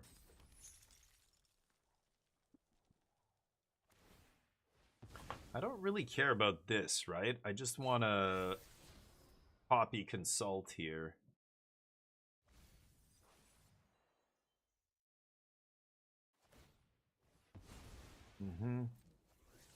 Bunch of their cards are dead, like Get Lost. Sure. Going. Sarkhan's bad, right? Throw it away. Whenever Dragon Control enters, put a counter. Yeah, I don't know. Sure, keep it on top. This.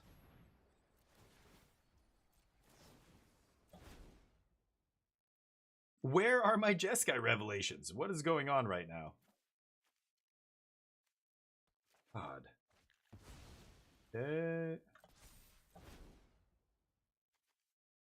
I don't know what's happening. Wild. Oh my god. Where are the Revelations? I still have 3 in my deck. I feel like I've looked at like 40 cards here or something. It's crazy. Okay, I've got to play untapped Black Source here so I can double defeat. I could hit both these permanents right now. Probably should. That goes to 6? Oh boy, I'm gonna die if this thing triggers again. Oh shit. I needed to find a revelation to bounce this thing. I guess I could target this with the defeat? I could target my own thing?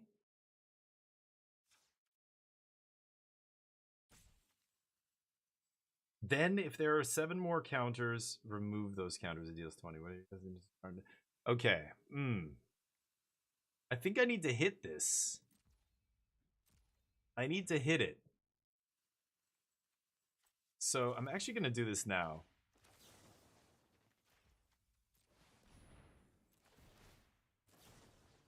But then I lose 3 life, right? Okay, I got this. I got this. It's gonna be fine, chat. It's gonna be fine. We go to 20 exactly. Go. Let's discard some stuff. Maybe Day of Judgment. Okay. So what I'm going to do here is I'm going to have to maintain full control, put get lost on the stack. When my triggers go on the stack from recording, I have to respond and play defeat? Oh no, that doesn't work. Yeah.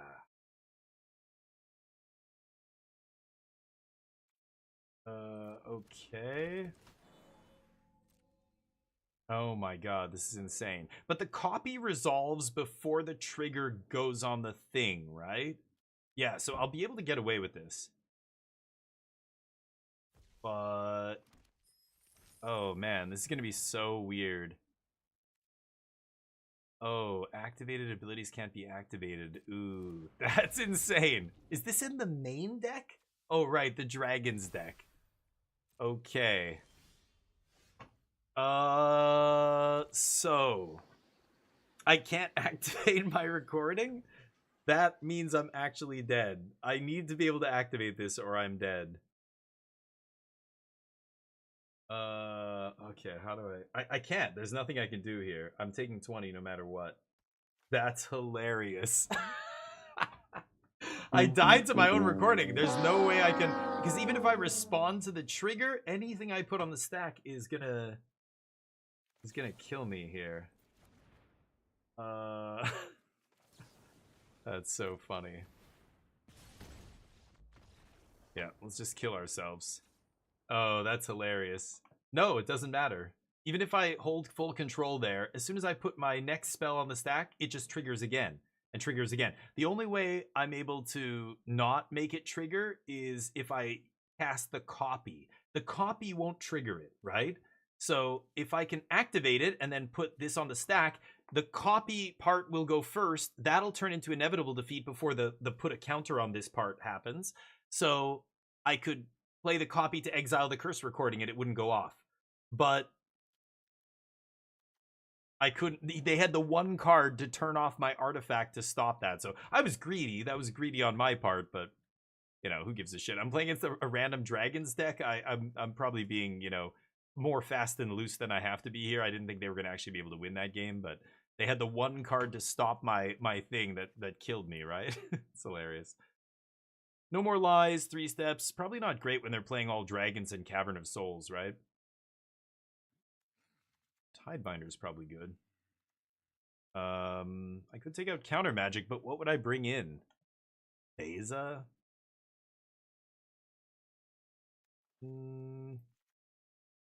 Whatever, I don't really care. I just want to play red spells. Let's see the results of the poll. Adamfall and Alan Wake 2. Oh, I like it. Thundering Falls? What? And Helix in response, yeah. Earlier when I played Thundering Falls, I don't know what that was in response to. Sorry, Daz, I missed it. I have no white mana here, but we'll figure it out. There it is. Thundering Falls.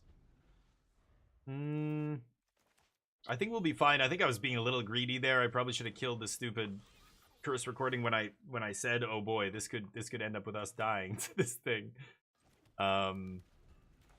But I decided to be greedy there and see if they could beat me. They found the out, you know, good games. But I don't think that's very likely to, like, dying to my own curse recording. I think that's the first time it's ever happened, and the only reason it happened is because I'm not being as careful as I should be, right? I could have killed it the turn before, as I announced when I was like, should I kill this? I should probably kill this, but no, I'm gonna leave it. Idiot. There, go. Could leave up Tidebinder there, but I think it'll be fine. All right, we'll get to some games after this. I think I'm gonna switch it up and play some Adamfall. We're in a vault right now in that game. It's like it's Fallout, except it's Fallout in England, basically around World War II. It's very weird. A poll tie. Can you believe it, Jub? The poll is never tied in this channel. So super weird. Must be a full moon tonight. Well then.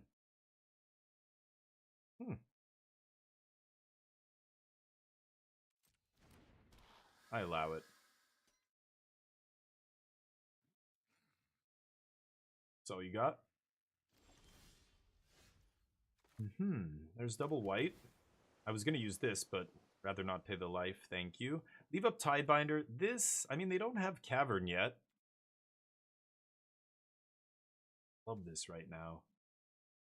I'm going to try it. I'm going to regret that, I think.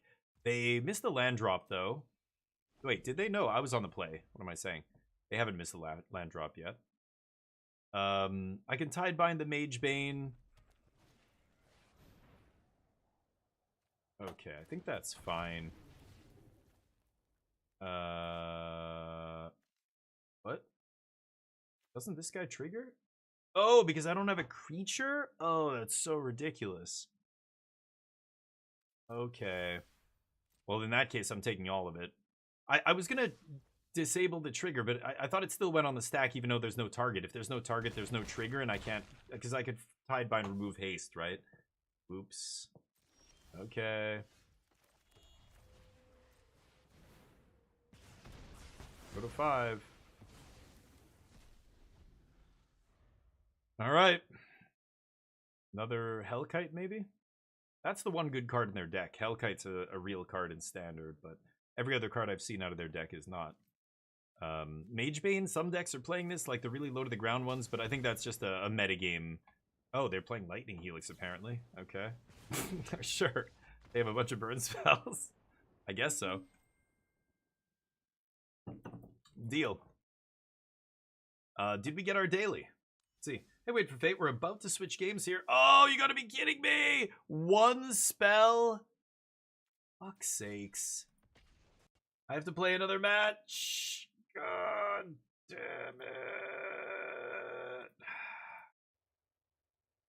Alright, I'm gonna get some coffee. I'll be right back. How you doing, Wait for Fate, by the way?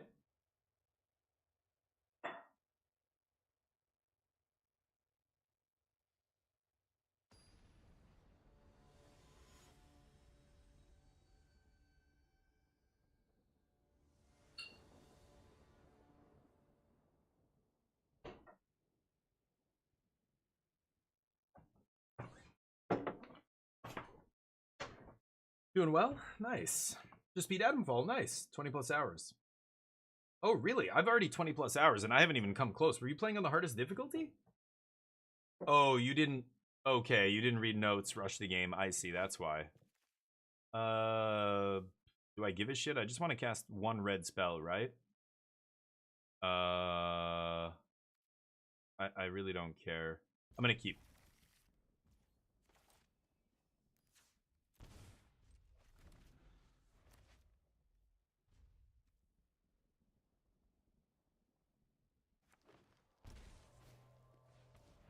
Amazing.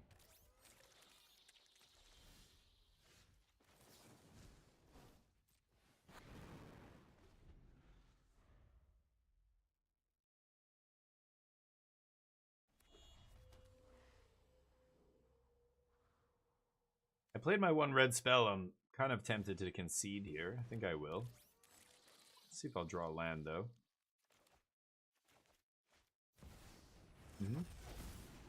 Not a great start for them.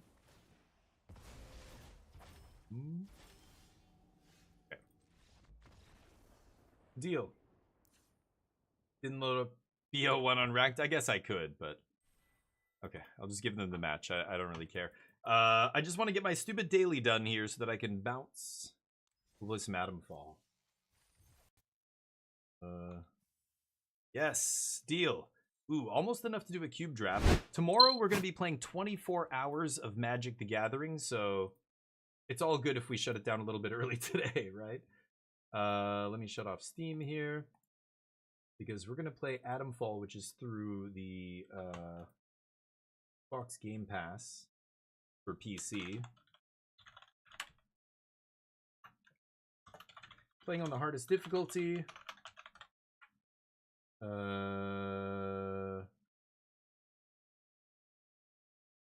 Okay.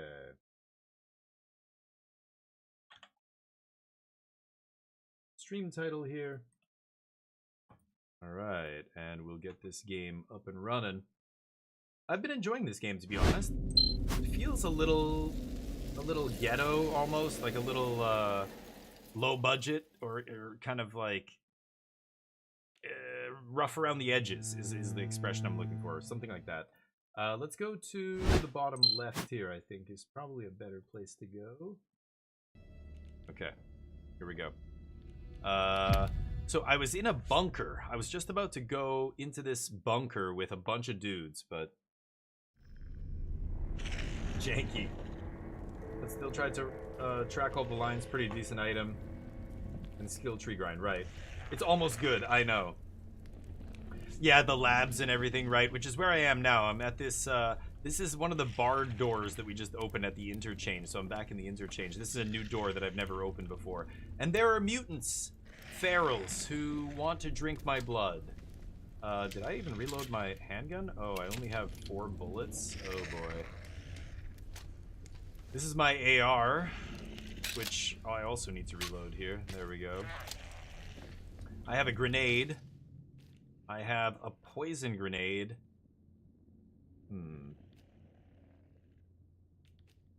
I'm full health here. I think I should put submachine gun on instead of the handgun here. And let's get this show on the road. So what am I going to do here? I'm going to throw a grenade at this guy's feet. That guy's going to charge me. I'm going to hit him with the long range gun, I think. Okay. So this first. Oh, he's not even dead. There we go. Ooh. Blasting him in the head does the trick. Nice. Okay. Big cloth. Okay. Let's whip out the flashlight. So this is the interchange. So I should be able to go deeper here. Oh, and there's an explosive barrel right there that I could have probably utilized. Nothing around here. There's this. I don't think... Can I open this? No, it's no power. And there's an auto turret. As soon as I put the battery in here, that auto turret's gonna start working again. So this is an area, this interchange, I've been going through these different areas trying to unlock each door. This huge lab was all segmented away. So I've unlocked C and D, Charlie and Delta. I've discovered Alpha, but I haven't unlocked it yet. I put the biohazard sign there because it's blocked off by these spores that I can't really get through. The lever here. Alternator. Okay. But I need to find the area where I can put in a battery, and I need to put in one of these batteries that I found. Ooh, Data Store Bravo. There we go. Okay. I did it. Last bottle. Scrap. Not much here. Glass. Battery supply problems. Store Bravo is playing up again, Douglas. The thing guzzles energy like a hungry animal and the cables can't cope. This is the 3rd battery it's fried in as many months. I'd need more spares, but all the batteries are going to Garrow's robots now. That's the other scientist, yeah. Frankly, it's ridiculous. Yeah. Okay, so the guy needs batteries. I've got a ton of batteries. I just need to find the spot where I'm supposed to put them. Oh, some G ammo.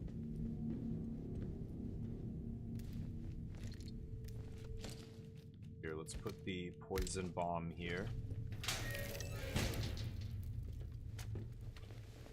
Oh, there it is. That's the spot I have to put it in.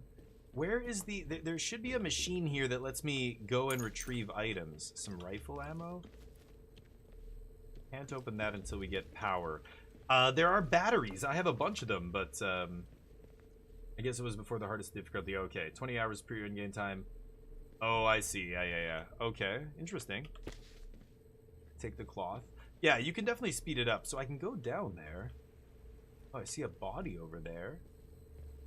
I need to find... There's a pneumatic tube that lets me put items away, and I've got like tons of items stored in that tube. Yeah, I can't release any of these doors until we get power here. Let's see if there's anything down here. Computers the size of rooms, because this is like 1950 basically. Nothing down here, really? One more door, storage. Okay. Ammo. Okay, well. Oh, I didn't go up here though. Ooh.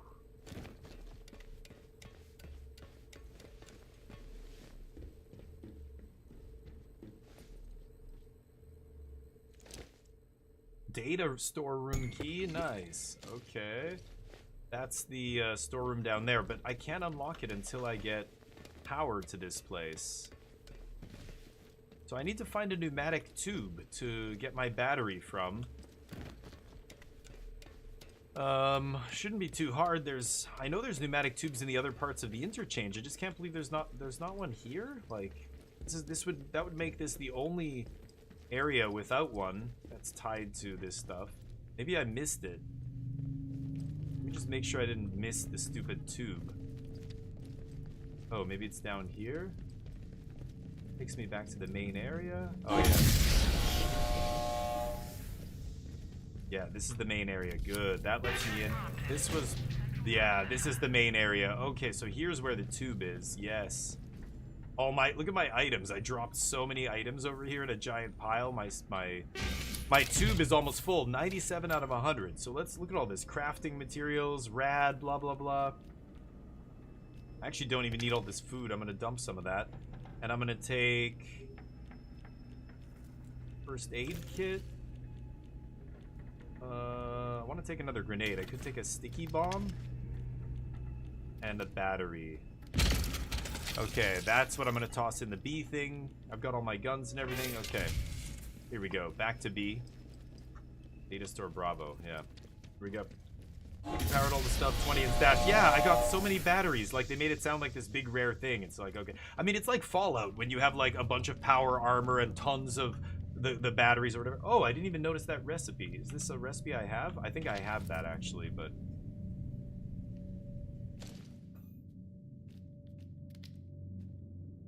yeah, I can't learn it, so I already know it. I just don't need more recipes. I'm gonna drop it. Okay, here we go. Turning on the B site. Now, this could be... I don't know what's gonna happen. Like, every time you turn one of these on, it does something crazy. So, let's see. Battery, baby.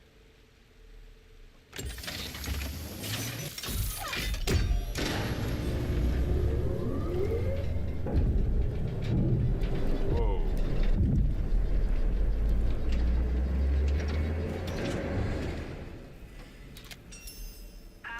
Okay. Oh, I can go up above. I didn't even notice that.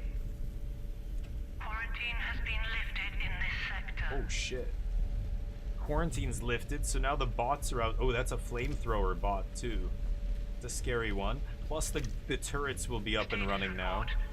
Connection lost to all data collection bunkers. Connection lost to all data collection bunkers. Those are the exterior bunkers. Okay, let's open up these doors now that they have power.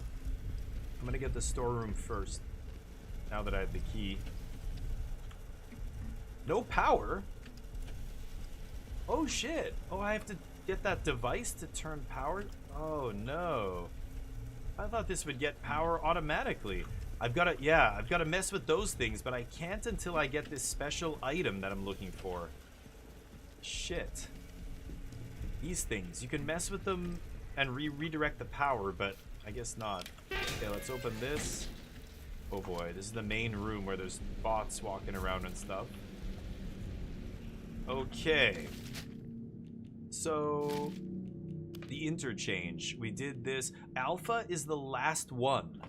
That's the last one I have to open, is Alpha. Oh man, I don't want to F with that guy. Guess I'll leave this open, but I'm gonna just get out of here, I think, the way I came.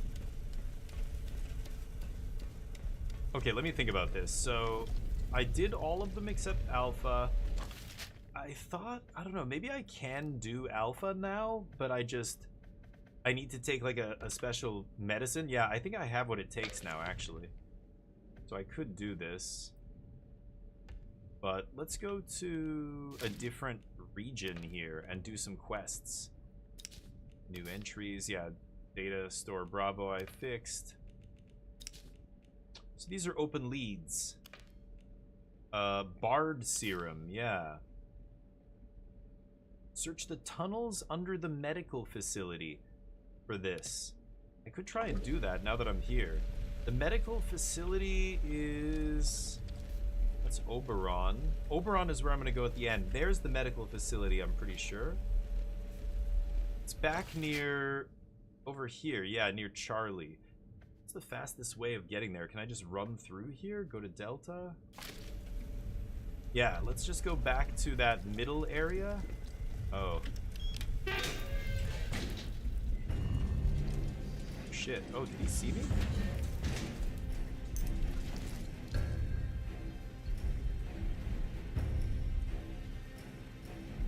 Oh yeah, he's looking. Can't see me through the window, apparently. Oh yeah, he's... oh. Okay, he went back to just guarding.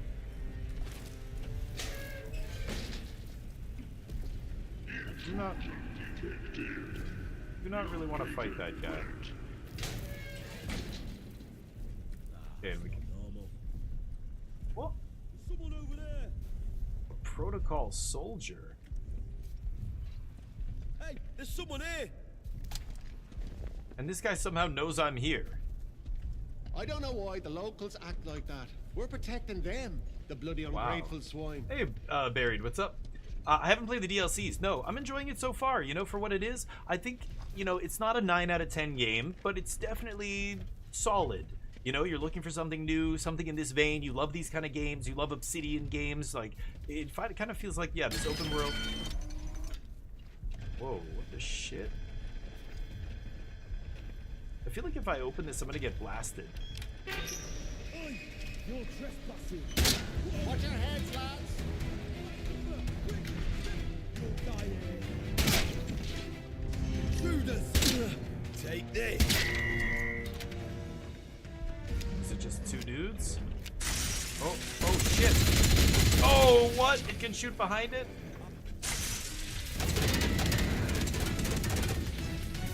Jesus. Oh god.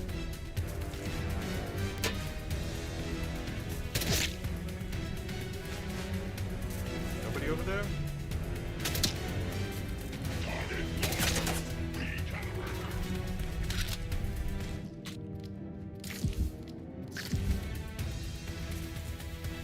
Holy shit, so many guys here. This thing's a sniper rifle though. That's what I mean, like the guns, there's almost no recoil on these guns. The submachine gun kind of has some recoil, but... oh. Can I open this then? No, it's just gonna be closed. Okay. Oh shit.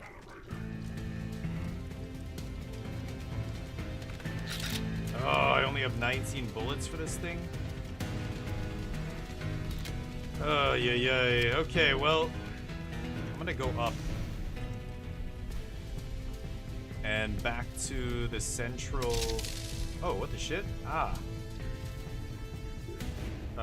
Go back to the central area. Was there another door that I needed to open back here? No, it's just this, right? Yeah. Okay.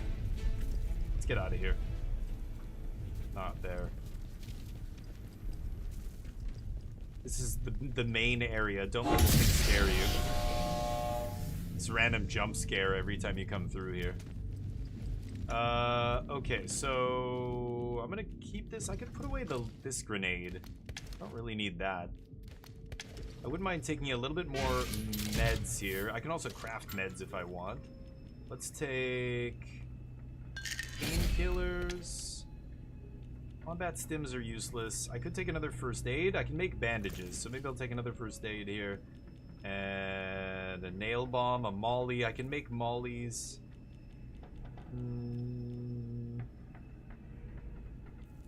I have a sticky. I'll take a normal grenade, I guess. Okay. Yeah, maybe I don't need this. Let's just take a couple normal grenades. I'm gonna take that, but I also want to take a... I think there's a resistance potion. Not to burn. Antidote is to poison. Maybe it's radiation resistance? I can't remember which one I need here. It might be poison? Oh no, I know what it is. It's the purple one. The one I learned from that old lady. Which I've never made. This. I need herbs. Crap. I need to make this. This is infection resistance. That's what I need to get into that area to turn on the A site, I'm pretty sure. Okay, let's save it real quick. I guess I'm at, yeah, I don't know, 15 hours? I'm not at 20 yet, but maybe I will beat this before 20 hours. I need to connect A. Once A is connected, all the power's connected, and then I can turn on the central processor and go to see Oberon here. So I could go, yeah, straight over here to medical is where I want to go, I think. No? This way? Oh. It's down there. I'm gonna go to C-Store. I know I can get to medical from there. So annoying.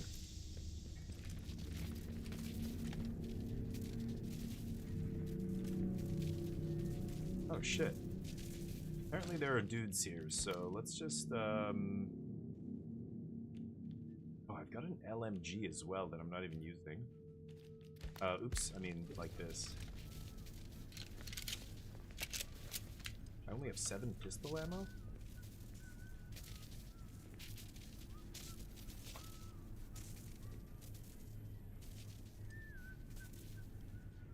Oh, it's you. Oh This shit. man. Oh my It's god. not what it looks like. I was gonna blast you, lady. Now, Ow! let's not be hasty. There's no need for violence. Damn it, Joyce. Warn me. He came at me out of nowhere. What are you I doing? thought he was one of those horrid goblins. So I shot him. Yeah. You did the right Damn thing. this wretched place. Game location design, show all connected. Yeah. Surface locations. Yeah, it is cool. I do like the maps and stuff. The way they all connect together and stuff is very cool. Yeah, and I like the story and the backdrop and stuff. It's kind of unique. It feels like a weird mix of like all these other games though. It's so strange. I helped him fix his radio. I thought he would help me escape. How did he find you? Do you know this man? Man was a spy. You killed him? Yeah, right. This was the guy who, yeah, he helped me, right? How did he find you? Of course not. Is she not I've telling never me seen everything? him before in my life. He is a spy, Must have been right? another poor soul trapped here. I Slowly think going she's mad. secretly That'll be us if more our than luck she doesn't lets change. on. Look, I'm sorry for what happened, but I couldn't take any chances. Can you Yeah, I blame know. me after everything you've seen in the quarantine zone? No, I can't. I had to defend myself, and that's all there is to it. Okay. Oh, you're doing a smashing job. I could see the Thanks. board lighting up as the towers became operational. You flirting with Keep me? going. This is going to work. If you can give me access to all those radio towers, well, Watch that thing. there might be hope for us yet.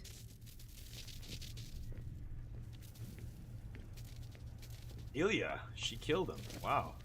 Ilya's key. Page from his journal and a Falkirk battle rifle.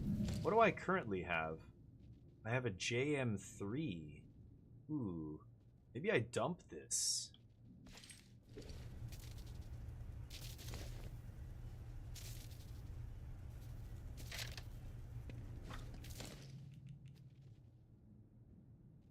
Is it? Semi-automatic sniper rifle. High damage, high rate of fire. Ooh. I like the sound of that. Semi-automatic? Okay, with a big clip. Okay. So she's gonna stay here. We're gonna go get to medical. Where is, I think it's down here? Data storeroom C. There's another way through here. Yeah, this should take me to, oh god.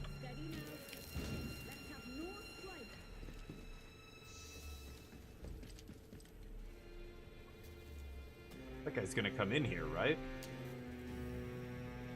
There are soldiers in here. There's medical. See how it's all covered in that blue stuff? I think I need to craft a bunch of the infection meds. Is that guy not even gonna open the door and come check? Okay.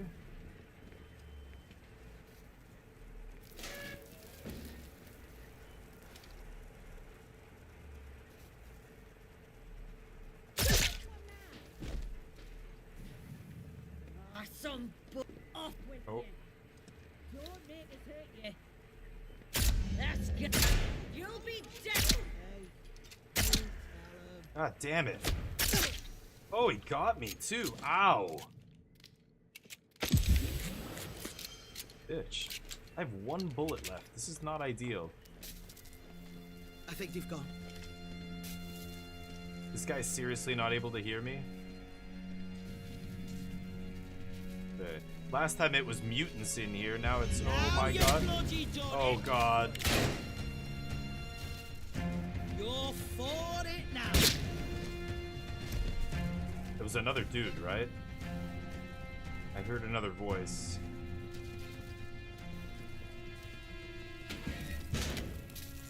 Okay. Gotta switch up this pistol.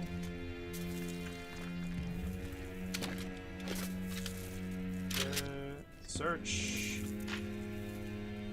Scrap, no good.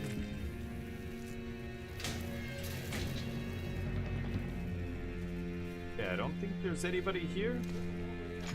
Oh, I hear him.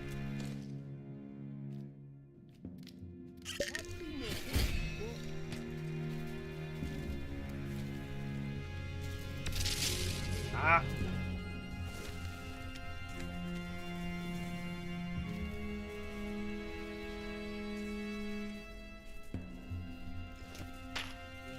Ooh, a nail bomb. Whoa.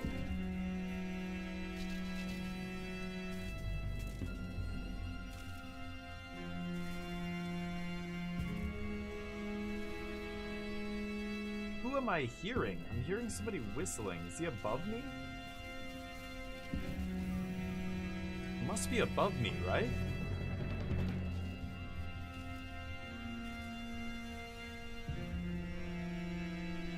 Yeah, medical's this way. I don't know if it's above me or below me, though. I can't remember. That's... Oh, that's not the right way. Gotta go down.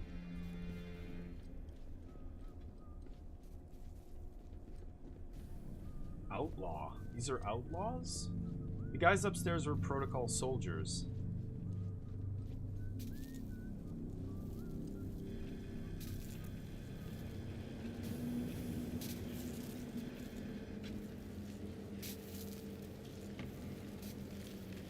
Okay. What? The hell? Was medical upstairs?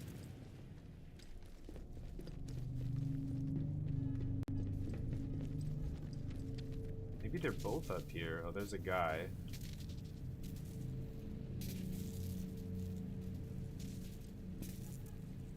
Oh, there's another guy right there.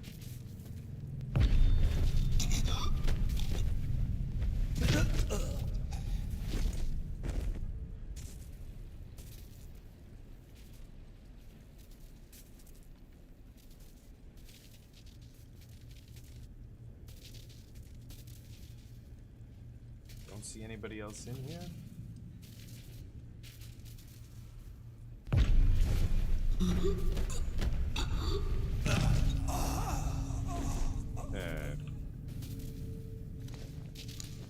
Take some shotgun ammo off this guy. This guy. And a nail bomb, okay. Multiple nail bombs, huh? Ow. Okay, this is Data Store Charlie over there. This is robotics? Medical is this way.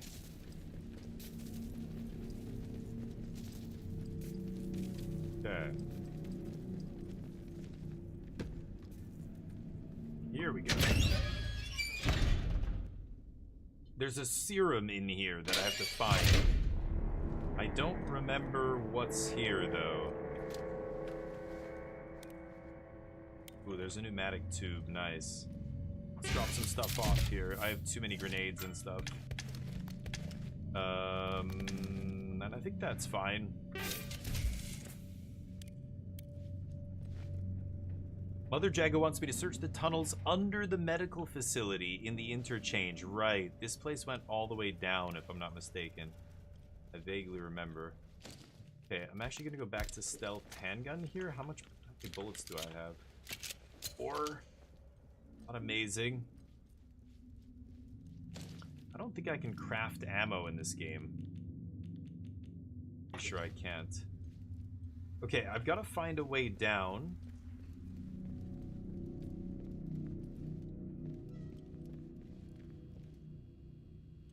Bird reader, lock unknown.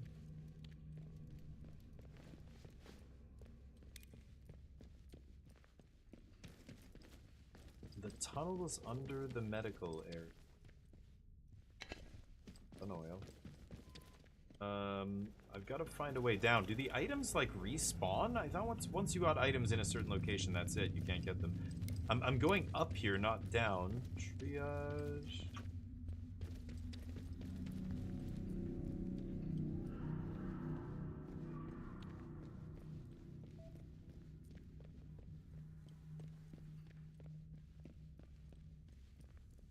Oh, that's the way down potentially. Maybe I can get through this way. Oh no, this is taking me back to, yeah, the other side. I can't get down. I have to get down to the tunnels under the medical area. How am I supposed to do that?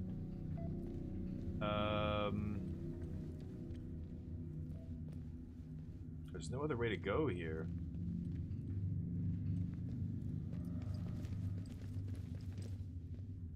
I can't get there from inside medical? Maybe I have to get there from some other area? I'm confused. Oh. Yeah, this was the guy's journal who she killed. Woods are touched by something evil.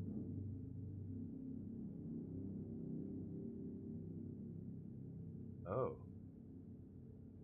Let's gather more. He's gonna bury something. I wonder if there's something out there. Ilya's key. Yeah. Interesting. But, that's not what I want to do now. Mother Jago. Search the tunnels under the medical facility in the interchange. I've tracked it, but because I'm in this area, there's no map for this area. So I can't see... I can't exactly see the layout of this place. But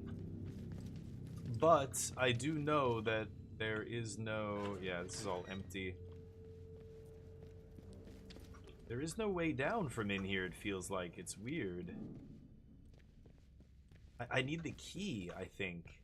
Oh, which is right there. Church cellar key? This is log, 28th of September, 57. That's not a key I knew card. Dr. Holder was up to something. It's no secret he's been frustrated with the direction of our research, but this takes the biscuit. Last night, Edward let slip about a secret lab Holder has set up in Wyndham Village, under the church, apparently. Secret lab under the church? For a month, he's been stealing samples, smuggling out lab equipment, and all with God as his witness. Worst of all, Edward knew because he was planning to join him. Holder's got himself a little rogue scientist brigade. I managed to convince Edward to give me a key to the place. Once this fever is down, I'll march over and confront Holder myself. Oh, that's how I got the key? Okay. So, new lead, Dr. Holder had a secret lab under the church. Holder's up to something. Wow. So I can go to the church. Oh. Can I get in the cellar already? I thought I was already in there. Anyway, I don't know if I can do it here. Probably just have to use the elevator. Yeah, but it's this locked door, you mean, right? How do I get the key for the elevator? I'm wondering if I just missed it, if it's lying around here. You mean this, yeah.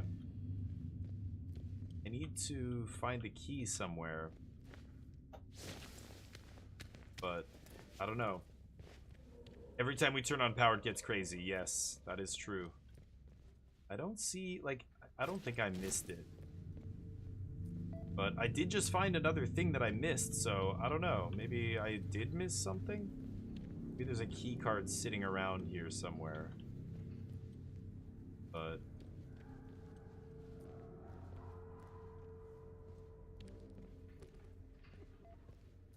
yeah, I don't know. Oh, shit.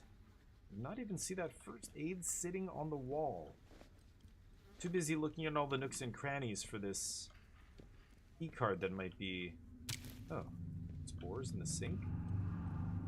A key card that might be lying around somewhere here.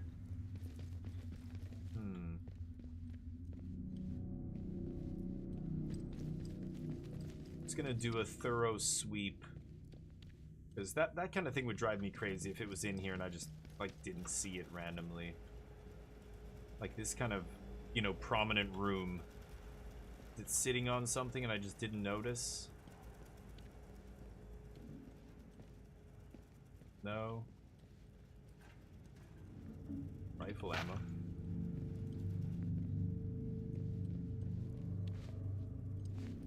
In the waiting room.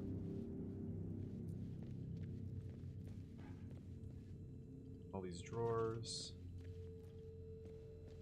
Here. I don't know. I don't think it's here. But where would it be? The hospital elevator key. Like, where else would it be? Gotta be down here almost, right? Can't break these doors open or anything, which sucks. But...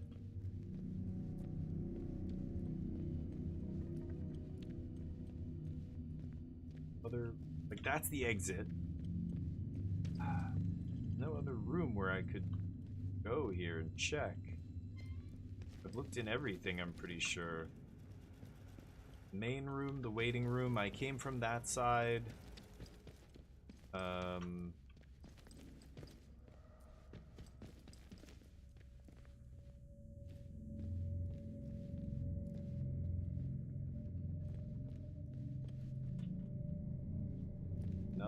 Nothing here.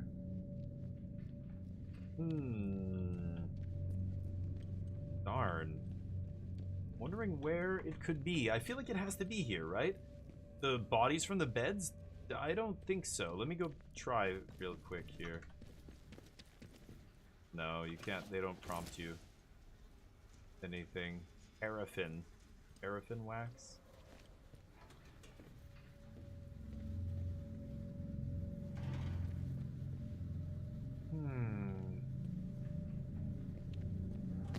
Moth.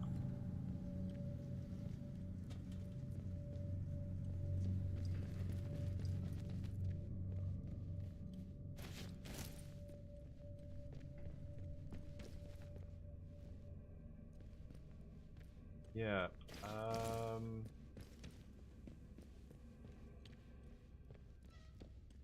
Sure. I went through here already extensively. This is where I started the search, so I know it's not going to be here, right? Darn! It drives me crazy. Oh, shotgun ammo.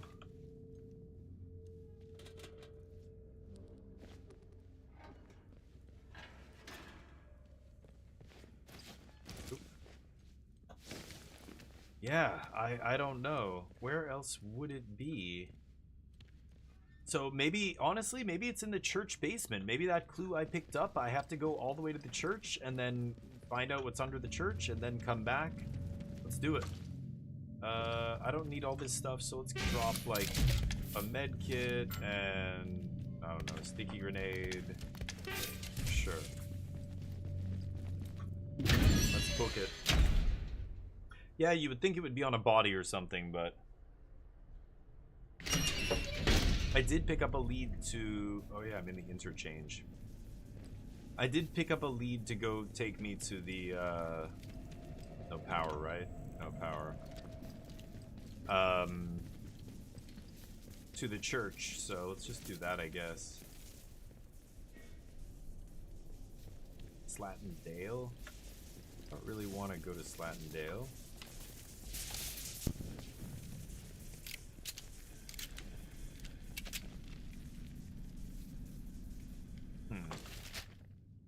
Going out Charlie to Slattendale. I want to go to Windham. Bonix, Windham Village is the other way. I could go here and just fast travel, though. It's probably easier than going all the way through here. Oh, because I can't get into A site. I haven't powered up A site, so I can't get to A site from C site anyway. I'm going to have to go this way and take the long way.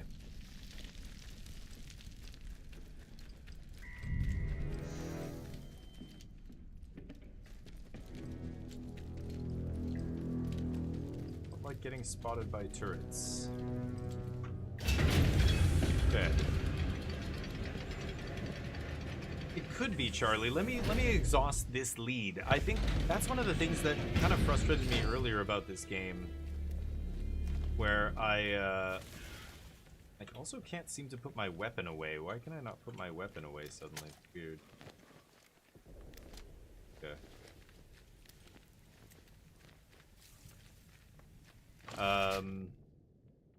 So this is Windham Village. I can just actually go down the path as the shortest way. I don't even have to fast travel here.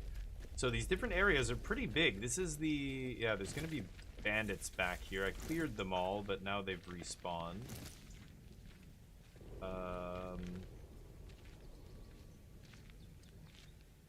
I really don't want to fight, like, infinite bandits here, but I only have 4 bullets.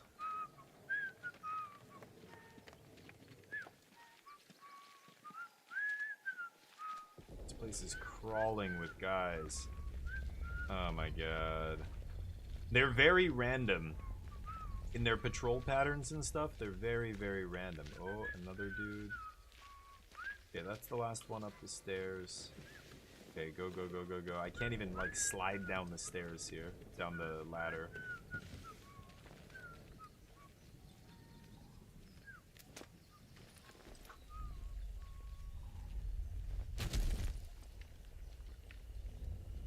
Okay.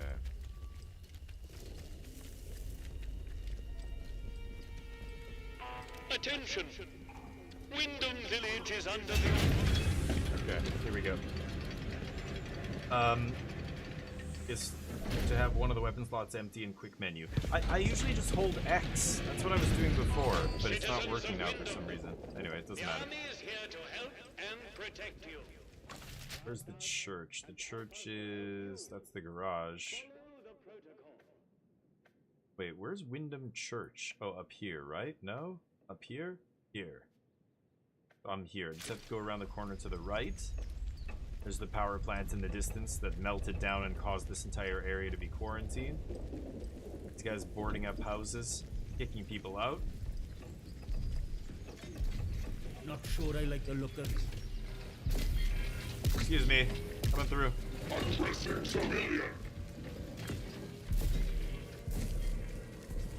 Guys are uppity.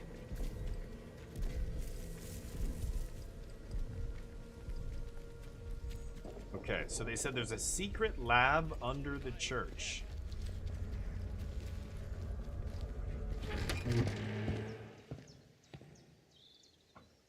Let's find out. Oh, you can press crouch? Oh, I didn't know that. To drop. We've been in the church before. We solved a murder in here, actually. But, let's ask the priest about any secret labs. And this assistant of his. Hey. Oh, you don't want to talk at all? Really? Just done with me, huh? Oh, I can take her down. You want to get taken down? Say the word. Glares at me. Okay, let's go downstairs and see if we can find this secret lab. I don't think... I don't know. I remember a locked door down here. Yeah, this one. Is this the door? This must be it. Yeah. Holy crap. Okay. Forgotten cellar. What in the hell is down here? Oh boy. Do I always go to the church to the cemetery? Yeah, they want to remind you why they have power over you. Because people are scared of what happens when you die. Oh. Come into the light where I can see you. Who's talking to me?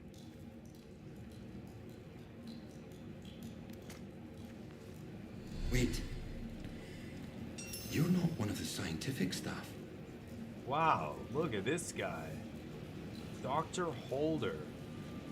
He's been under the church this whole time? What is he doing here? Who the blazes are you? Wow. I know every face on the project, and you're not one of them. I know every face in humanity, and you're not one of them. That's a weird-ass face. I found a clue to this lab while exploring the medical facility. That's just the honest truth. You found it in...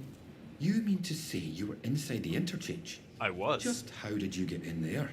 They sealed the place tight. I'm a man of resources. I found a key card that worked on the doors. I'm just telling him the truth.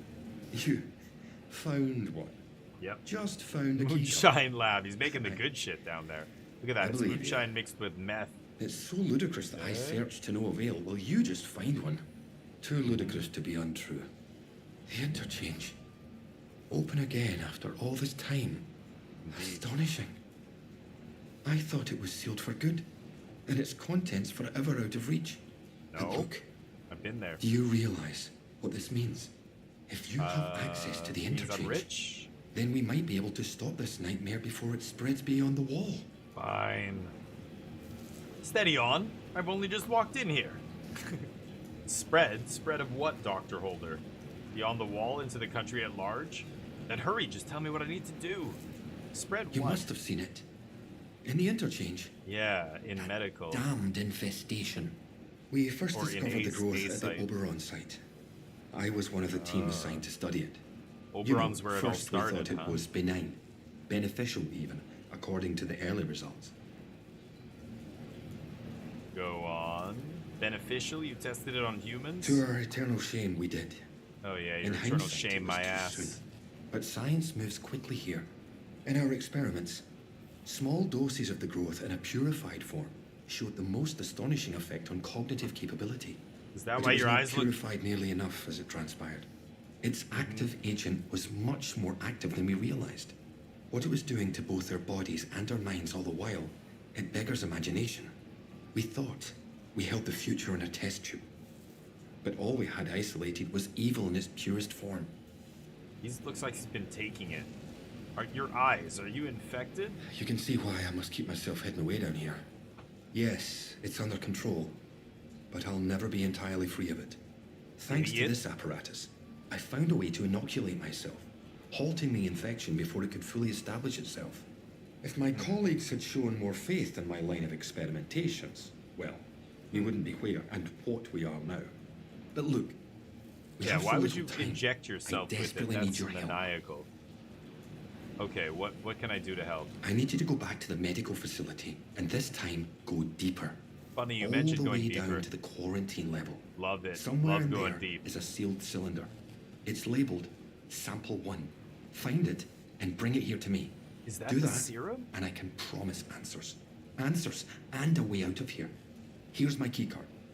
It will get you deeper into the medical section. Oh. There we go. That is the e-card I needed.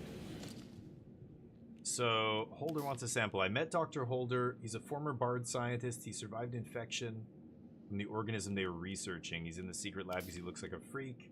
Agreed to help him. Searched it for Sample 1. Sample 1.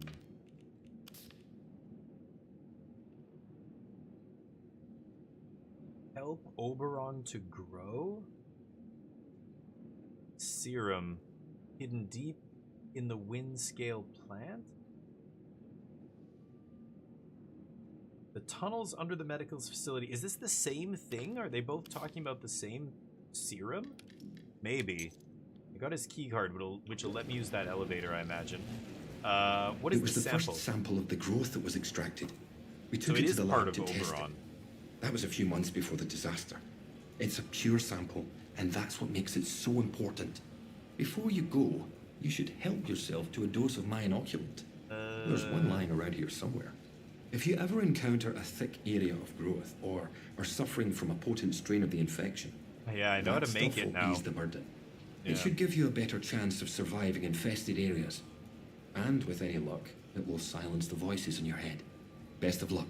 I haven't heard any voices. That's you talking. You're projecting now. You're projecting. Time is of the essence. With any luck, Sample 1 will still be hidden away in the medical facility. Okay, okay. Ooh, training stims? Love to see that. Experimental inoculation. Use. I'm gonna jab myself with that just yet. What else you got in here, Doctor? Dear God, what is going on? What monstrous work are you are you attempting here? Ooh, glue? You've been huffing that shit? He's been huffing it. An interesting conjecture. Dr. Henway, it's an interesting conjecture. Unhappily, the only way we can discover if the growth will form specific and specialized organs, if it were to grow large enough, is to allow it free reign. And it did do that. I would hope the arguments against that are self-evident, even at this generalized level. It's very interesting. Human brain and nerve tissue. Okay. This guy might help me escape. A bunch of people have already told me they're going to help me escape. Glue and iodine are full. Maybe I'll craft something here. I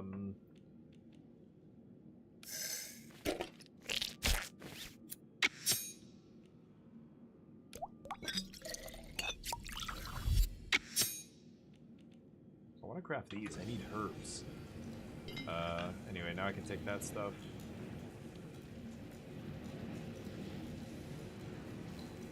Nothing else? New skill acquired. Infection resistance. Oh. Okay. So heal. Wow, it gave me new skills, and I have 7 skill points now. Conditioning. Oh. All sources of radiation buff. Infection. I unlocked this already because I took that stim. Ooh. Healing consumables restore more health over time. I like rad resistance. I have 7 skill points though. I could take like surprise attack here. Throwables radius is not bad. Search faster. Ooh, like that's huge. Deep pockets? Yeah, I should have gotten that a long time ago probably. Okay. Wow, that gave me just natural resistance here. Okay. What's in here? Scrap? Iodine? A case? Oberon biology report. Rad resistance recipe, which I already have. What is this? July 57. This is when everything went to hell. Memo for medical staff. The transportation of the core sample, I assume should be, not cores ample, to the special facility on the lower floor has been successfully completed. It was not, however, completed satisfactorily, in my opinion. I laid down a list of safety measures that were to be reserved, not treated like a manner of a la carte menu. Safety margins weren't excusably shaved, so they were slacking. Holder got pissed at them. Maybe they messed something up, and that's what started all the cascade of events that led to a meltdown. Okay.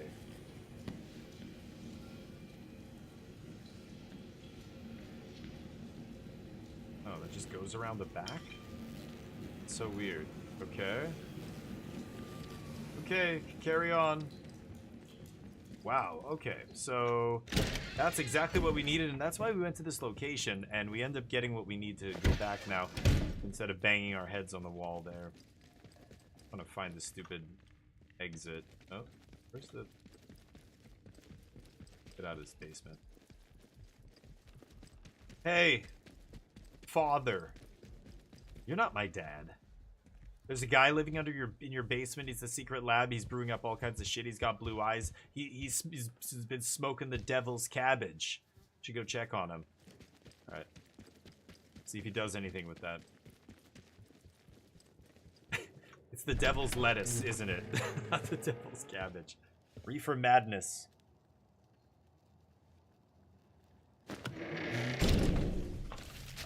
Okay, so am I gonna go back to medical? I guess I could. God, look at how many things I have to do in Skethermore. I need to get this stupid device that lets me change powers and stuff, but I kind of want to do the, yeah, this thing, the secret shipment, the signal redirector. Windfall. And Garrow's locked up in prison. I could not do anything in prison there to her. I couldn't find her.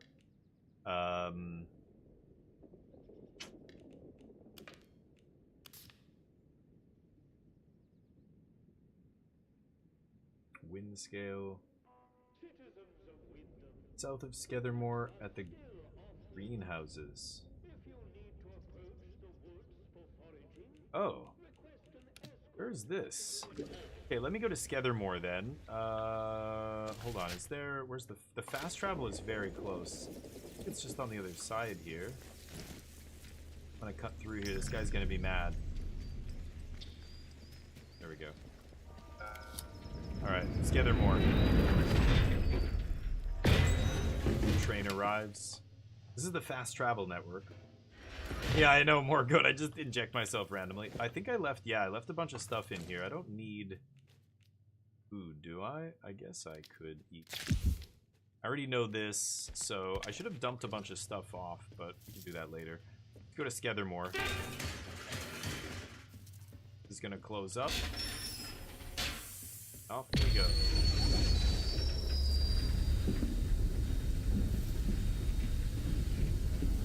Alright. I'm gonna run to the bathroom real quick.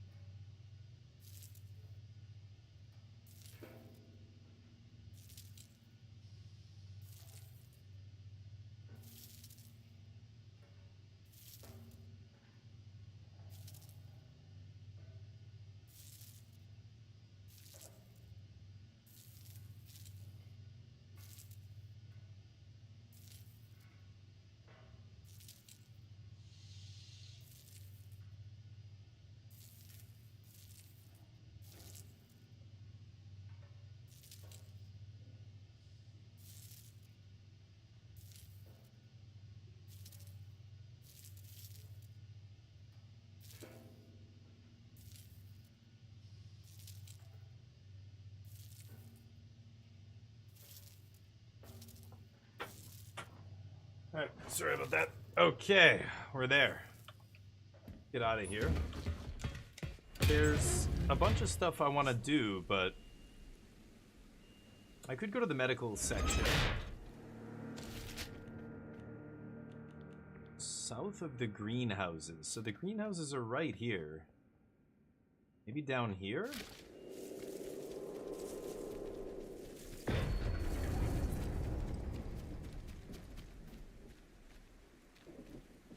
This is south of the greenhouses. A soldier. I only have 4 bullets.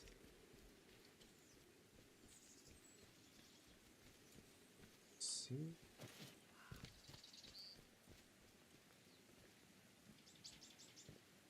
Oh. I'm getting out now. My contact turned up, told me plenty about how the locals don't like the military, about the bandits, the lunatics in the woods, the whole ball of wax. Said the scientists discovered something at Windscale, and that's the root of all the trouble.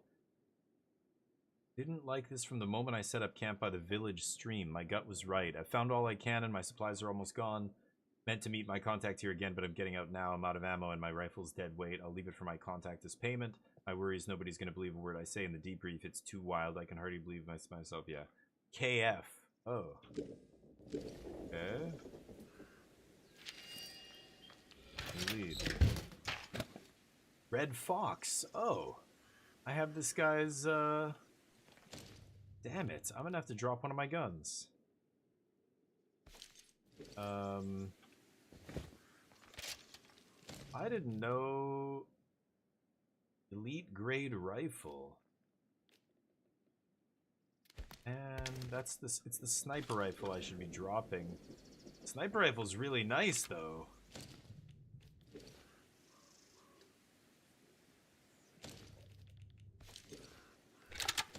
Okay, I'm gonna dump this sniper rifle. I'm gonna ditch the LMG for now. Crap. Okay. Wait. Oh, this is the one I want. There we go. R98. I thought it had increased zoom. Oh yeah, a little bit. Okay.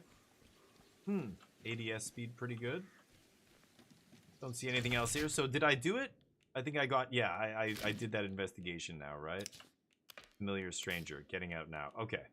So now let's go to the interchange. The interchange entrance in Skethermoor is not easy to get. So let's go back to the subway, I guess. Oh god. Oh, it's rats. Okay, I thought that was the fuse burning on something. I don't even see anything good here.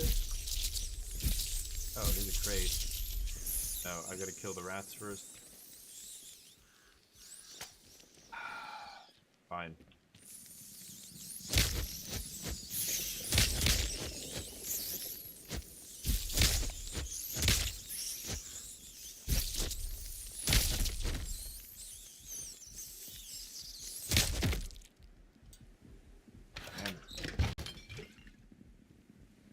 Okay, nothing else? Fine. Need to dump a bunch of the stuff I'm holding, so let's go back. Trying to check quests off the list. It's up near the tower. I've also got to do one more tower. Where is it? I think it's in the other area.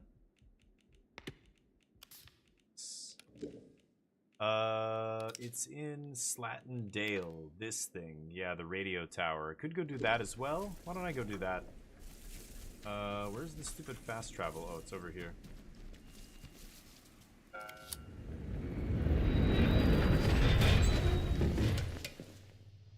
Okay, Rosie, what's up? The devil's cabbage rolls. There you go. Yes, they're so delicious. I'm gonna eat a couple potatoes here. Guess I could eat them while I'm going. Let's go to... Wait, what? Oh, I don't have the fast travel in Slatten Dale? Awkward. Okay, I guess we'll go to Wyndham Village. That's awkward. Okay, eat potatoes. I left some stuff in this case so that when I fast travel, I can, I could put some more stuff in here. 8 out of 20. Why don't I leave, some of this. There we go. Take a Cornish pasty. There. Okay. So I've got to walk back to Slatten Dale. I didn't realize that. I haven't been there. That was the first area, so I haven't been there in so long that I didn't unlock the stupid fast travel. Yeah, this is the interchange would lead me back as well, actually. But I think I'll just go to the entrance.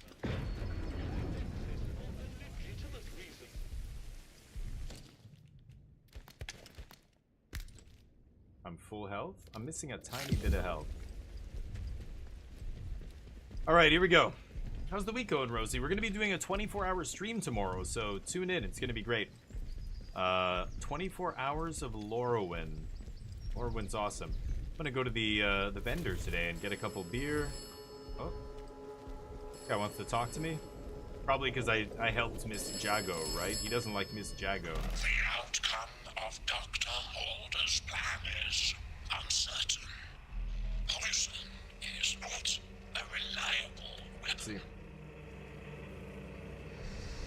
What would you have me do? You should do as you are told. The contamination must be burned. The wound must be cauterized. Okay. The phone is kind of tripping. The guy on the phone, he refuses to explain himself. Keep it that way. Be normal. Be normal, damn it. Don't join the cult. Because that radiation, whatever the spores, all that stuff is infecting people slowly, right? Oh, I thought he was the old guy. Should I report the couple? I'm gonna report that couple, actually. Oh no, he's all the way down here, isn't he? Or he's at the village hall. Yeah, screw it. I forgot. I helped this couple out, but I could also report them, or I could do both. I did this with the shopkeeper. This guy was evil. I told him I was gonna help him. He gives me a reward, and then I immediately went behind him and broke his neck. And oh, there's the rapid travel network. Okay, I'm gonna go unlock that right now. Is known to contain outlaws, lunatics, and monstrosities. You're so excited? Nice. Makes good. You're in Montreal? Oh, nice. How was Montreal? I really loved Montreal. I got to go there earlier this year, or last year. And I thought it was awesome. What did you do? Did you see the big churches downtown, walk around? I love the nightlife there. This is January, though. God, it's got to be like a lot of snow and cold there right now. I'm not even sure. Right? Here it is. Unlock this bad boy. There's the merchant right there. You know what? I'm gonna grab some of the stuff that I left in this case and trade it to her. Cool scruff. Oh, my face? Yeah, I'm gonna shave tomorrow. Otherwise, it's gonna drive me crazy when I do the 24-hour stream. It'll be back. It'll grow back while I start the stream clean shaven. I'll finish it with a shadow on my face. Neat tea. I could give her. Yeah, I could trade this to her. So much crap in here.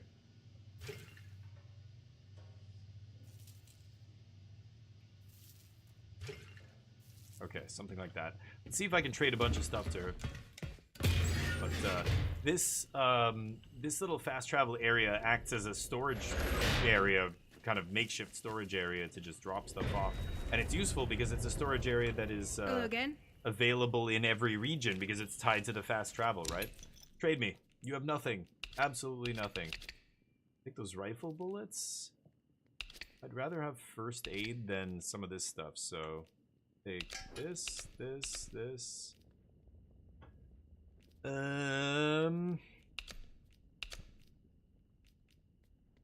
Really? Is that too much? Yeah, it was too much. Whoa, lots. Why am I trading first aid for first aid? What the f am I doing? Very good. Oh, I could take that back. Oh, she loves the Molly. That's nice. Oh, okay. No, can't take that back. Okay, let's just trade for that. Sure. Nice trading with you. Yeah, sure. Let me out of here. You need anything, Molly will be here. It's too many first aids, so let me drop a couple of those off, and then we'll be back in business. Do I really have to call it? Where did it go? Are other people using this fast travel that I'm not familiar with? Went to visit friends? Oh, nice. Stayed in? Yeah. That sounds fun. Played games, hung out, had some nice drinks, some good food, maybe? Alright, first aid's perfect. I'll drop some of that off, and then we can get out of here. I can craft some mollies or whatever. I could have taken some from that box as well, but I have tons of crafting material. Okay, so that's the fast travel done. Now, where is the radio tower? I don't know where the radio tower is in this region.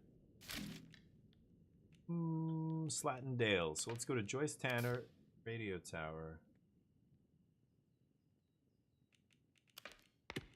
Where is it? Radio tower, Slatin Dale. No. It's somewhere in here. Usually it's illustrated on the map, but the illustration only... Oh, there it is. Radio tower. I gotta just hoof it. Okay. We've gotta just run. I guess I can track it. Track the lead. And these are all bandits who are gonna attack me if they see me, so I'm gonna try and just avoid those dudes. Anyway, that sounds fun. Yeah, nice little staycation, basically. With friends. In a new town. But surely you must have tried some, you know, snacks that you don't normally try or other stuff. What is this? Oh, weird. Almost looks like I should be able to open that. Okay, let's keep going this way. Gotta be careful though. Bandit patrols and stuff wandering around. I don't see anybody on the roads. Yeah, I do have to head this way. I'm gonna try and stay away from the main road though. I've gone in most of these buildings before. I think basically all. So I'm not gonna venture into any of them right now. I've got to angle a bit more that way. I can't. Oh, there it is. I see it. Okay. It's so boring. You ate home cooked meals. Nice. Hey, that's still good. I like that, and especially if people who know how to cook. Like when we get together with my family and stuff, all we do is cook. We don't ever really go to restaurants and stuff like that. It's so much nicer having home cooked food, and my mom is a really good cook. So as long as you're with people who know how to cook, that's solid. Yeah. But I prefer to waste a ton of money eating out. Did you have poutine at least? You're like, nope. I'm a horrible person. Oh. What is up here? I don't know what this is. Is this a mine? Slate Mine Caves. Should I go in here? Let's explore this place. I've never been in here before. Slate Mine Caves. Anyway, I'm not going to do a super late stream today because I am going to be, like I said, streaming 24 hours tomorrow, so... What is this?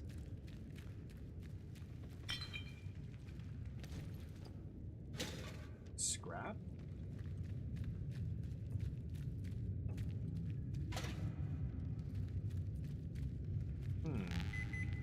Oh.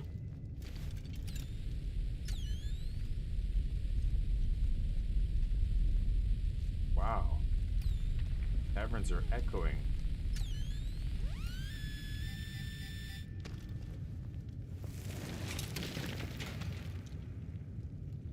Okay. Sure.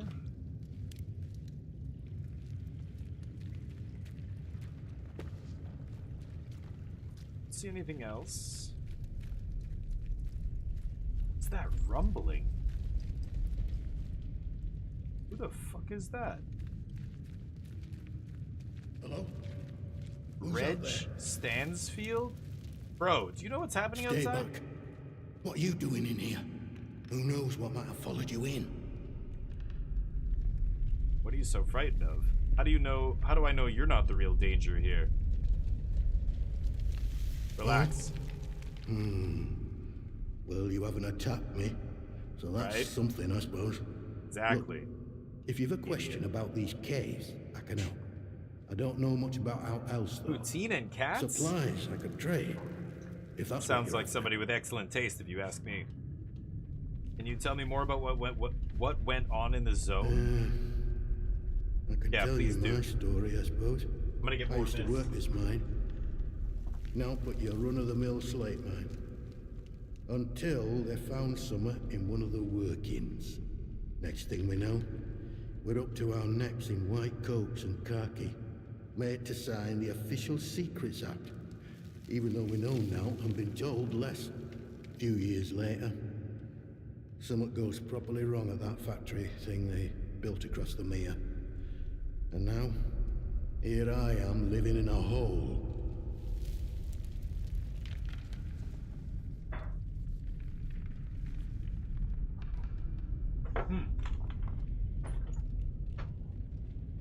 But you don't know what they found? All I know is they closed up the mines and started building bunkers everywhere. They reckon bunkers were secrets too. Like you can dig big holes in the ground without everyone and their dog in the neighborhood knowing about it. You know, I must say, it's nice to talk to someone. Someone who's properly here, that is. Not just a voice in my head. Wow. A voice in your head? What do you mean? Said that out loud, did I? Yeah, sounds like you're crazy. I know how that must sound, but exactly that. Well, voices, really. More than one. Maybe I can craft a thing for him. You talk to them? Well, aye. On occasion. It's like this, you see. They chatter away. The voices in my head. Not all the time, but a lot of it. Sometimes they're only whispers. Other times, not often, it's like they're standing right next to me. Okay, what did they say? Hard to make out most of the time, but other times, they whisper about places. Hidden, secret places. Sometimes I think they're whispering from such places. But you found them, didn't you? The voices, inside the interchange. They know you now. They chatter away. Noisy. How did he know confusing.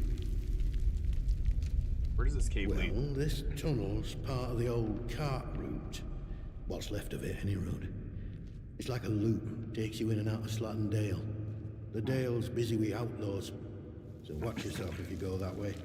Oh, and there's a fenced-off way, goes into the soldiers' territory. Moor, that is. Can't recommend that. Not unless you're keen to get yourself shot or burned to a crisp. But maybe I can sneak in there. Ton of burn resistance and gunpowder? Weird.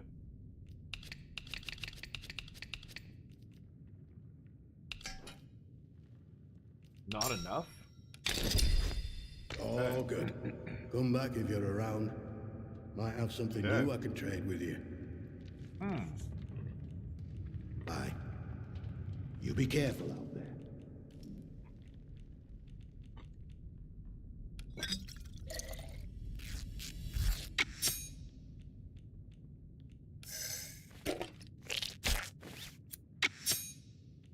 Craft one of those. Could craft a molly.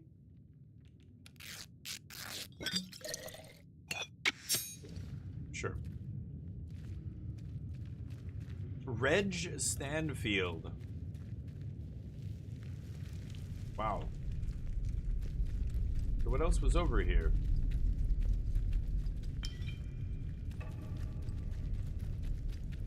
Not much. Oh.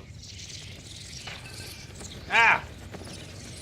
Ah! Filthy bats! Get out of here! Hate bats! Ah!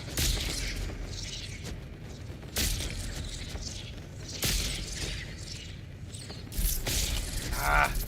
Ah!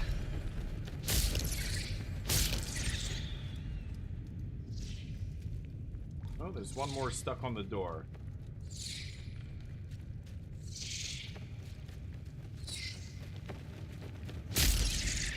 Let me help you. Okay, I looted that guy, right? Did I pick up everything?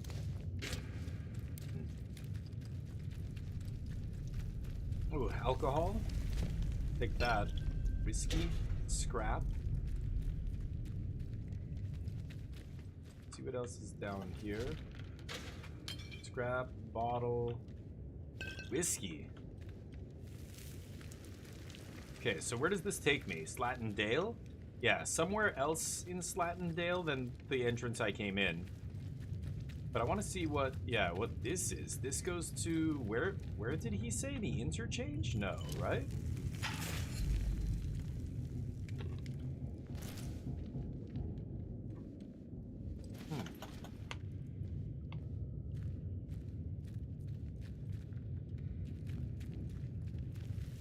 No, he said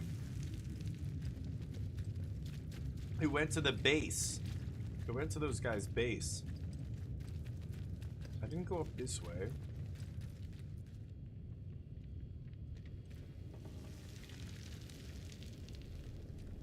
Want to make sure there's no booby traps here. Another entrance?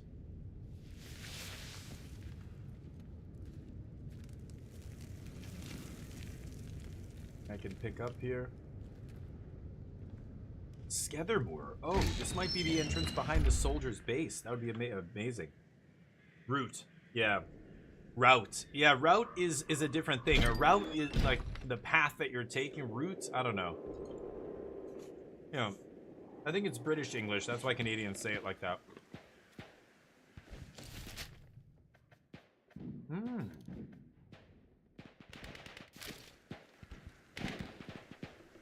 Whoa.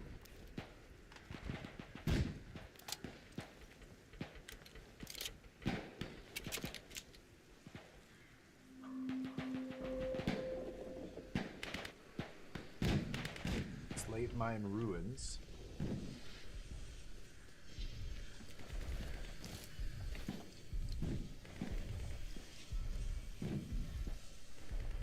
Wow. We're behind the base. Okay, so this might be the best way to rescue that lady, the scientist.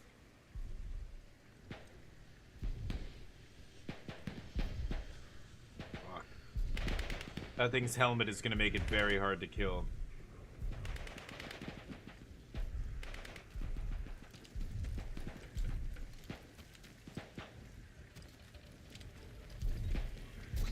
Oh shit.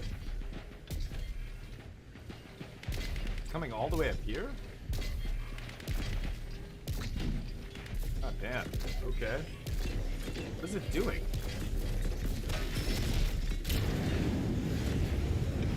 Ah!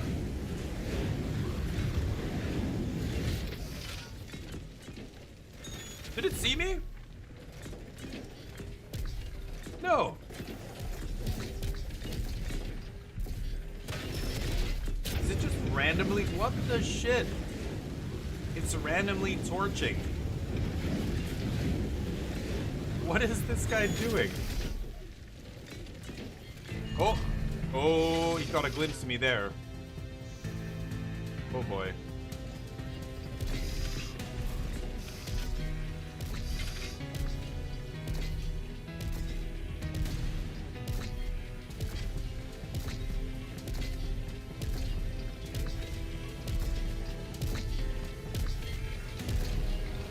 Investigating potential threat.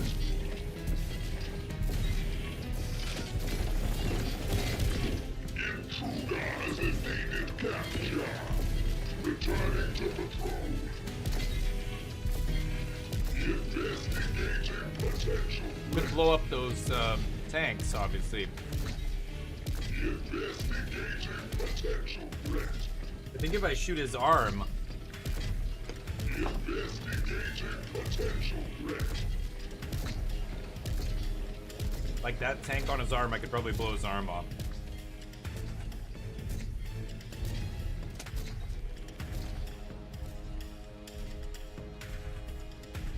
Damn, dude. That guy was weird. Just blasting randomly. Gotta be careful for traps here.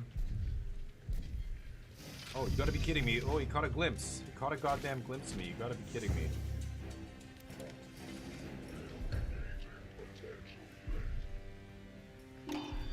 Oh boy. That thing's gonna sound the alarm if I get too close. Can't go that way. Is he gonna come in here? I really hope he doesn't come in here. He's gonna come around the corner?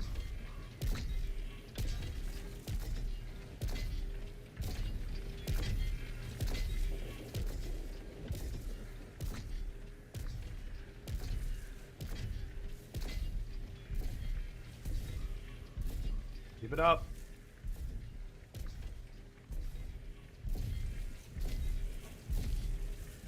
Oh, there's a tunnel there. That's not where I came in.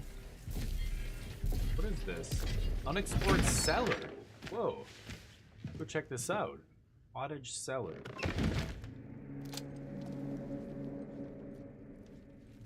The lights are on? What's this place? Random cellar? Cellar documents. Hastily scribbled notes. 2 months since disaster, radios down, exodus to woods follow, strict martial law protocol. Still no word from legible, are scientists alive? Huh. String. Else?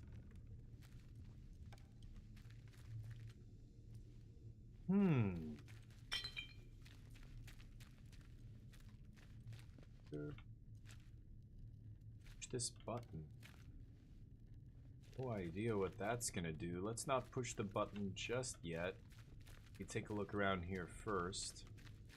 Filthy frickin' rats. Hold up.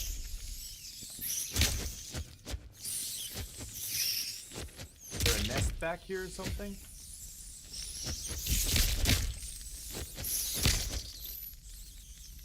there a nest back there?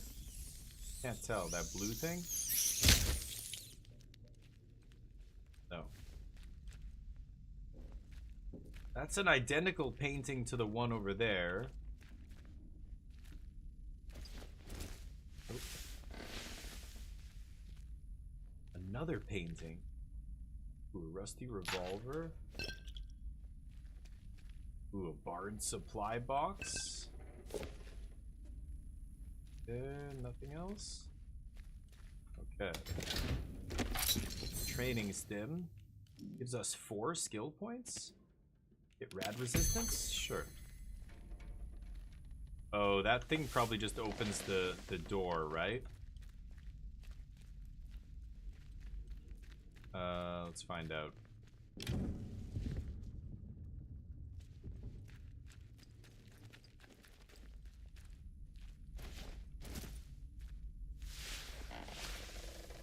Oh. Thought it would open this. Weird.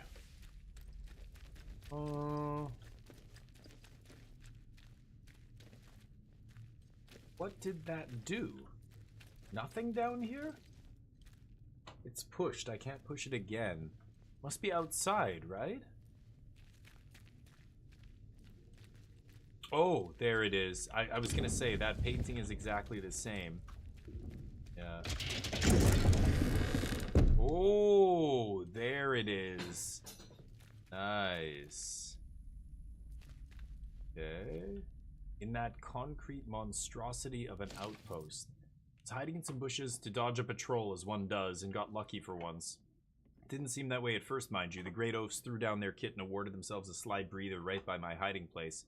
Of course, they started gossiping like old wives, and one mentioned something called the Interchange, the entrance to which is apparently in or near the foot of that concrete monstrosity of an outpost they use. Seems that their captain's very keen to get in, but they can't get past the door. Another mystery. Yeah. Okay. Late Pine Ruins, yeah. Okay, so nothing else here? Calculations and stuff? Where am I going here? This is still the cellar? Other crate. Huge. Powder, glue, cloth, medical crate. Okay. Getting very full with meds here. This thing's useless. I can throw that away probably.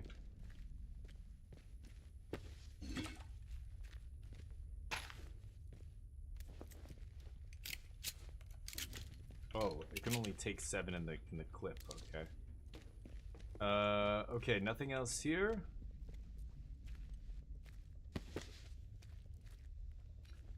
Nobody gonna use that toilet paper, not gonna let it go to waste. I don't think anything else is left here. Nice little secret area with the 3 paintings. Interesting. Okay. Alright, I guess we're done here. The hell out. Up the stairs. Hopefully there's no giant robot, because I'm going to be popping out right next to him if there is. Please no giant robot one time. Okay. Great. Oh. That thing can sense me even through the wall. Damn it. No traps around here.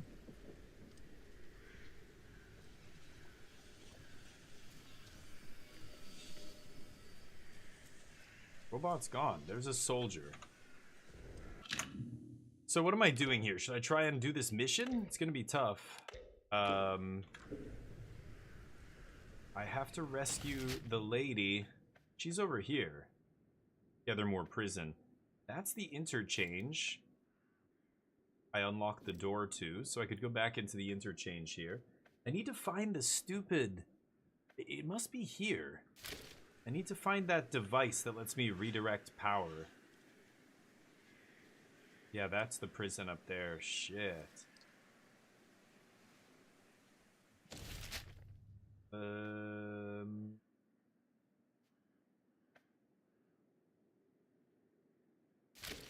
I'm gonna go back in the caves. I'm not gonna do this now. I want to go do the radio tower mission. But this was important. I'm glad I discovered this. We'll be able to use this to get back to that prison area later. But I want to go do the radio tower. I'm not ready to do the stupid prison break yet because it's super hard. And I need to find that other device first. Let's just go... different entrance to Slatin Dale, but I don't think I will. I think I'm just gonna... The bandits telling people to bugger off. Sod off, piss off, go home, get lost. We're going to go to the radio tower and do that first. Trackable lead. Yeah. This should be just up here to the right.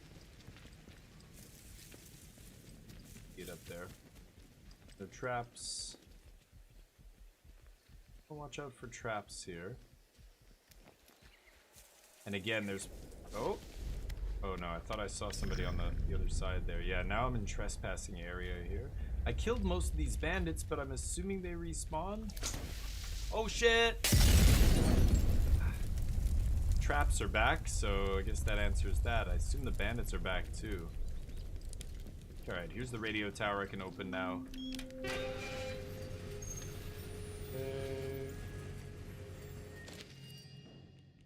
New lead. To the survivor who finds this, I had to desert my post. Locals from the village have taken up arms and are looting this area like bandits. They've gone completely mad. There's a cave in the waterlogged quarry below this radio tower that I'm going to go hide out in. I'm locking the console so that the outlaws can't use it. Not that I've... Oh. Oh, come and find me. He's down below. Cave in the waterlogged quarry. Okay, wow. So I can't unlock this until I get the key card. A cave in the waterlogged quarry right here? Yeah, it must be down there, right?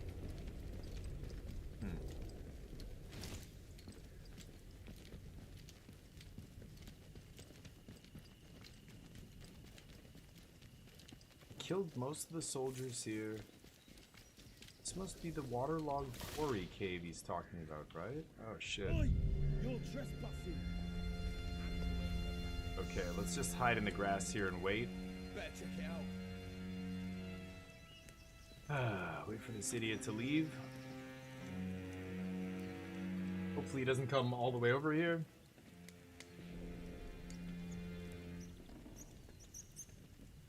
There's no one here.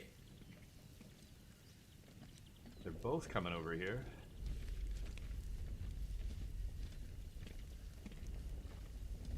Oh my god, okay. Just everybody coming for a... Okay, really? The parade now. I'll go see what's what. Bandit parade, huh? Oh shit. Oh. Must be this way. God damn. That guy's still looking for me. Those guys are just a patrol, I guess?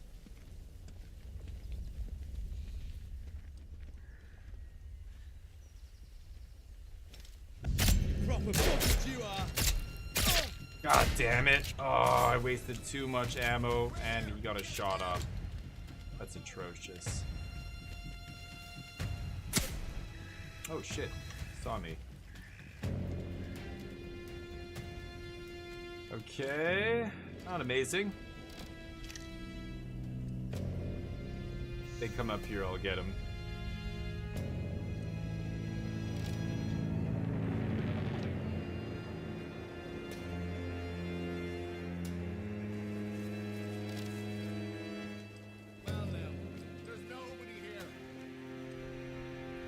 Okay, they're stopping. Let's go have a look.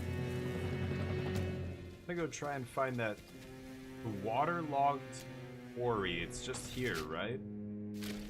Gotta get back over there. It's down there. Ugh, these guys are all gonna be agitated now, which is unfortunate, but... They're over there. Okay, this is the quarry. Oh, they're all agitated. There's so many guys down there. God damn it. They must have heard the shot. I don't know how I get down there safely, though. I don't think I can just drop off this cliff, right? I guess I can, actually. It's not that far. Ow. Okay, it still hurt, but I'm over it. Waterlogged quarry cave. These guys are all leaving, fortunately, but where is this cave? This isn't the waterlogged side. This is... There's a cave here? Oh, over there. I see it. Okay. Right above me.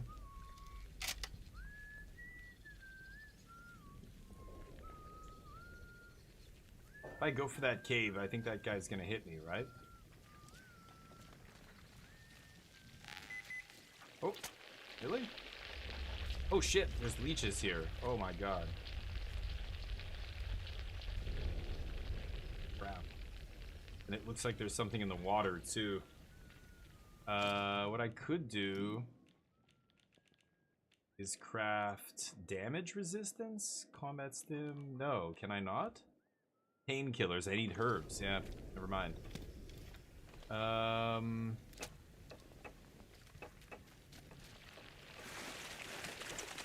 I'm going so slowly. Ah!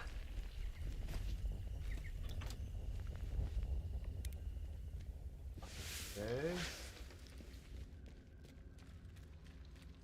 Dr. Monahan came down here. Aid kit.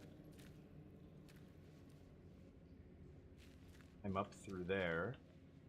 Go check the rest of this cave first. Thing here, huh? Okay. I was afraid I'd find him like this.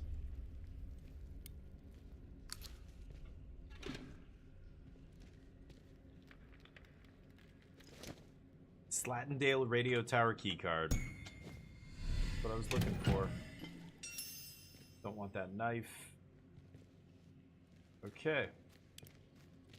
Well, he found a nice little hiding spot, but I guess he died down here of what? Starvation?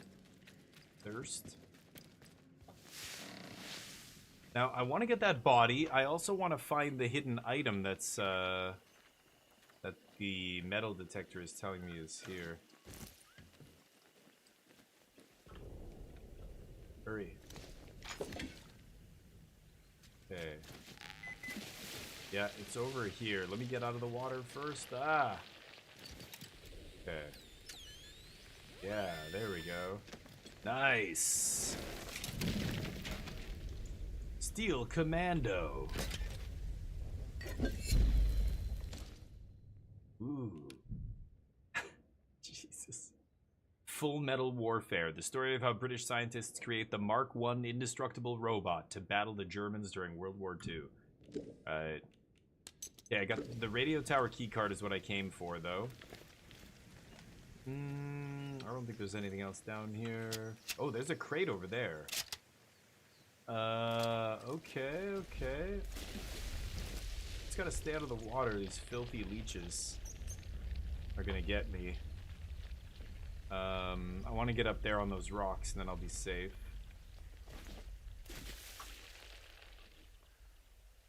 They don't go for me until I'm in the water.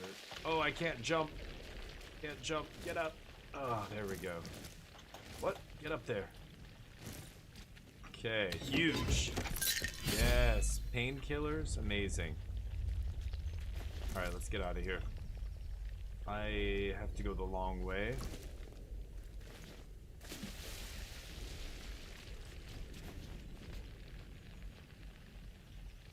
Oh, there's so many. I think I should go over there.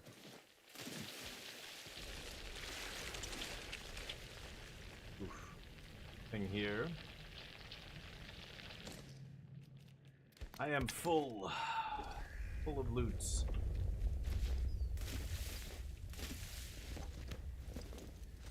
Okay, the radio tower is over there, so let's get back over there.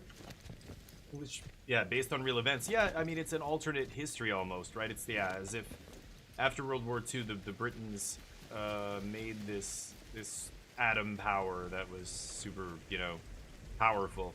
So those guys that were on that patrol headed into this area. I assume I'm gonna find more of them here, right?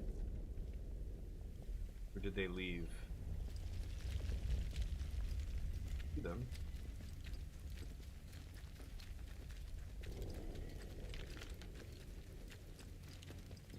Okay.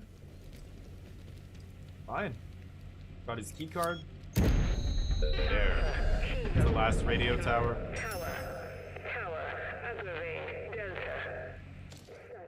There we go. Unlocked all the radio towers, and she's in the data exchange, interchange. So I can go back there. To the interchange here. Okay. I think I'll just go straight north and go to that interchange up here. But yeah, slowly progressing here. Getting closer and closer to the secrets at the heart of the interchange. Go up here, nice. That. Missing a little bit of health. I guess I could use a bandage here or something if I really want. I have so many, it doesn't really matter. Sure. In there. Oh. That guy's beneath me, I think. It's beneath me. This is the interchange? Yeah. This was the first entrance I found, actually. Which means I think there's gonna be turrets guarding this, yeah.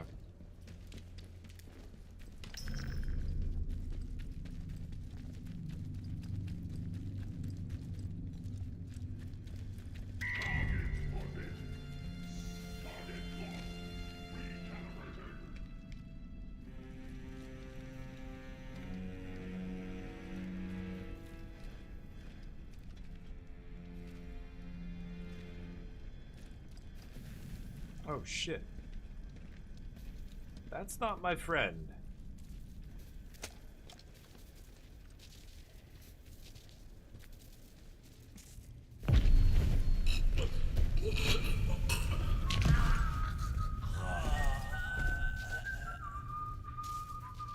Love it. That guy looking through the window and not seeing. Look at him. Look at him. He's looking through the window and he's not seeing me just kill his buddy there. That's hilarious. He's gonna go that way. Perfect. I'll go this way.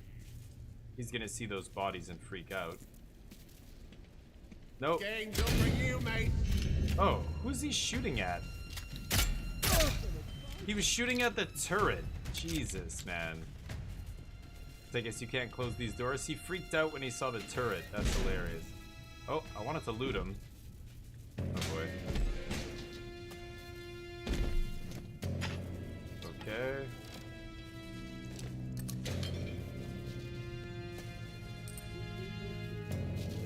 I hear another guy.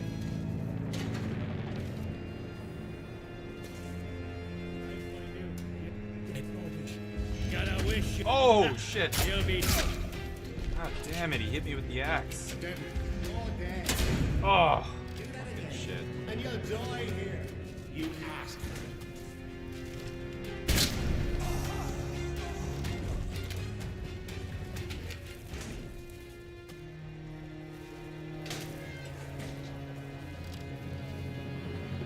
Okay. So that's medical. I could go down medical? Yeah, you know what? I will, because that was one of the other things I needed to do, right? Get to the bottom of medical. Do that first. We'll save once we're down here. We found the key to get through this. Oh, and here's a... yeah, one of these things. 96! I can't even put all these items in there. I just have too much crap. So I'll take all this with me.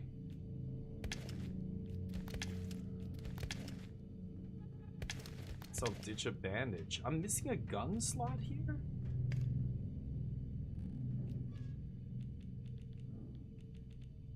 have to take? I have...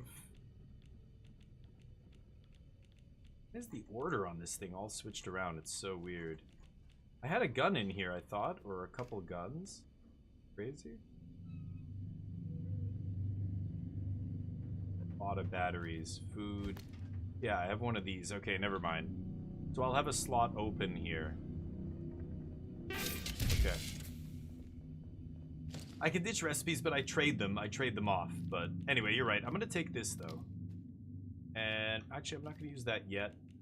Shotgun. Yeah, I like where I'm at here. I'm gonna switch the silenced pistol for something better soon enough.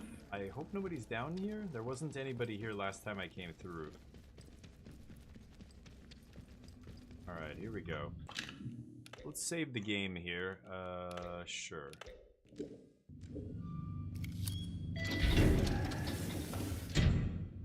Oh. Okay.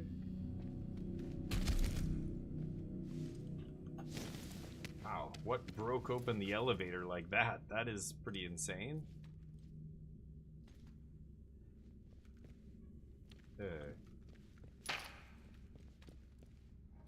So this is the other side. Yeah, this is where we couldn't get in. Okay.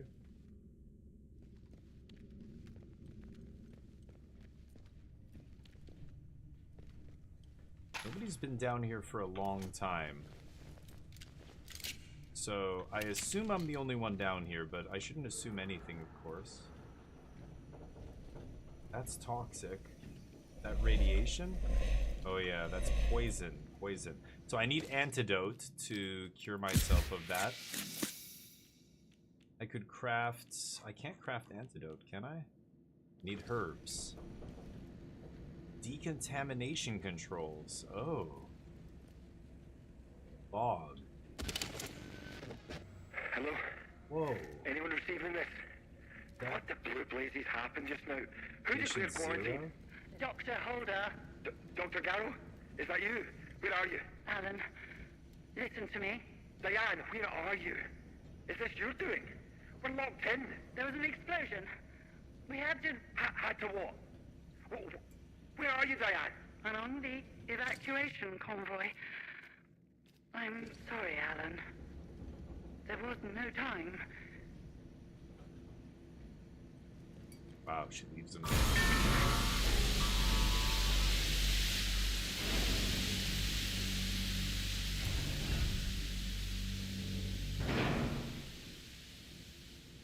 Okay, that did it. Okay.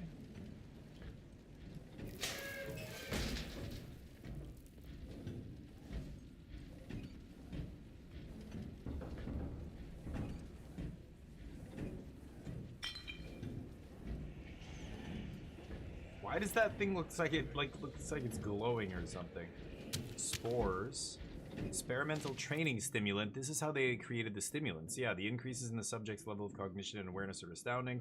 We knew that exposure to the modified formula might produce interesting unanticipated effects, but this is beyond even our wildest expectations. The potential applications for a more refined version of the stimulant are near limitless. I suggest we proceed with a wider trial right away. Imagine a world where a university degree can be completed in a day, a doctor trained in a week, or a soldier put through training in minutes. Yeah. Fiasco with subject 14. Adverse side effects.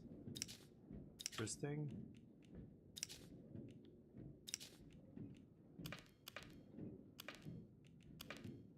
Well, show me the hidden ones, you crappy. Damn it. Won't show me, that pisses me off. Bandages, okay. So what happened here?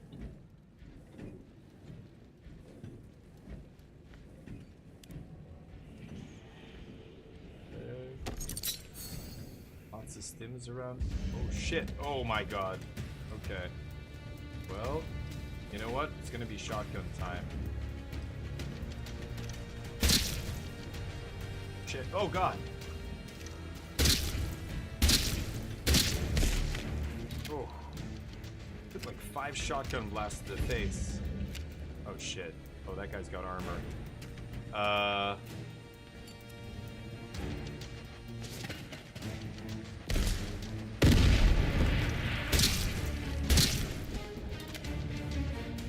Holy shit, he's still up? God damn.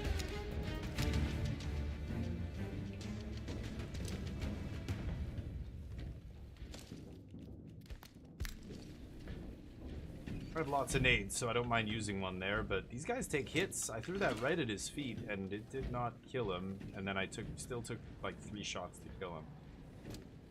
Okay. Training stim. 4 skill points. I might be able to get something here. Kill momentum, deal more damage to unaware enemies, reduce sway, crafting speed.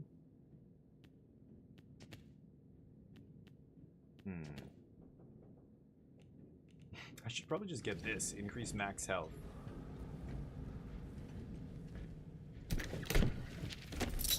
Training stimulant. There we go. Increase max health. I also have this recipe, which I already know, so I could just drop this. Okay, an SMG bullet.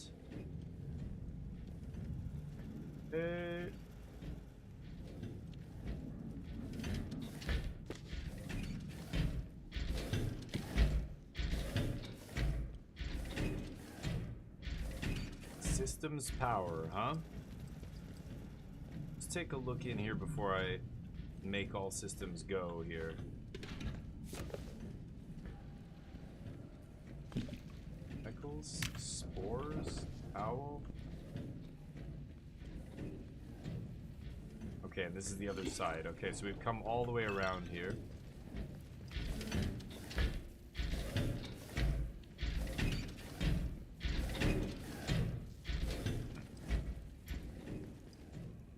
Auditorium, that's locked. Okay. Let's turn on all systems here.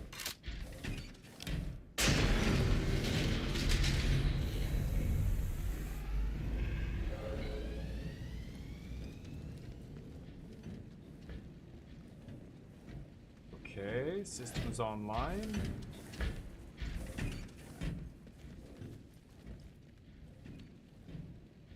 Lockdown controls.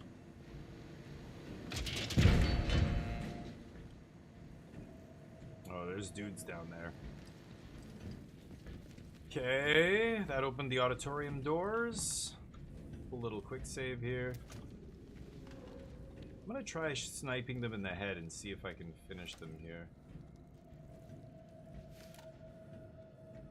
Like, I'm gonna have to kill this guy. Wow.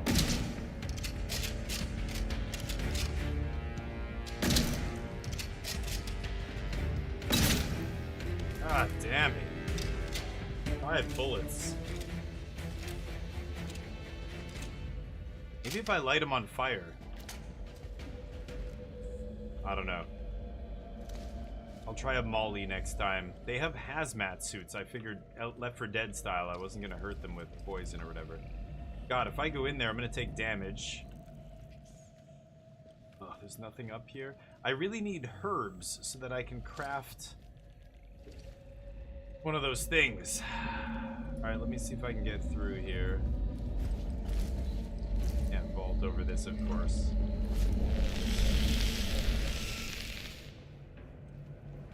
Okay, take a little bit of damage, but not too bad. Okay.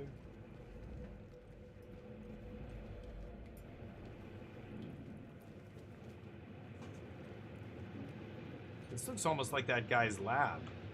We're on the evacuation convoy. I'm sorry, Alan. Yeah, there wasn't no time. This is where the other one ended. We're still in the fail-safe period, Diane. Raise the quarantine level before it's too late. I can't do that. Over a month remains secure. Diane, there's dozens of us still in the lab. Please suspend the quarantine, just for a few minutes. I can't. I have to think of the many. Are you quite insane? Wait. Wait. Oh. I know why you're doing this. I'm sorry. I must go, Alan. Interference is too Diane, don't you dare. Open the bloody doors, damn you. Diane! You can't trap us in here to die. I swear, if you don't... Wow. Oh, I have 100 things here. Take some food and eat it.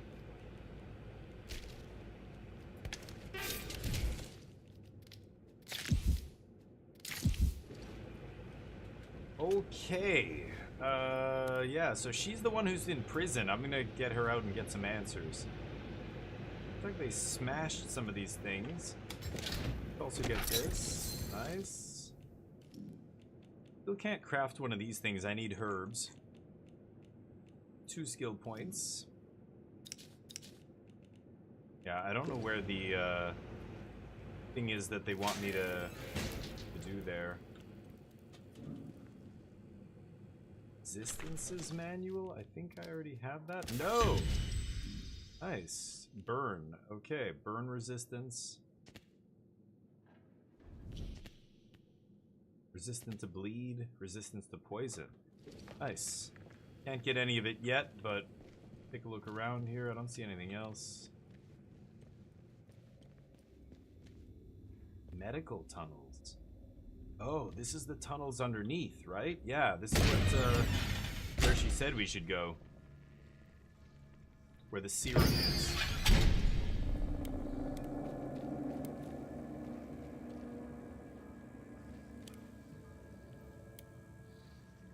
They're infested.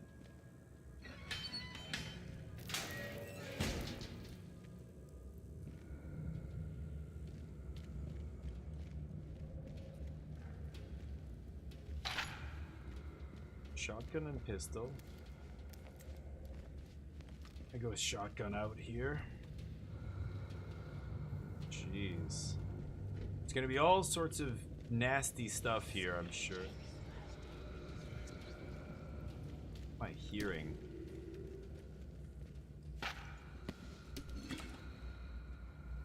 Bunch of stuff here. Okay. I'm gonna try going up first and not down.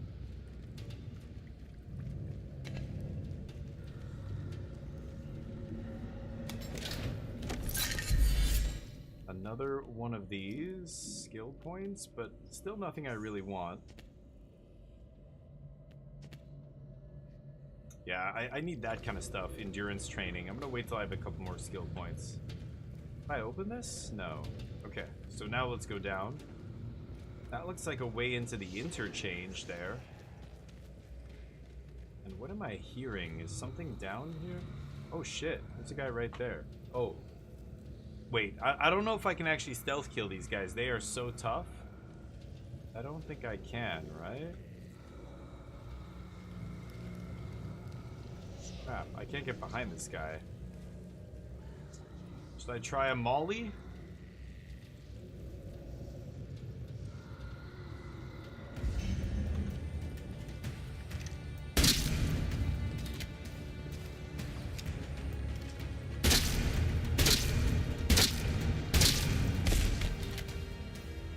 Oh, crap. What? Holy shit, I thought he was dead. They look dead and then they get up again and you're like, what? She took the stimulant into the tunnels. Oh. The others left without me. I was tasked with watching the growth stimulant and I couldn't leave my post. I hear the whispers too. They begged me to bring the stimulant, but I was strong. Then Dr. Langley went mad. She took the stimulant from me and ran into the tunnels. I don't have the strength to follow. The glow is everywhere. Spores the voice is the one that talked, yeah. So this researcher dies.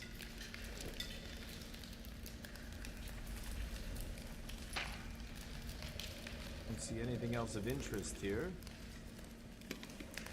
I'm running out of stuff. Sure. Heart rate slow. Why not? Nothing over here.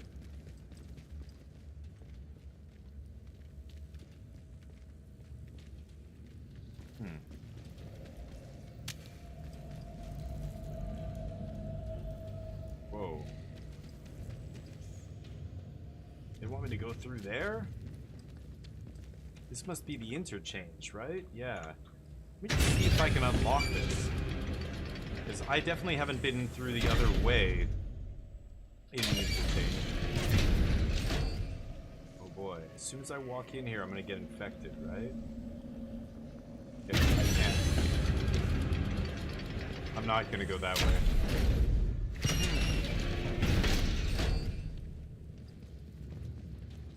Yeah, I don't think I can cut through here unless I'm... Yeah. I need resistance. And I don't have any. I can take damage resistance, but I need to be able to craft that other thing, and I need herbs to do it. Fuck. I should just go to a stupid shop and buy herbs. There are none here. Crap.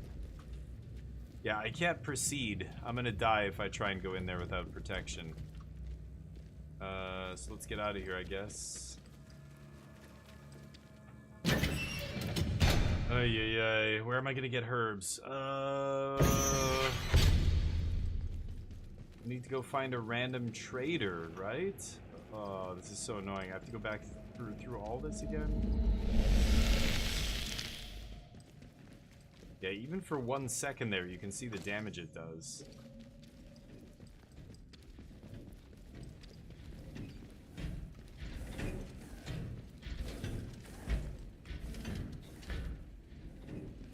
Elevator this way? Yeah.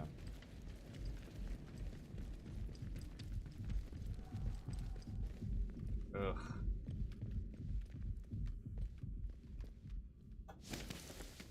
I have to come all the way back here after, but I have no choice. Oh no. Oh no. Can I not get back up? Oh, that's bad. Oh, I'm dead. They didn't give me any herbs? I need herbs to craft this.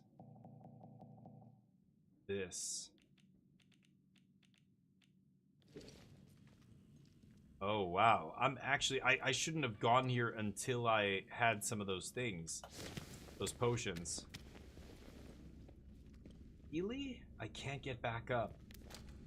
Oh, that's really bad. Okay, well, I'm gonna have to power through this. That is not good. I'm gonna have to power through this and hope I don't die halfway through.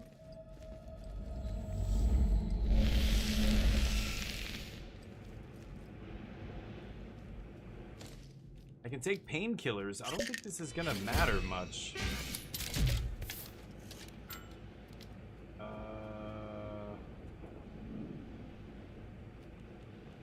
Should I take some stuff with me? Poison resistance? I could bring poison resistance, maybe. Hey, Tommy, what's up? You'll be fine. It's no worse than vaping. Might be a little bit worse than vaping, just a bit. I think I'm gonna bring anything else. I don't know, I could bring grenades, sure. This is gonna be rough. Alright, here we go. You're about to witness... I don't know what happens if I can't get through here without dying. Then I'm locked, like I'm soft locked, because you can't fast travel out of here. And apparently, I guess the only way out is through this. So not having the means to resist this is gonna kill me.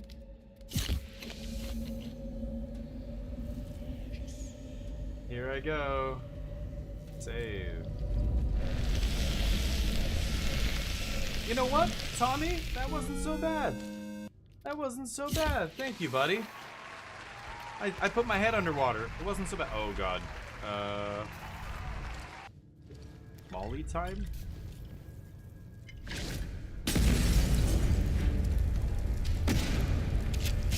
Oh, he's just fireproof. He's flame retardant. I missed his head. I'm really bad.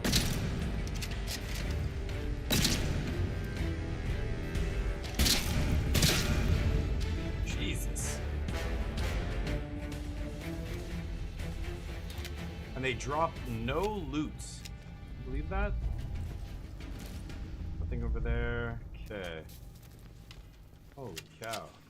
Wasted a molly on that guy.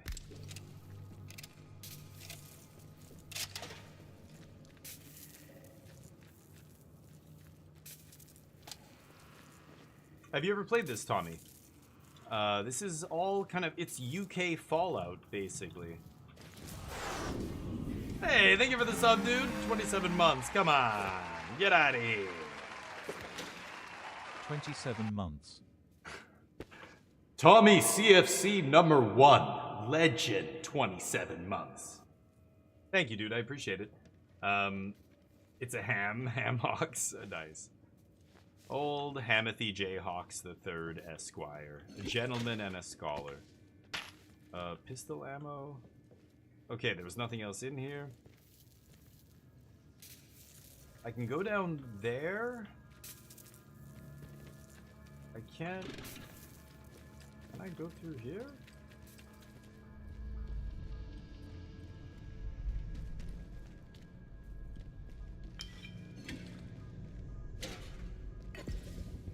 Poison? Holy crap, bunch of stuff lying around here. Guess I'll take it all. Tons of loot.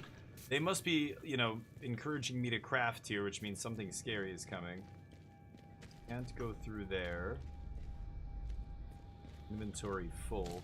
Could craft a bandy, I guess. Sure. You know. Maximize. Leave no loot behind. Yeah. So it must be this way.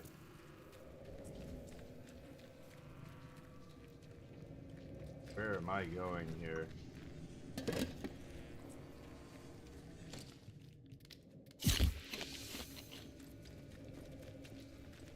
Keeps my heart rate down. Basically, oh shit, run, run, run. Ah. Those things come out of nowhere and explode. Ooh, that's an explosive barrel. Gotta be careful there. Backpack. Anything else? No. Okay, I've got to be a little bit careful here. Whoa, mama. I think that thing's dangerous.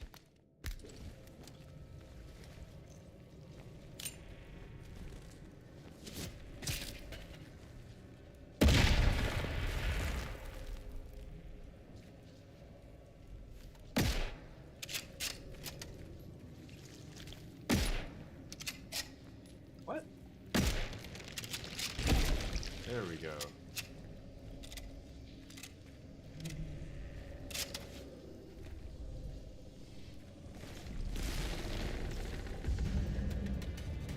Oh shit.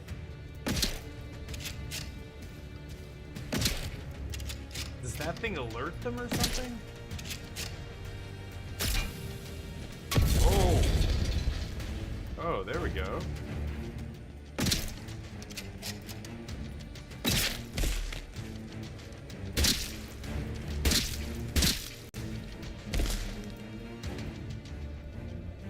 Damn it. No loot. 5 shells left. I'm running low on ammo here. And this thing doesn't die, apparently.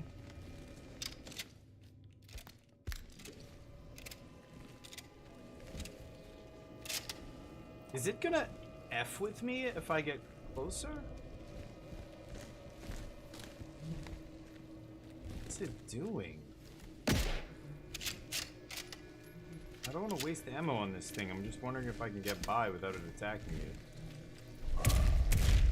Whoa! Holy shit! Okay, right.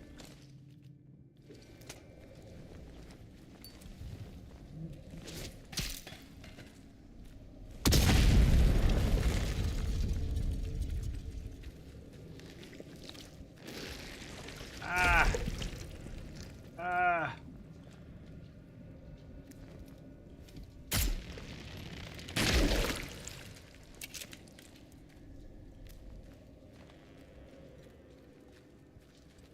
Where? That's that big guy. Where am I going?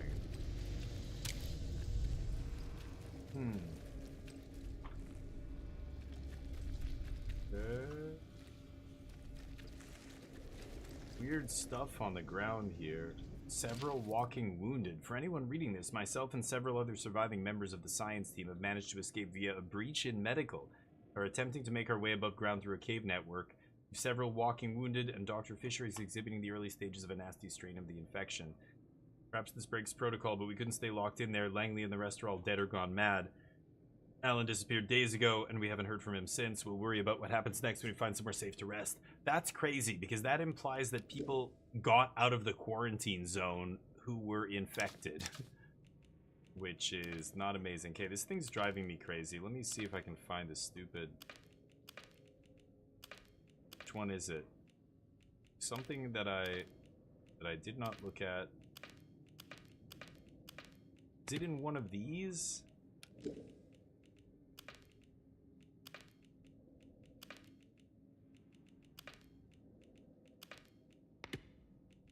No. No. No.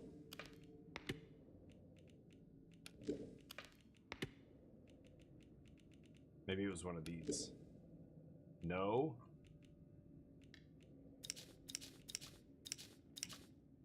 There, Dr. Holder. Okay. That's what I was missing. Nothing else, really? Okay. Also, hold on. I've got to open this door. Oh god. Where's the... Is that guy gonna bash me? No. No, he's too far. Okay, good.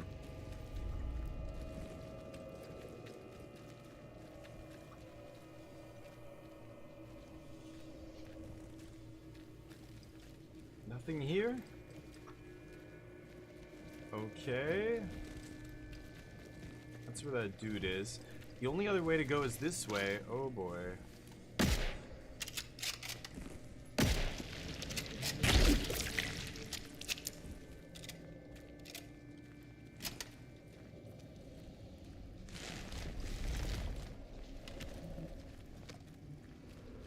Okay.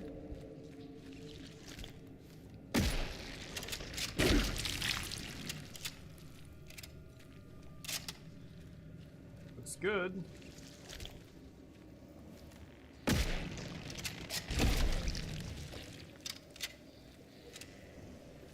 That an atomic battery?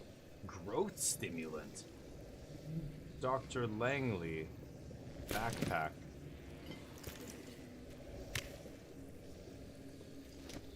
Asked to bring the growth stimulant. Whoa. Bring the serum, whispering voices. Take it to Oberon. Whoa. Do not feed this serum to Oberon. Escape. Be saved. Do not forget you got yourself into this mess, dragged yourself half mad into a cave following voices. Do not listen to the voices, they can't be real. That woman asked you to bring the growth stimulant, but it wasn't real. You need to keep it together. You're alone here. The rest all left or turned. Do not bring them the stimulant.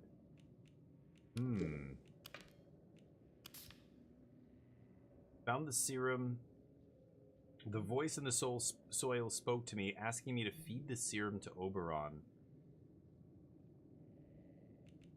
Wow. I don't think that's what I want to do with this, but that is what I came for. Okay. The tunnel's all the way under medical. So now I've got to get past this stupid plant again. Where is it? Around the corner here, right? Here's the stimulant. I guess we're gonna make a nade and throw a grenade at this thing. Let's just make one of these.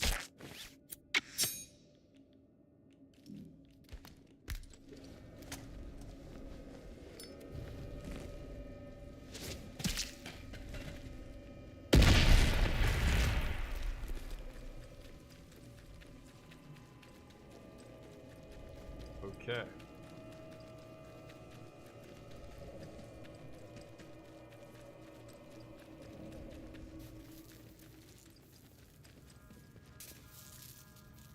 Oh. Came out here. Okay. I guess I could go out that way? Was there a way out here? I think there was, right? No. Okay, never mind. Gotta go back out the way I came, I guess. There was another door. Where was it? It was there. It was through medical, through that way. That is gonna really hurt me. Should I try? I'm gonna try and do it. I can't craft painkillers. Alright, let's just go for it. Oh, I'm not taking damage from the infection. Oh, wow. Yeah, it's not bad. Thank you, though. I appreciate the support. We're doing a 24-hour stream tomorrow, Tommy. We're going to be playing Lorwyn for the first time, so I hope you join us for that. Let's use rifle ammo here to clear this.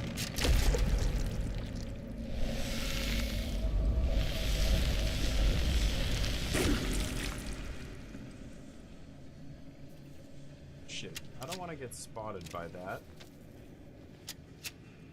Okay, so I'm on the other side here. This is medical. I'm underneath medical now. I can go to A. A is the last one that I have to unlock. I've unlocked B, C, and D. I just have not done A yet.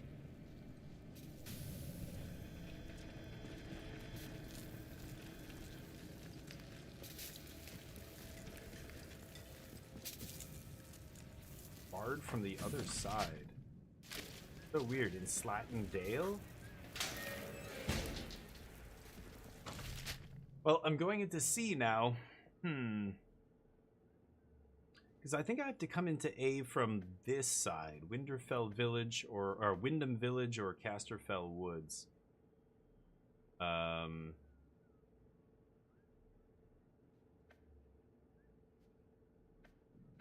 So I could try and get there from here, but I actually think I have to leave this area and try and approach from the other side there. Wyndham Village I should try and get in from. Yeah, there's medical, so I finished all that. Where's A? There's A. Yeah, I can't get in from this side. I have to come in from the other side here. So, let's get out of here. Oh, you. Oh, yeah, I have to talk to you. Brilliant I just work. turned on all the radio towers, All lady. the towers are fully operational again. Thank you. I do hope you didn't have too much trouble with them. Took some effort, but it's done. I picked up a strange signal when I activated it. What was that? You did? Golly. Well, I didn't hear anything. It must have been an old recording. The zone is just riddled with them, so hardly surprising to hear one pipe up as the tubes start warming up again. I think she's a government agent, secret government agent. I'm not sure. It sounded like someone sending a coded message. Her. Oh, I doubt that. Probably just some loading menu message that might have... She shot that meant Russian something guy to as soon as he someone showed up. 5 years ago. Forget about it. We have bigger fish to fry. Sus. Now I think it's past time we put an end to this little holiday of ours, don't you? We need one last thing. Our ticket out of here. What's that? A piece of Oberon itself. Oberon? So you know what it is? I've been doing some digging in the files while you were gone. Lots of the data is locked away, but I managed to get a few fragments of it. Oberon seems to be some sort of object at the heart of the plant. They found it buried near here in the mines, and this whole place was built around it. What the object is, I couldn't tell you. But it does seem it was the source of a material that was at the heart of all the amazing science Bard was doing. My people on the outside can get me out of here, but I'll need a piece of Oberon for them. If you were to help me, I'm sure they'd let you tag along. Shh. I mean, you do want to get out, don't you? Who do you work for? I really can't tell you. It's all rather hush-hush. Yeah. Loose lips and all that.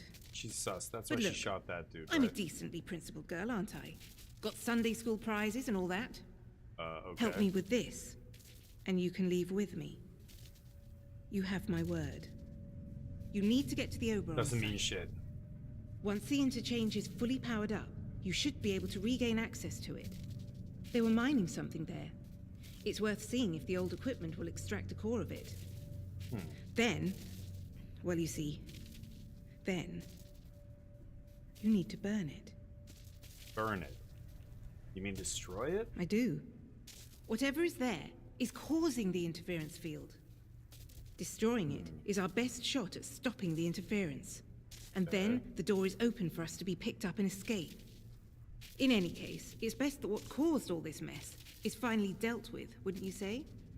Now look, once you get there and destroy the thing, the balloon will properly go up and things are likely to get hot here. So, if you have any loose ends you'd like to tie up, I suggest you attend to those first. Yeah. Did you even get a signal out? Have you heard any news about a rescue? Oh, sorry. Still waiting for a reply, I'm afraid. But if the message made it past the interference, then I'm sure my people will be sorting out something terribly clever for us as we speak. All we can do now is be ready for when they arrive. I don't trust her, man. Okay. She wants a sample of it, and then she wants me to burn it. Extract a sample with the mining equipment. So, Oberon's very unstable. If I intend to tamper with it, it could have huge consequences for the entire quarantine zone. But I need to power up the interchange. So I need to power up the A site. So I need to get out of here. I need to go to Windham. And then go from there into the interchange from there.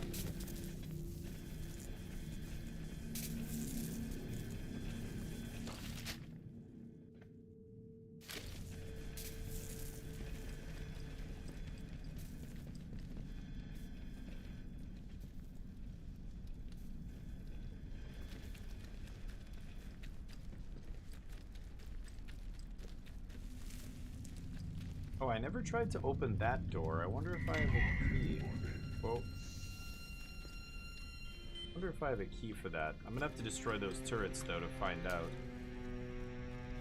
I don't think they can reach me back here, can they? Okay. Here we go. Playing what's more? Yeah, MTG. Oh, at Bloombro, yeah. Yeah, we're going to be doing a 24-hour stream, doing some giveaways and stuff, but it's going to be for the new set, yeah, Lorwyn, which just came out. Or is coming out, I should say. So I need to go to Windham. Windham is right here, so let's just go through the main entrance here. No need to get fancy. And once we're in Windham, we can find the entrance to the interchange there. Don't see any bandits, that's good. Don't feel like fighting a whole horde of bandits here.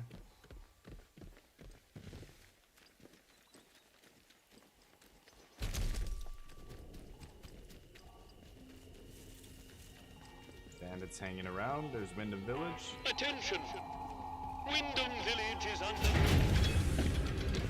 This game is free right now on Xbox Game Pass for PC, that's how I'm playing it. So yeah, if you have Xbox Game Pass for PC, you can check it out for free. Away from any weapons. Recommend it. Defense announcement. The substation is now off limits to all citizens and... Okay. So let's go. There's a couple things I could do here. I could report some people to this guy. Maybe I will. Keep your nose clean.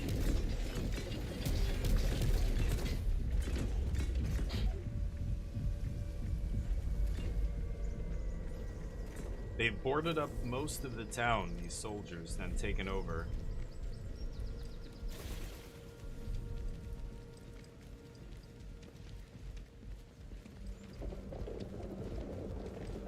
Alright, let's save it.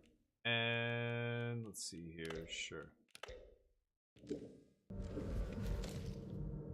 Investigation. So in Slatin Dale. If you encounter anyone who is unfamiliar to you, report their presence as soon as possible. These were the bandits talking. Your vigilance can save lives. Open lead 0? Oh, I thought I could talk to this guy about turning people in.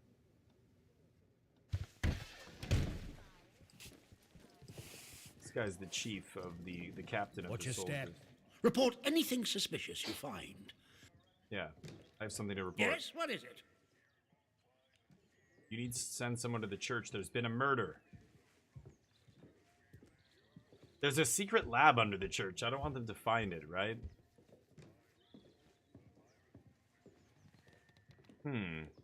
There's been a what? Sergeant, take a squad to the church at once. And the culprit? Surely not the vicar. Okay. He seemed very keen to cover it up. I don't believe the vicar would do such a thing. Yes, I suppose that's true. He's perhaps the only person in this ghastly village whose rectitude is beyond question. Now do you see why this place is under military discipline? Mm-hmm. I fought rebels in the Malayan jungle, and let me tell you, that was positively genteel in comparison to this wretched village. Genteel. I'm a snitch now, hardly yeah. call them English hereabouts anymore. Something in the land here is corrupting them all. Yeah. You've done the right thing coming to me. It's vital this sort of thing's nipped in the bud before it spreads. It felt right. Oh, what can protocol do for me? Straight to the point. Very good. I'm willing to extend the hand of friendship to you, which would include giving you access to our camp at Skethermore. That would be great. With us on the same side, if a chance for leaving this zone comes, I can promise you a good chance of seeing the outside. To be blunt, as a stranger, you're in a perfect position to help me with a delicate matter. Here we go. Perhaps? What do you need me for? We recently arrested a certain Dr. Garrow. Right. One of the That's who I scientists want to talk to. from the research site. She contrived to escape the zone before the walls went up, but rather unexpectedly returned as part of a military convoy. More Yeah, fool she her. escaped. Dr. Garrow is dangerous, very clever, and egotistical enough to believe herself a magnitude cleverer yet. She's refused to tell us anything, and I refuse to stoop to Gestapo methods to force her. But a new face like yours, well, perhaps she'll talk to a stranger. They're who going to give plainly me isn't access to the over person who... protocol. I was going to sneak into their base. Wow. You want me to interrogate her? Ideally not. She's a willful one, our Dr. Garrow, and responds badly to demands. Show some finesse if you can. Be friendly, helpful. Shower her with blandishments. Whatever you need to get her to talk. That's how I met When my Garrow wife. arrived, she demonstrated Showered her ability with to meddle blandishments. with the barred couldn't resist. machinery we've commandeered. Specifically, she disabled our camp's automatic security system and began to poke around where she wasn't welcome. It was an hour before we found her, trying to get access to one of the old barred bunkers. Who knows what damage she might have caused had she found a way inside. She left us no choice but to take her into custody, isolated in solitary confinement, where she can't play her tricks. My men claim she muttered some incantation, and that caused the gun turrets to shut off. Whoa. I don't believe in such nonsense as magic. No, but she's got that But when signal she was redirector. captured, all they found on her was a broken radio. And now I don't know what to think. So you see, I need to know how she did it. What trick she I uses know what he's to talking disable about. our machine. It's what I wanted to get too. I want to get my hands on it. All right, but I can't promise she'll talk to me either. You give me access to your prison? Yes. Though I would advise you against doing anything unsanctioned. Naturally. My men will kill you in an instant if you attempt any silly shenanigans. Okay. Here. More likely I'll destroy This pass will your give you entire free prison passage and throughout kill the everybody Skethermore inside. camp. Ooh. The soldiers on guard will allow you into the prison section, too. All the way to Garrow's cell. Wow. Okay, I thought I was Learn going to what have you to fight can my and way in return there or here. sneak my way in there. Be sure to report to me in person. Yeah, yeah. But be warned. One hint of betrayal, and that pass will not save you. Yeah. I hope I make myself clear.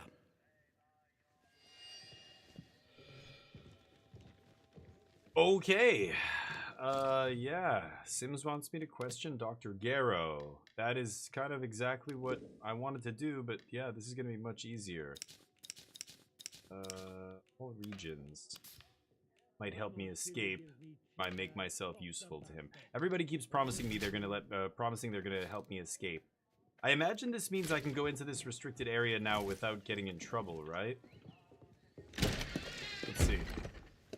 Yeah, that actually worked. Telling him about the priest, we already solved the murder and everything. Actually, let me go check the church. Let's see if the priest says anything different now that I ratted him out. Citizens of Wyndham, remember, strangers may be dangers.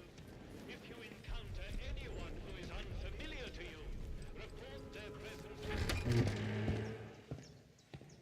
Okay.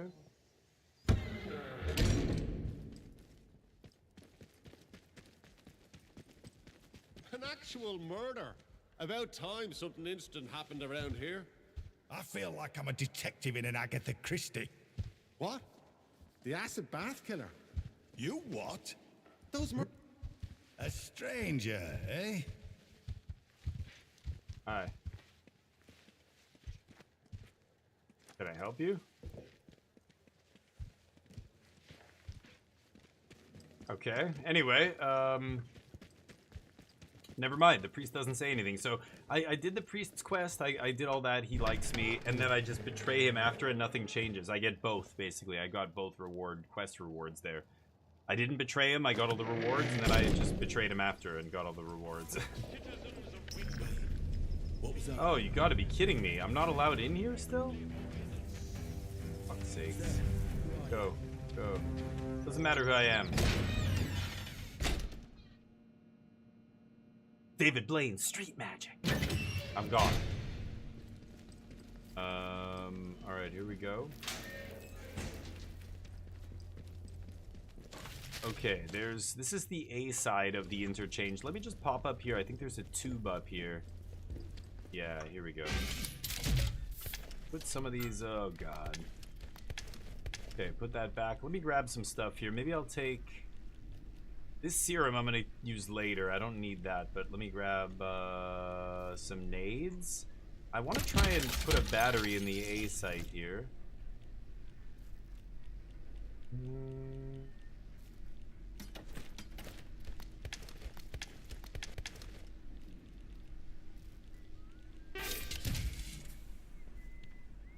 Oh. Bandits? Okay.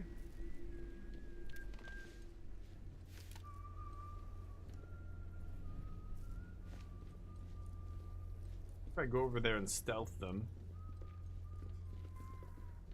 Probably should just kill them from the elevated position up there and kill all of them.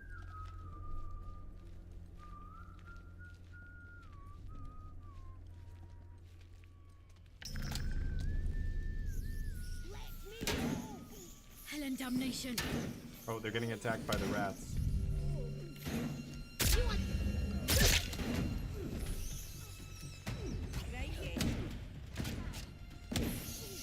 Oh, that's a lot of rats too.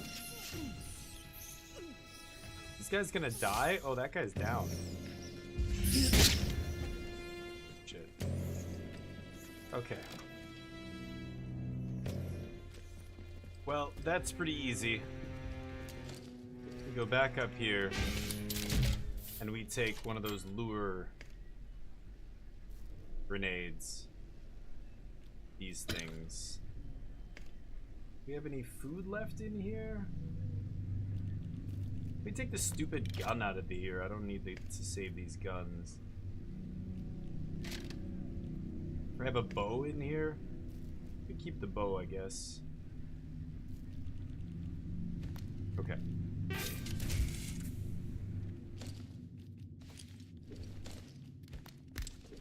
Okay, here we go.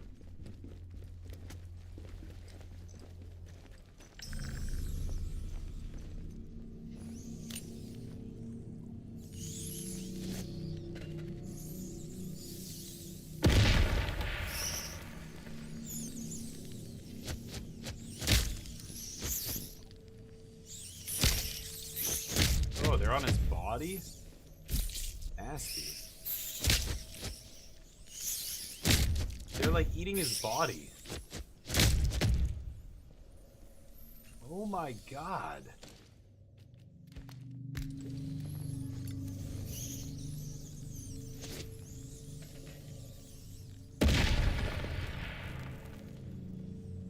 Guys are ridiculous.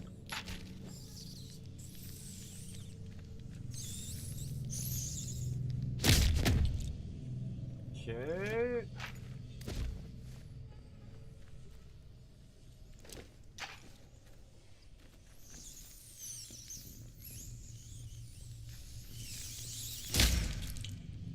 This guy got murdered by the rats.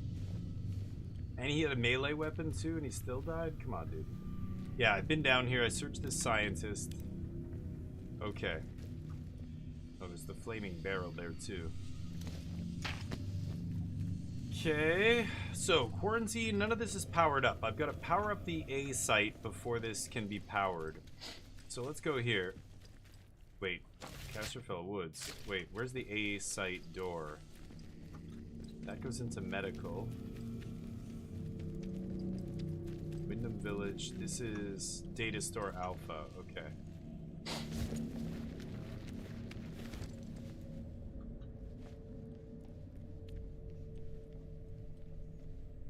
Yeah, I came through here already, so this is all going to be looted. And then this. Oh, that's hurting me. Right. This is why I couldn't do it before. So I need a potion here, I think, to get through A site. I need to find some herbs and make a potion. I think that's the only way to do it here. So there is an exit here to Casterfell Woods. Let's take that. We'll go get some stuff. And actually, it's already 5 o'clock. I was gonna stop early today because I'm going to do a 24-hour stream tomorrow. Here I am, continuing to play this game. Oh, for God's sakes. Bunch of dudes out here, really?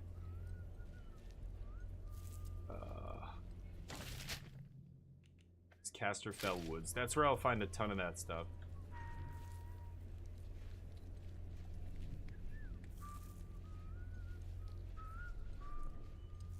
Am I gonna kill these guys? Hey? The answer is yes. You done this? Gonna wish you'd steered clear.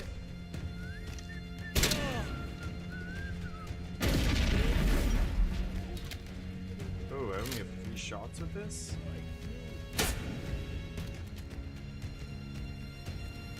I'm coming for you.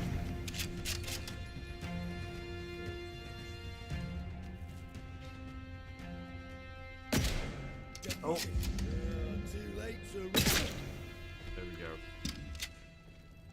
Okay. Guilty outlaws. Oh, there's some shotgun shells. Oh, and a nail bomb. Hold up. Mine. Yeah.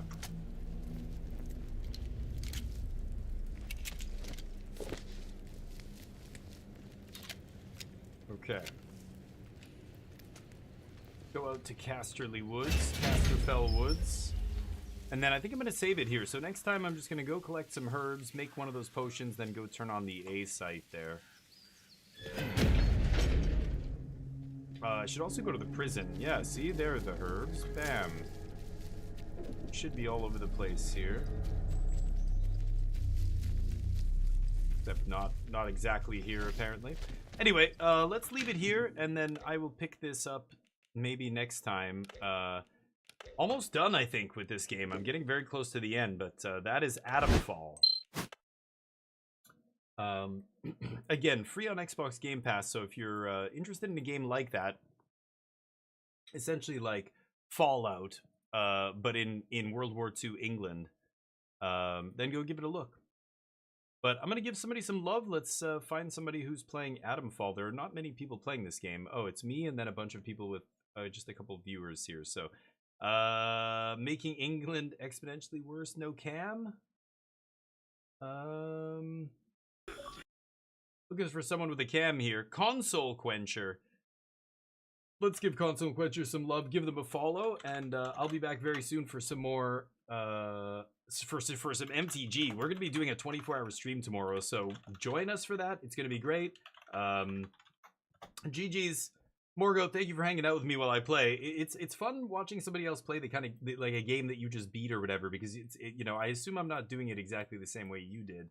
You said you kind of rushed it at the end there, which I like, but I'm trying to take my time. I might go see the prisoner first before I get that last energy battery or whatever, but let's give this person some love. Console Quencher, give them a follow, and join me tomorrow for the 24-hour stream, bunch of giveaways. Yeah. Other than that, have a great evening, and I hope see you at some point in the next 24 hours. Peace.